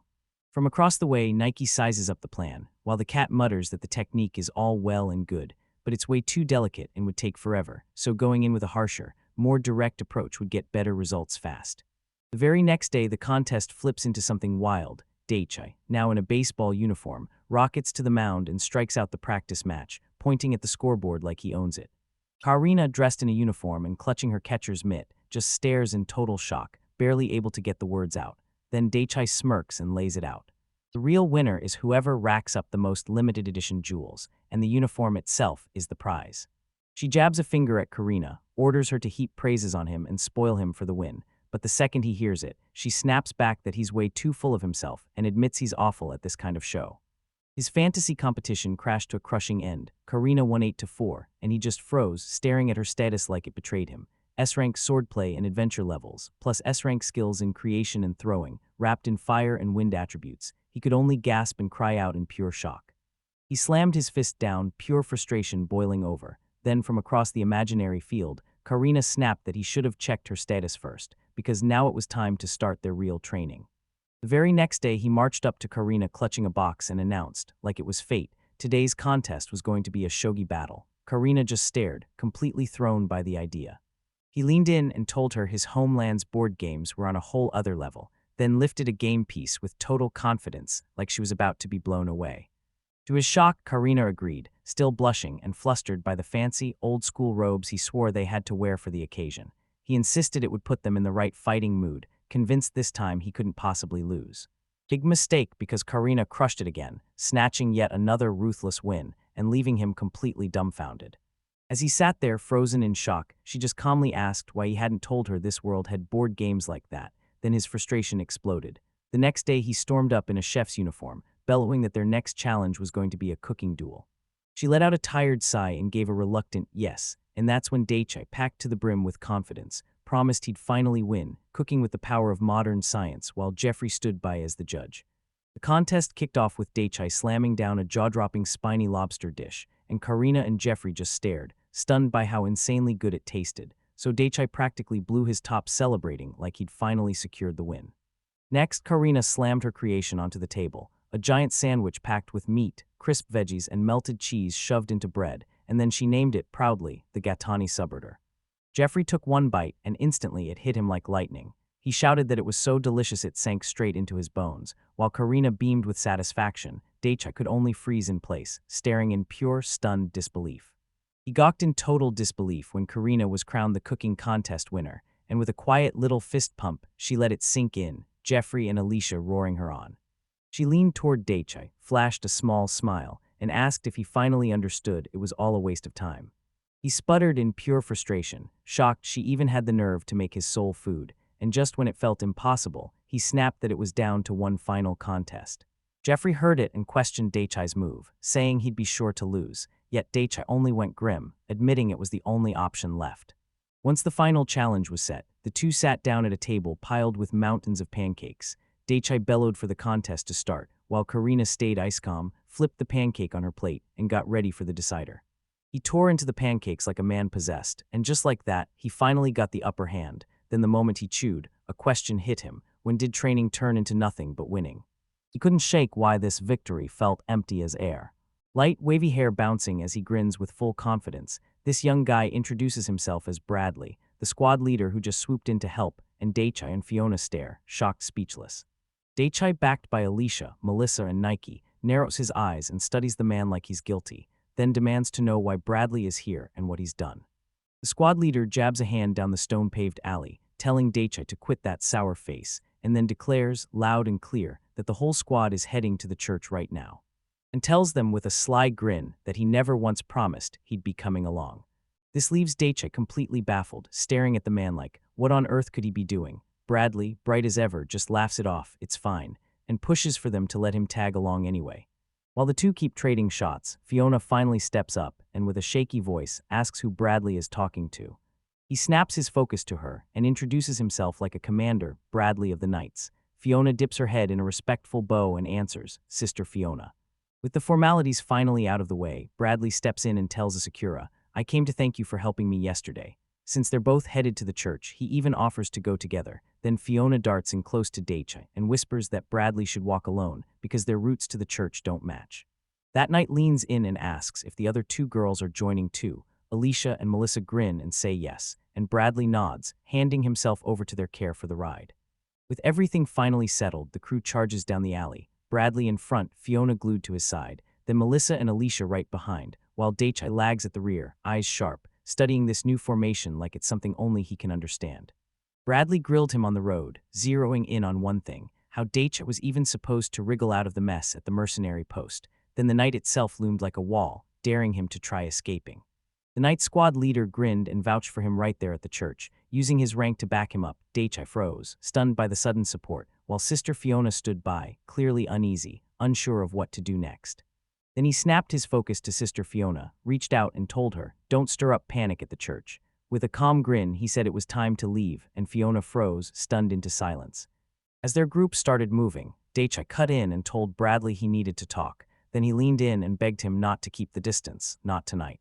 He demanded to know whether Bradley had run into the adventurer's stone and the river right after the interrogation, and Bradley confirmed it, then said his own two men were already hunting them down, before pushing one more question. Was Daichi talking about the adventurers tied to that recent incident? Anime's got the scoop. Those adventurers are totally pocketing bribes, either turning a blind eye or helping run the illegal stuff, and he shrugs it off like it's just a simple move that somehow works. Daichi pushed harder, demanding to know if it was just those two who took the bribes, and Bradley snapped back, telling him their squad leader and over 10 more men, all named on the list, were already dragged into custody by the guards. With a cynical edge, he sighed that it was a real shame they hauled away 10 corrupt guards, then locked eyes on Bradley to watch how he'd react. Bradley then finally cracked and spilled the truth. He was the one who let the adventurers go, not for any secret intel, but because he'd been watching their every move. Daichi nodded along, saying nobody even caught the illegal smuggling until now. Bradley's face lit up as he declared, with you on board, Daichi, we can wipe out the mercenaries' whole operation and grab every last bit of their money. He kept staring over the city, trapped in thought, buying out adventurers with a mountain of cash and sliding mercenaries in without a single soul noticing wasn't some easy job, and the real question hit him hard. Who was bankrolling them with that kind of money? He kept driving the point home, painting the operation's size with a punchy example, so massive it could pull in forces like the Tarnet Kingdom's heavy infantry. Daichi leaned in, face stone serious, while Nike sat high on his shoulder. Alicia cut in fast, saying even we adventurers still only know a little more than the guards, and she stared at Bradley like she could read his soul, figuring out exactly what he was plotting. Daichi changed the topic and reminded him he was also relying on the Sakura Mansion basement investigation, then pressed him for a straight answer. When would he get the house back? Bradley shrugged and said the Merchants Guild was paying for their lodging, so it wasn't a problem. Then he pressed Daichi, still itching for his own home and shop. Daichi nodded hard, insisting that was exactly what he wanted, and that answer immediately dragged his mind back to Sakura, the merchant. Then he dropped the gut punch, turns out the perfect place, the only one that fit every requirement and was big enough for Alicia and the others, was off the table now, and there was no other property that could truly work. Bradley abruptly changed the subject and blurted that Alan had told him something. Daichi, thrown off guard, snapped, "Wait, what are you talking about?" He said it was all about the Majors Guild registration exam, then leaned in and couldn't help but ask, why did Daichi go out of his way just to hear his story? Bradley brushed it off like it was nothing, then admitted he dragged Jeffrey into cooperation again and again, even though it went against every bit of his reluctance. While in the background, Jeffrey kept grumbling, and Daichi stared in shock at this sudden connection. He leaned in and said his confidence was rock solid, because he knew Jeffrey's power inside and out. Then he dropped the truth. Jeffrey's a top-class mage in the country, and the only catch is that he specializes in non-attribute magic. Daichai was so flustered by all that praise that he blurted out it was a complete exaggeration to call him top class. He told Bradley that Alan had watched him slice clean through iron, and that alone was proof enough to stamp him as a C-rank mage, no brawl needed. Melissa jumped in right after, saying it was honestly too convenient. Hearing that, Bradley leaned in like he was about to interrogate him, eyes blazing, and demanded to know whether Daichi really had spoken to Alan. That question yanked Bradley straight back to his talk with Jeffrey, because Jeffrey once swore he'd never even heard a single rumor about a mage who could slice clean through a wooden sword support pillar like it was nothing. Back in the present, Bradley admitted he had no clue that such a mage even existed. Then he hit Daichai with a jaw-dropping question. Could he be an A-rank mage, not some C-rank nobody? He paused and wondered, admitting that back in his homeland, he barely ever left his mansion, so he never really had a chance to see how his powers stacked up against anyone else. Lansing leaned into his companions and admitted it straight up. Because of all this, he honestly had no idea where his own power even belonged. Bradley swore that if his hunch was right, Daichi had to learn exactly what he could do, no more guessing. Then he whipped his head to Alicia and said she felt it too, catching her totally off guard. Fidgeting, Alicia finally blurted that she had a thought, but before it could land, Bradley yanked the conversation back to the Sanus trial, pressing Daichi with one sharp question. Did you cause how it turned out? Daichi just stared, baffled. Right before he could even speak, Melissa blurted with blazing excitement and pointed straight ahead. Off in the distance, a towering church with a tall steeple stood above the forest, and she declared that was where they were going. When Melissa burst in, all fired up, she insisted they should greet the priest first before heading on to the other orphanage. Daichi hides his blushing face with one hand, clutching a fork in the other, and as he digs into the most rustic, rough-edged meal imaginable, he snaps out a complaint about how crude it is. As he settles in with his companions, Melissa blurts out that she had zero clue about this orphanage, then explains that most places in town are actually pretty well funded, except the one sister Fiona runs, which is brutally different from the others, and the kids inside. She looks worried because they're in a truly pitiable state. Byron, the city they landed in, was the giant commercial heart of the nearby kingdom, ruled as Denali territory, and it poured serious money into orphanages, only the royal capital outspending it. Even with that huge funding, the truth still hit hard, because they didn't have a clue what the real numbers were, but one thing was obvious. The orphanage kids were stuck in clothes far cheaper and poorer than what other kids in the city wore. As he chewed that looming discrepancy gnawed at his thoughts, and he realized something wild. Out here, for orphans like them, being healthy and actually getting enough food wasn't normal. It was a miracle he'd never dared hope for. Melissa's explanation hit like a cold slap. She said the kids from the other orphanages didn't carry Daisy House's bright, cheerful spark. They stayed listless and shut down. Like any warmth they might have shown adults had been snatched away and crushed fast. She let out a heavy sigh, and the depressing vibe rolled right out to the whole staff too. Daichai's stomach sank when he saw the report. He got why little kids needed care, but he couldn't wrap his head around how there was zero adult staff in sight. He remembered nearly 10 orphans being left to work on their own, and not a single clue about where they were supposed to end up. Something about the whole setup felt wildly, deeply wrong.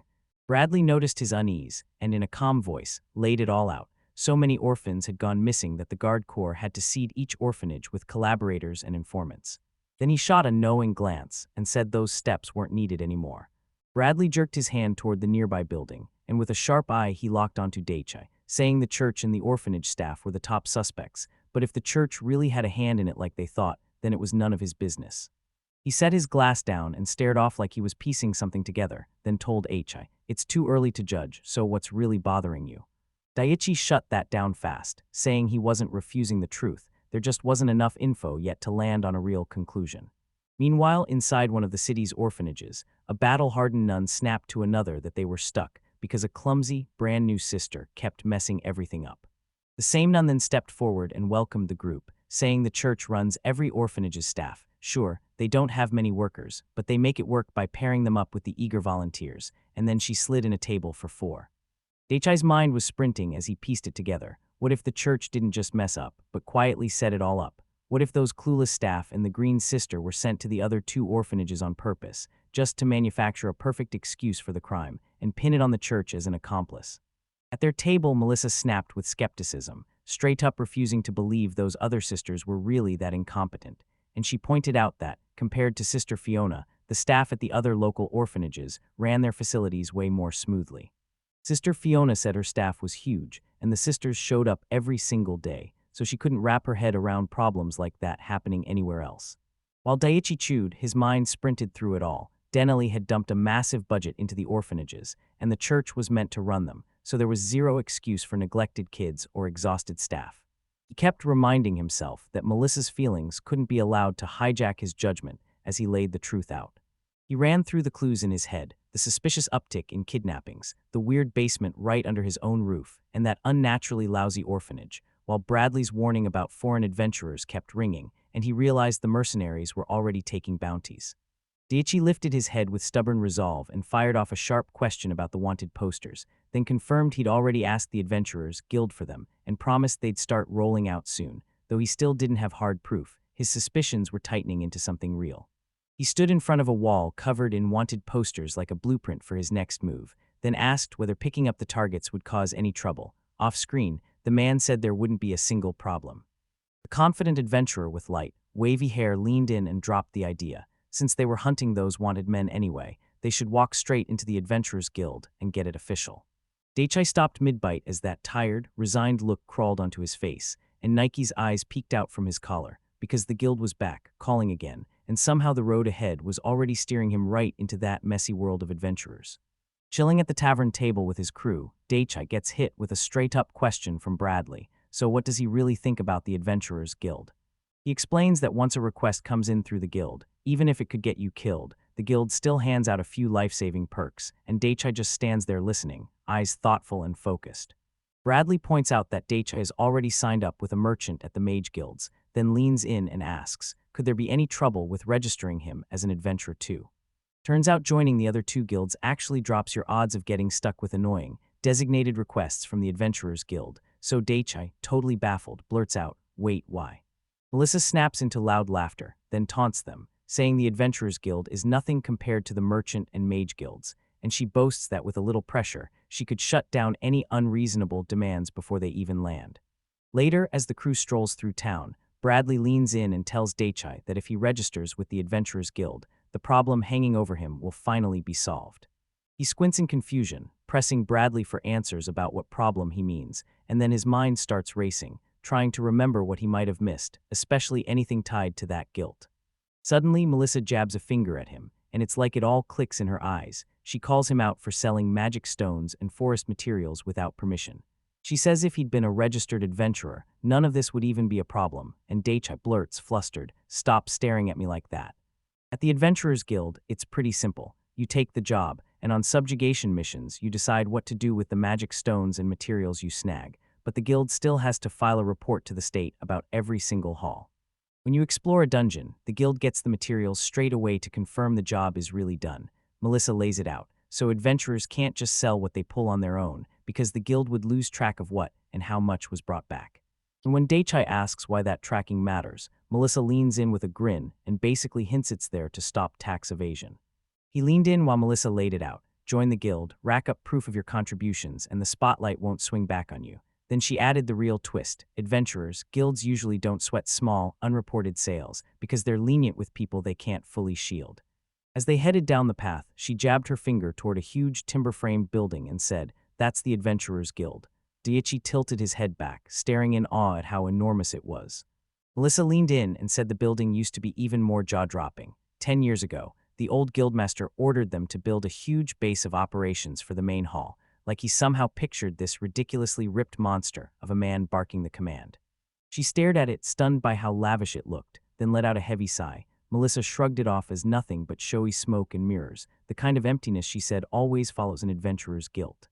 The massive doors groaned as Daiichi pushed inside, and right then Melissa leaned in to tell Alicia, low and serious, that even if they didn't care about the interguild rivalries, they still needed to watch their backs, because other people definitely did.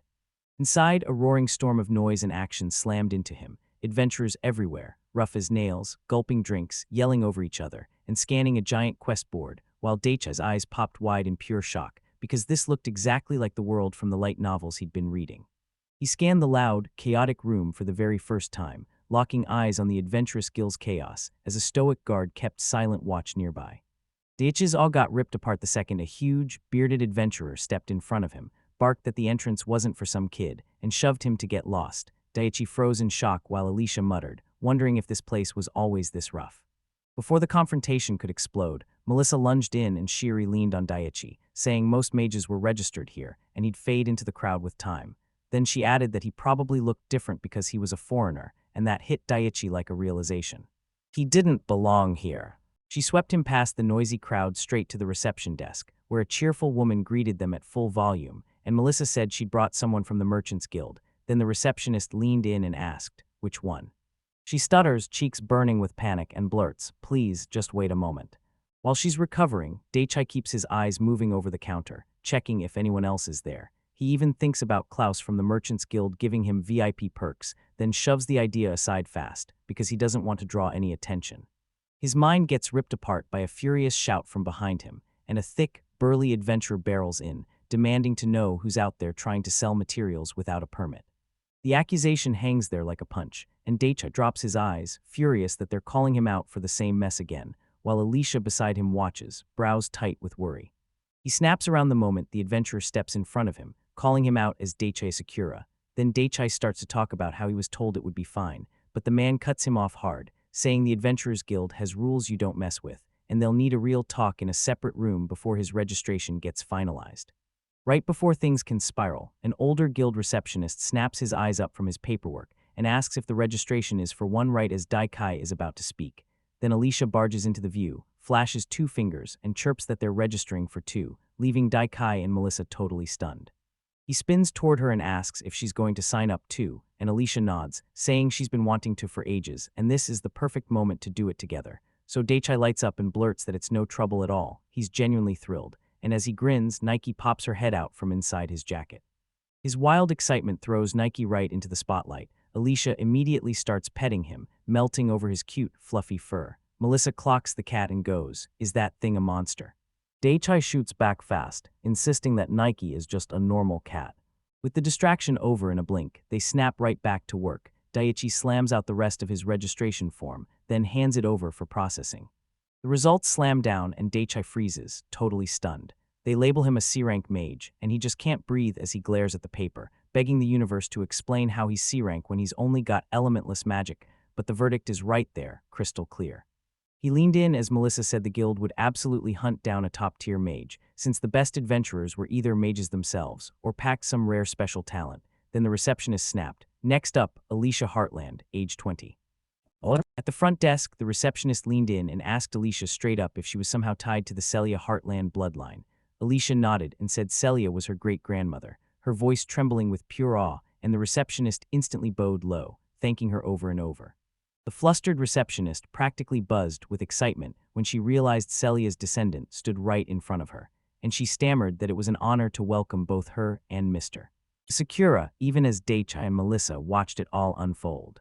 She stared down at the registration paper, eyes popping wide with pure disbelief. Then she snapped, "A B-rank mage," and shouted Daichi's name, apologizing for the flare-up right after, asking if it really was true, and Alicia calmly nodded, confirming every word. Overwhelmed, the receptionist thanked them again, promised she'd process both registrations right now, then told them to hang tight for a second, before she bolted off to handle it. While they waited, Daichi couldn't stop staring. Alicia's mage rank was sky-high. Melissa leaned in and said most mages only register after they join the guild, but pulling off a mid-rank or even D-rank or higher and still registering. That's insanely rare. She kept going, explaining that the guild even gives special breaks to mages below E-rank, so they can hit higher results than adventurers with no magic at all, and then she admitted they're actively hunting for recruits, especially mages and priests. Daichi mulled it over, and the worry hit him fast. This could spark serious tension between magic users and the non-magic crowd. Melissa snapped him out of his wrong idea and told him straight, the guild doesn't just slap mage on anyone's name, it draws a hard, absolute line between the ones who can cast magic and the ones who can't. She pointed out the guild's pyramid. Down at the base were the regular adventurers split into fighters and gatherers. Higher up stood the lower-ranking mages, and right at the summit, the mid-rank and above mages got preferential treatment. He took it in, brow knotted tight, then blurted out the question, like the Mages Guild, does the Adventurers Guild make you pass a test to prove you can fight? Melissa grins and flat out confirms there's a real combat trial. Then Alicia's eyes go wide and she stammers, asking why anyone would even need something like that. He can't make sense of her reaction, because just yesterday she was on the front lines battling the king apes and then even went toe-to-toe with thugs. With her face heavy and her voice shaky, Alicia admits she's been hesitating. Yeah, she's fought monsters before, but it only happened because Daiichi was right there. Alone, she'll be honest, she's not that good, and she can only hold her ground if she's playing the support role. The receptionist shoots them a reassuring smile, insisting a quick burst of attack magic will do the trick. Right then, Sister Fiona, a woman dressed in a nun's habit, strides up to the counter and announces she's back. She swivels toward the pair and tells them the next step is a combat trial in the training grounds. Daiichi immediately blurts out whether that means they'll go head-to-head with an examiner in a one-on-one match. Before Fiona can even answer, some furious adventurer explodes, yelling at them to quit messing around, saying that with a B-rank warrior and a C-rank mage, nobody in their right mind would dare challenge them in a mock battle. Alicia flinches at the shock of his outburst. The man keeps roaring, demanding to know where they think they're headed, and insists he needs to talk business right now, since their application is finally done. Daiichi whips around to face the interruption. Fiona meets Lodi's fury head-on, calls him Lodi-san, and calmly tells him that Daiichi and Alicia are still stuck in the middle of their application, and they're already on their way to the combat trial. Lodi hangs on every word, and for a moment, his rage finally slips. Lodi's fury snaps back in seconds. He brushes off the whole problem and vows he'll pick the examiner himself for their mock battle. Then he snaps at Fiona to hurry them to the training grounds. Flustered, she obeys without a second thought. The adventurer glares at Daiichi, ordering him to brace himself for the examiner he picked, and Daiichi, unshaken, just flashes a smile and asks politely for a gentler hand. With a confident, almost mocking grin, he taunted his unseen opponent to go easy. Then, over his shoulder, Alicia and Melissa watched in tense, worried silence. Lodi snapped his back to him, strode down the corridor, and flat-out warned Daiichi not even to think about running. He wasn't running. Daiichi cracked his knuckles and declared his move. First, he'd crush the examiner, then Alicia cut him off with a panicked shelf. She snapped back hard, yelling that Lodi was the one to blame, not the examiner, and she warned the guild couldn't afford to lose an examiner to an injury. Then she even admitted the ugly idea. If the end result was the same, maybe he should just go beat up Lodi instead. Just then the chosen examiner showed up, 3 tough adventurers in formation, led by the intimidating Captain Jeffrey. Then they marched into the courtyard like they owned the place. When Daiichi finally saw the trio, confusion hit him. Why were there 3 here? Lodi stepped in and snapped the truth into place. This was a 2v1 trial, and only Daiichi would be fighting. Alicia snapped in protest right away, insisting she'd never even heard of a 2-on-1 exam, while Lodi, his patience warned Finn, spun around and thundered at her to shut up. Ignoring the chaos, Captain Jeffrey spun to one of his companions, a mustached woman, and demanded to know Daiichi's combat experience, because he needed her judgment to pin down just how brutal the trial should be. He spoke for himself in a calm tone, saying he'd fought one real anti-personnel battle against bandits, and that he'd taken care of a few local thugs too. While another examiner, long, light-haired, and smug as ever, snorted and said it wasn't much, Daiichi snapped back that the clueless always talk nonsense. But the examiner barely heard him, already drifting into fantasies of how much he could rake in from whatever magic stones or materials Daiichi might have. Daiichi calmly tells Melissa that it's not weird for a loyal adult guild member to blow up, because his bond to the guild runs deep, while in the background Lodi erupts, furiously yelling at Daiichi, demanding to know what he's saying and accusing him of breaking the rules. The arrogant examiner snaps at Lodi to calm down, while the scarred veteran pushes in, trying to steal his focus and grilling him on what he plans to do against that monster opponent. Daiichi barrels on with his report, brushing them off and claiming he wiped out dozens of king apes, then practiced magic in a nearby forest, fighting goblins and orcs to prove it, and Melissa snaps back in pure shock, yelling that she can't believe it. His casual claim detonates in the room. Examiners and opponents alike freeze, staring at him in stunned disbelief. Lodi's booming laughter snaps the silence as he calls the whole thing an outrageous bluff. Then he shoves Daiichi forward, stop stalling and get on with it. But the scarred veteran won't let it go, leaning in for every detail and grilling him on how he somehow wiped out the king apes. Calm as ice, Daiichi strides up to the withered tree, reaches into the branches, and yanks out a brittle, dry twig. He tells them he pulled it off with his body, boosted it with strength, and sealed it with magic, then proves it by slapping the tree trunk with a pathetic twig that instantly snaps off a hunk of wood.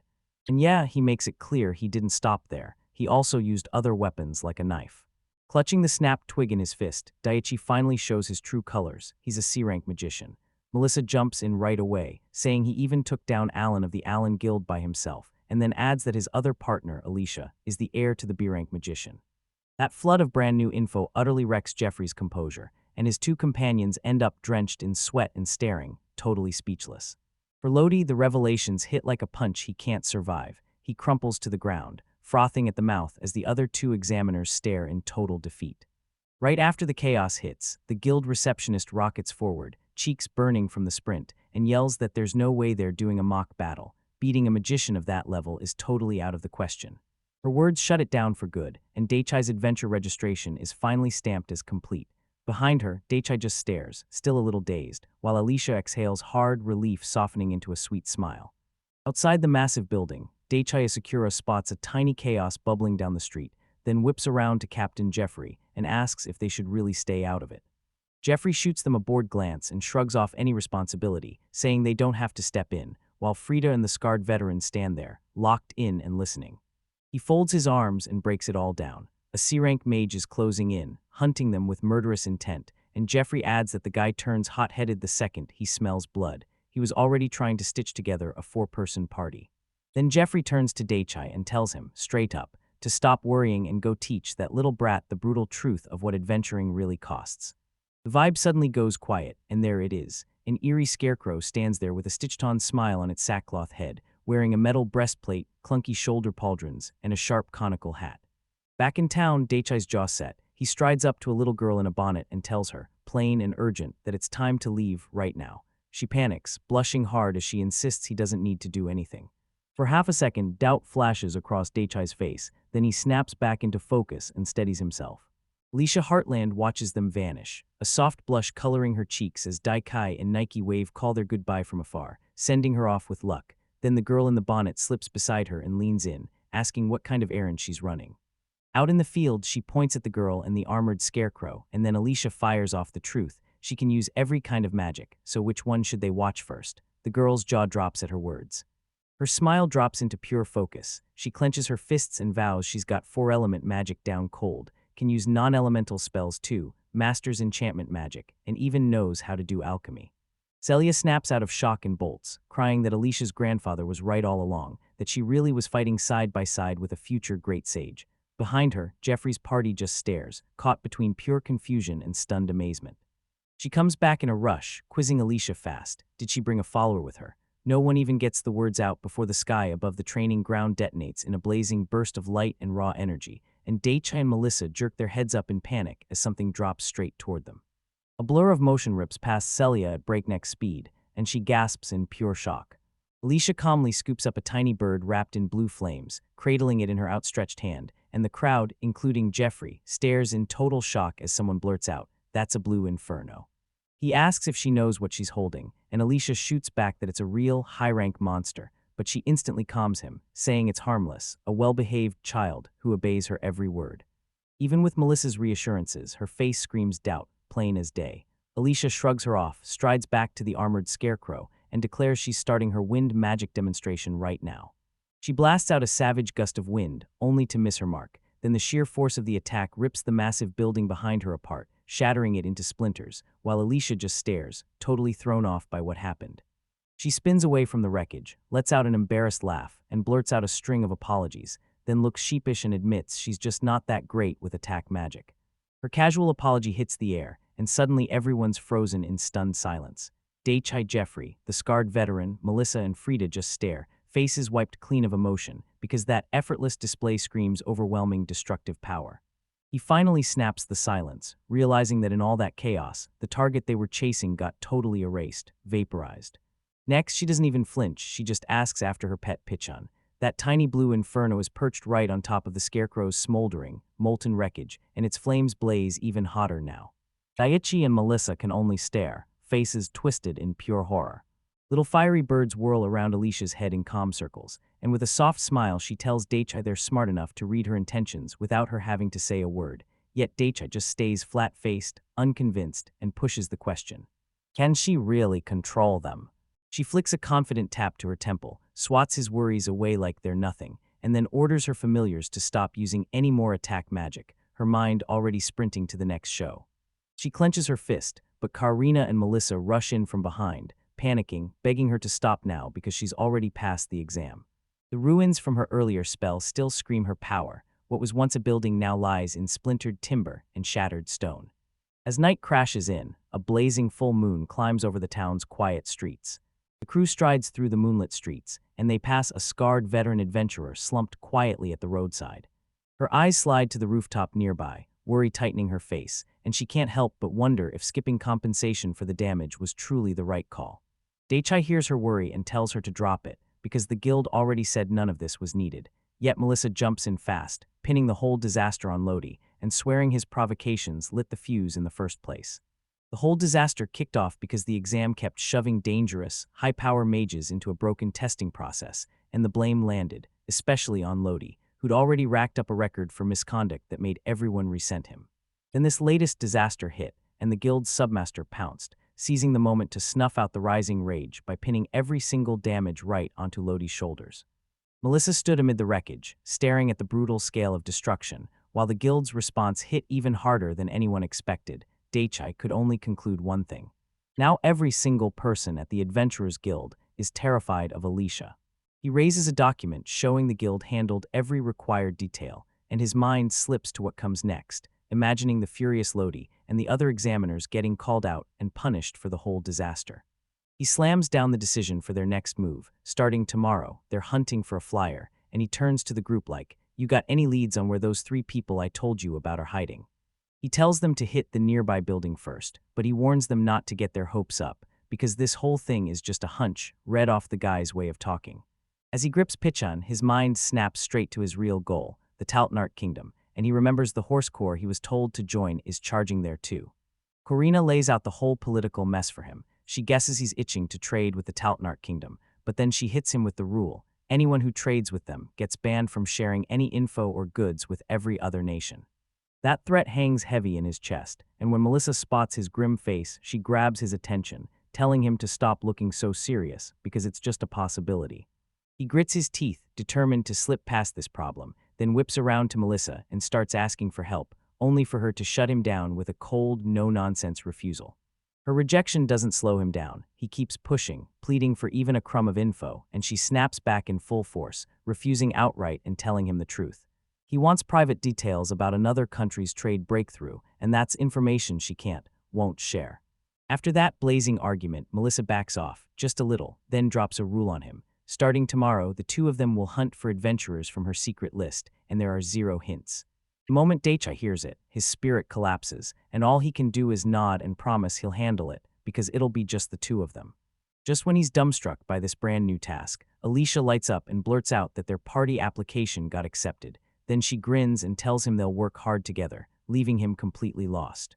Daikai drops to the ground as Alicia lays out the whole mess. She admits she got swept up, and hungry to snag that golden head subjugation quest, she pulled the other Alicia into their party and led them into a deadly region. Right beside them, Pai-chan's fuming, because Daikai totally ignored the diagram meant to clue him in on how to show him. He argued that it was way too dangerous for him to show up alone, especially not with her by his side. Alicia snapped back, annoyed that she wasn't letting him go by himself. With a grin bright as a spark, she insisted Pei-chan would have his back perfectly. Daichai just stared off in frustration, muttering that Pei-chan was exactly why he'd been worried in the first place. Daichai tried to come up with an excuse, but Melissa cut him off the second she stepped into the doorway. He shot back that he'd go if Celia obeyed and if he had permission, but Melissa shut that down cold. Alicia insisted she was an adult too, and Melissa only nodded, that knowing smile saying she'd already clocked the stubborn resolve. As the sun dipped toward the horizon, its golden glare stretched eerie long shadows from the stone tower, signaling day was slipping into night.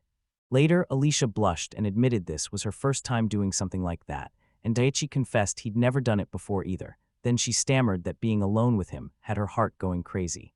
Their chat died down the second they reached the overlook, and there it was. Below them, the slum district sprawled in grim silence, packed with worn-out buildings under a sky turning darker by the minute, while Nike stayed perched on Daichai's shoulder like nothing could rattle it.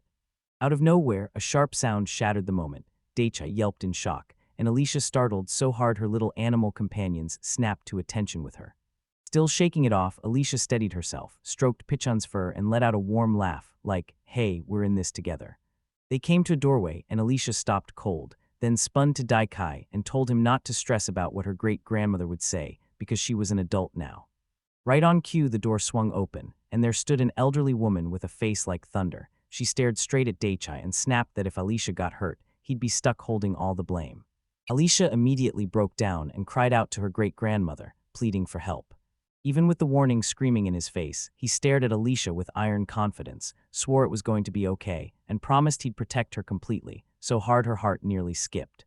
He and Alicia pushed into the slum district, where crumbling stone walls and battered buildings loomed like they'd collapse any second, and wanted posters slapped onto a broken wall proved just how lawless this place really was. Before long, they stumbled on a bunch of men packed around a table. Daichai flashed a cheerful greeting and slid up to one of them, a long, dark-haired guy who stared at them like trouble.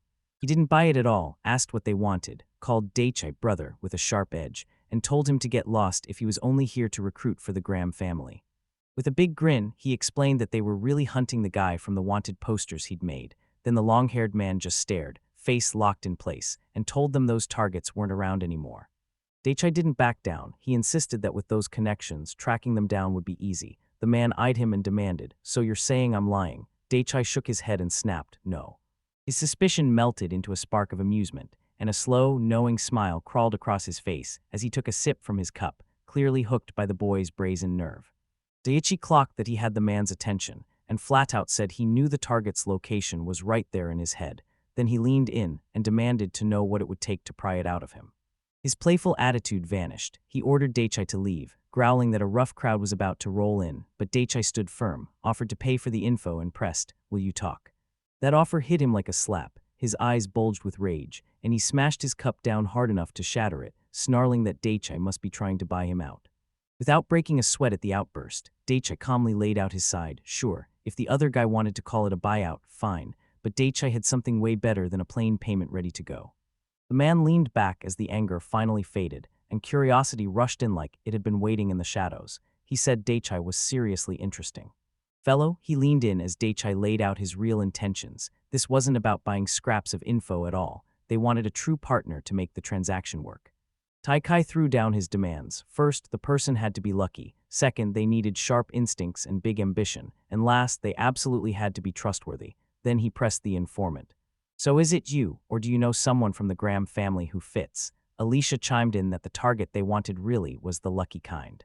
The informant paused, stared straight at Daichai, and snapped, "You're the first lucky guy I've ever met in these slums, Daichai." His words got cut off by a sudden, booming laugh, and the bewildered Daichi clutched her head, asking if he just said something weird, while the informant kept chuckling and wondered if he was, like some kind of mage. While they were talking, a new man showed up with a blindfold over his eyes, marched right up, and warned the informant. Sure, he trusted his own abilities, but dragging a woman into a place like this, that was reckless and dead wrong. Seichai's presence sharpened like a blade. He delivered a calm, ironclad warning. If anyone dared touch Alicia, Peichan would torch the whole slum district in one furious blaze, and Seichai insisted he was only saying it as a precaution. The blindfolded man snapped with rage, barking that he'd never put up with a child's words and demanding they quit beating around the bush. Then the informant shot a hand up and cut him off cold. Unfazed, Daichai leaned in and demanded how that man could be so rattled with a crowd pressing all around them. Then he made his point. The informant's confidence was real, and Alicia's calm was the real deal too. The informant's eyes widened just a bit, like he finally got the message, and their steady control proved exactly how much power they were holding. That hit like a punch to the gut. Suddenly, the informant's whole viewpoint flipped. He spun back to Daichai, called him brother, and demanded, "Tell me, is what you hinted really true?" Daichai just grinned and said, "I can't wait to team up with you." He leaned in, watching the informant nod as he accepted the terms. Then the man jerked to his feet and motioned them to a new spot to keep the conversation going. The informant ushered them out of the alley and into the building, and as Alicia followed, they both slipped past the silent blindfolded guard stationed by the entrance. Inside the new room, their guide pointed to an ornate chair and bowed, formally welcoming them into the Graham family's domain. Seated across from him, another man introduced himself, Gilbert Graham, the exact person Daichi had been hunting, and when the informant finally revealed he was Gilbert's subordinate, he turned to him and said, "All right, boss, let's make the deal." Daichi Sakura's mission burned bright, bring Earth civilization into this new world and prove it's far superior. But there was another thought burning in his mind, something completely different. His eyes snapped wide the second the idea hit him, clear as lightning. This was one of his top 3 must-dos the second he landed in this new world. That burning wish spilled out as a question to Melissa and Alicia. He straight up wanted to eat a monster. He asked if there was any monster cuisine culture, and Melissa just blurted out a confused, huh. While Alicia stayed calmer, telling him it'd probably be a bad idea, but she'd let him decide. Alicia leaned in and told me she'd heard rumors about monster parts being turned into weird medicine in a few places, but she made it crystal clear this wasn't some normal thing people did, and she even wagged her finger like, yeah, that's just plain strange. Undeterred, Daichi proudly slammed down a massive chunk of meat and told them the whole plan. He'd spotted a monster that looked edible, a huge spiky beast, then had the Materials Guild butcher it for him, asking for a cut that looked safe to eat. He talked about grilling that huge chunk of meat over open flames, and Melissa cringed the second the smell hit, totally repulsed. Alicia, of course, leaned in and asked if he'd toss in herbs, and Daichi nodded, saying he'd add them and cook it all the way through to drive off that nasty odor. He meticulously prepped it, rubbing the slab with herbs and citrus, then laid it on the grill and let it sizzle over the roaring flames. It came out like magic, a perfectly cooked monster steak, laced with crosshatch grill marks, crowned with a thick, melting pad of butter. Daichi spun to his companions and asked Melissa what she thought. She snapped, "Just eat it already." Alicia cheered him on, urging him to give it his all. Then Daichi braced himself, slammed a skill, and his chest flared as he shouted, "Body enhancement, digestive system." He sank his teeth into that cooked monster steak, chewing slow while Melissa and Alicia leaned in like something amazing was about to happen. Alicia even blurted, wondering if it would taste like chicken, but Daichi just stayed quiet, locked on the flavor. After a beat of deep thinking, one clear thought snapped into his head, and it felt painfully ordinary. Melissa scoffed and rolled her eyes, unimpressed as she said, "Because we're eating some familiar monster, the taste is gonna be plain." Then she jabbed a finger at him and pushed, "If you're so serious about monsters, try a goblin, a king ape, or a demomoris, though you better remember, you promised you'd stop after the last one." His eyes flared with pure defiance, and he snapped that this was only the start, then demanded to try the next one, earning a sharper, cutting buke from Alicia. Then an overwhelming need surged through him. He had to be reborn. That explosive announcement stunned his companions to the core. Daichi scrambled to explain, there are folks who can truly be reborn into brand new bodies, but Alicia couldn't shake the feeling it was total nonsense. With a soft, reassuring smile, he cleared it up. This wasn't about dying at all. It was about craving the chance to be someone else for once. Alicia suddenly snapped into understanding and lit up. She urged them to talk to her Auntie Cecilia, a person the whole town trusted with everything. They followed her straight to a workshop, where an old man handed Daikai a potion and warned him to brace his heart for what was coming. With a flash of light and spiraling flowers everywhere, the transformation hit like a punch. Daichi dropped his gaze in pure shock at his new body, a girl, cat ears and a swishing tail and all. His companion just stared, their expressions torn between disbelief and straight-up awe. The first wave of shock didn't last. Delight slammed in fast. Alicia beamed as she congratulated Dana-san for becoming a Payatsukedo channeler, and Melissa chimed in that his dream finally came true, then warned him not to jump to the wrong conclusions. Right after that, Daichi, now wearing long dark hair, caught sight of his cat and yelled, "Nike." The tiny creature tilted its head and looked back like it knew him all along, even after the huge change. In this new form, he cradles Nike close and careful, while the old merchant tells him, "Without Nike's usual space, you'll need to come back for the cat tomorrow. Leave it with me tonight." A thoughtful look creeps across his face, then it hits him like a bolt of lightning. He recalls the third thing he swore he'd do to escape this other world, and the cheat skill he planned to use to do it. His sudden outburst knocks Melissa and Alicia completely off guard, and for a brief moment, their faces go blank with pure shock. Still reeling from the shock, they crowd around him, grilling him nonstop. So is he really going back to his homeland? He looks away, freezing for a beat before he can answer. His thoughts yank him back to his old life, him in a tavern, grinning like the world couldn't hurt him, and he remembers what it felt like to live one day at a time, with no big dreams or bright ambition to chase. Memory slips away and he snaps back to the present, feeling that heavy, somber mood hanging over him. Then his companions watch him with worry as he softly tells them, "I'm okay." He whips around to face them, flashes a bright, determined grin, and with Nike perched on his shoulder, he declares, loud and clear, that he's done going back home. He's hunting his third purpose right here in this world. His heartfelt declaration hits like a spark, and Alicia and Melissa just stare at him with full-on admiration, so much so that even Nike seems to back it up. Just when things start to get sweet, the old merchant snaps and shoves their tenderness aside, barking that they should take it somewhere else, so he and his friends turn around and hustle out. After that choice, his life flips on its head, and a brand new chapter kicks off, packed with wild surprises. He gets thrown into all kinds of scenes, rocking everything from a maid's uniform to casual streetwear, and somehow he starts loving this new version of himself. In a dim, shadow-soaked room, Daichi and Alicia sit across from a ruthless crew, while their long-haired leader stares them down like he's measuring their fear. His eyes catch Alicia's tension too, and he mutters that crossing the Graham family was a terrible call, all the while his fists clench tight at his sides.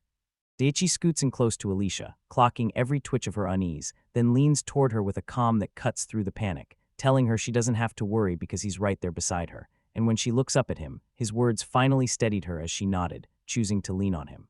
The leader watches the whole exchange like he's judging a test, and points out Daichi's face hasn't twitched once, so Daichi smiles bright and says having Alicia count on him lights a fire under him. Then the leader scoffs, "So you're just wearing a brave face, huh?"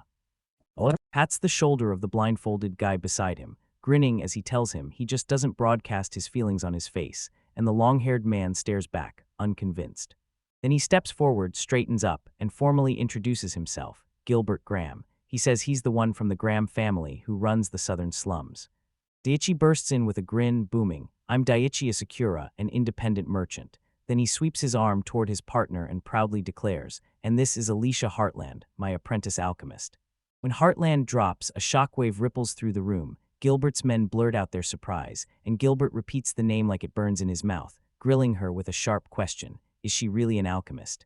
While Daichi pours the drinks, he casually asks if they know the family at all, and Alicia's great-grandmother quickly tells Gilbert that almost nobody in this country talks about the Heartland alchemists, yet she's heard rumors that one of them actually showed up in this very town.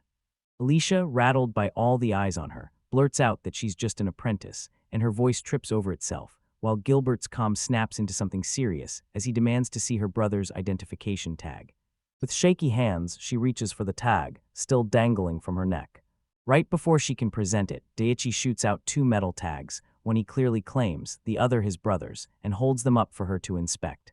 He leans in and asks Gilbert if those identification tags are enough to earn his trust. Then Gilbert goes deadly quiet, arms crossed, while a bead of sweat crawls down the blindfolded man's temple behind him.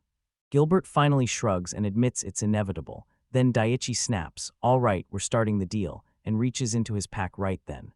He slams a long, sheathed weapon down on the table with a heavy thud, then offers it up as payment for the information.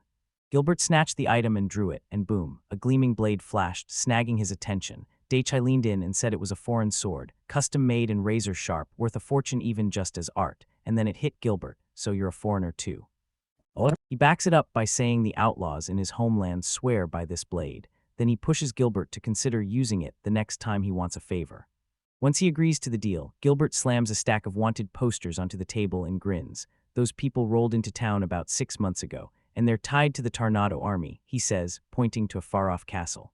As he pours the drinks, he leans in and lays it out. Over the past year, wave after wave of people from the Tornado Kingdom has poured into the city, and Daichi hangs on every word, locked in with fierce focus. Alicia, sitting right next to Daichi, lines in and demands answers. How many of them were tied to the old Tornado army, and whether he knows their names and where they're hiding.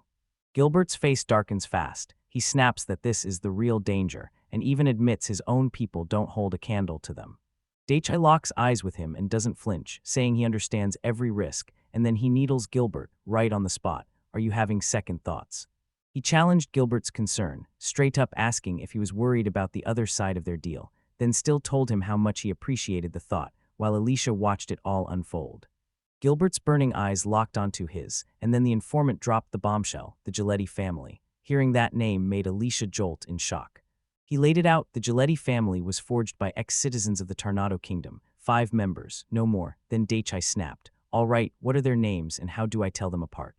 As he poured the drink, Gilbert leaned in and dropped a vital piece of info. The 5 were there, but so were more than 10 C-rank mages, all arriving from Tornado, and that's everything he knew right then.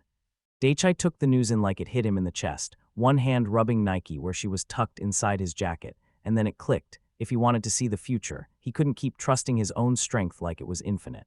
He thanked Gilbert from the bottom of his heart for the warning, and the informant grinned, saying it'd be a tragedy to let a chance this promising just slip away. And then Daichi stared back, totally confused, and demanded what he meant by opportunity.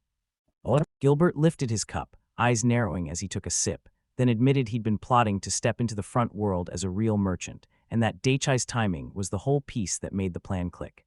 He kept talking, his voice steady as he admitted that even after climbing to the top of the underworld, the life had walls, where crime and legit kept smearing together, and he knew it was time to switch battlegrounds.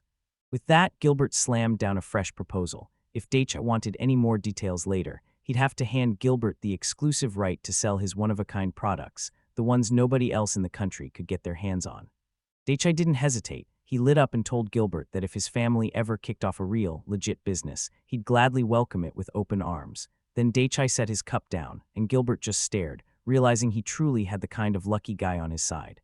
You lock it in with a hard, no-nonsense handshake, and just like that, their new partnership is officially sealed. Then he laid out the terms for him, claiming his product was priceless in this country, not something you could put a number on in coins. He warned that, depending on what happened next, it could decide whether people lived or died, and Gilbert Graham was told to remember that. Gilbert leaned in, listening hard, like the weight of that threat finally clicked into place. Once the business was done, Alicia took a quick sip, then jumped right in, cutting in with her next question: which merchant companies were trading with the Tornado Kingdom. Gilbert fired back instantly and called out the Godot company's name, no pause, no doubt. Then he admitted that Daichi's brothers looked like they were hiding something, but so far none of them had made a move. He broke down the company's latest moves, and everyone knew the Godot company had been quietly cutting back on trade with the Tornado Kingdom, while snapping up more business with Mistral, Delbia, and Chitamil. Daichi took that in, and the official story hit hard. The Noondorf and Tornado Kingdoms were locked in a rough, strained feud, the same thing the Godot company's rep had boldly said out loud. Still, Daichi couldn't shake the feeling it was just camouflage. Then he peppered Gilbert with questions about other merchant houses, and Gilbert pointed straight to the Cairo Company, warning that their trade with the Tornado Kingdom was suddenly spiking in a shady way, the exact lead Daichi's brother was chasing. Everything started clicking into place, because for the past year, trade with Tornado had been booming, either straight through Cairo's company or through other merchants who were doing business with him. Now he finally got the key difference. Sure, Godot and Cairo both looked like ordinary merchant firms on the surface, but they were built on completely different foundations. He figured that if Godot ever swooped in and seized the Tornado trade routes overnight, Cairo would get crushed, and Gilbert agreed, saying Cairo was only flashing a fake smile to mask how bad things really were. Gilbert then dropped a game-changing secret. During the Cairo Company's push to expand trade with the Tornado Kingdom, they'd quietly hired a man about 2 years earlier, Kyle. Daichi stared at the wall packed with wanted posters, and a cold certainty settled in. He'd seen every one of those faces on multiple runs. Before his thoughts could run wild, Alicia burst in beside him, her eyes blazing with delight. She gasped that it was her first time, heart hammering like crazy, while Daichi's little companion watched, frowning and wondering if this was any different from the other events. She kept grinning and told everyone it was her very first time wandering the slums and chatting with folks from the other world, then flashed a confident smile. She wasn't scared one bit, not with Daichi by her side. Daichi looked a little rattled by her confession and snapped, "So what are you going to do next?" Alicia blurted an apology for freaking him out, promised it wouldn't happen again, and said she'd come looking for his help from here on out. As they pushed on, Daichi's thoughts slipped back to his investigation, spinning over whether he should hit the Cairo or Godot Company first. Alicia clocked the shift in his face and asked if he was headed somewhere. He told her the trip to the Giletti family wasn't going to be that simple. It needed a bit more prep. Right when their feet hit a cramped alley, 3 chilling men stepped in and shut the way. One snarled for a toll, laughing at lost lambs. Alicia blurted that bad people had arrived, but Daichi stayed cool and said it was fine. Then fear flipped into fire, and she shouted that she wasn't scared because he was with her. Daichi nodded, confessing he had a duty to keep her safe, even if his nerves were twitching a little too.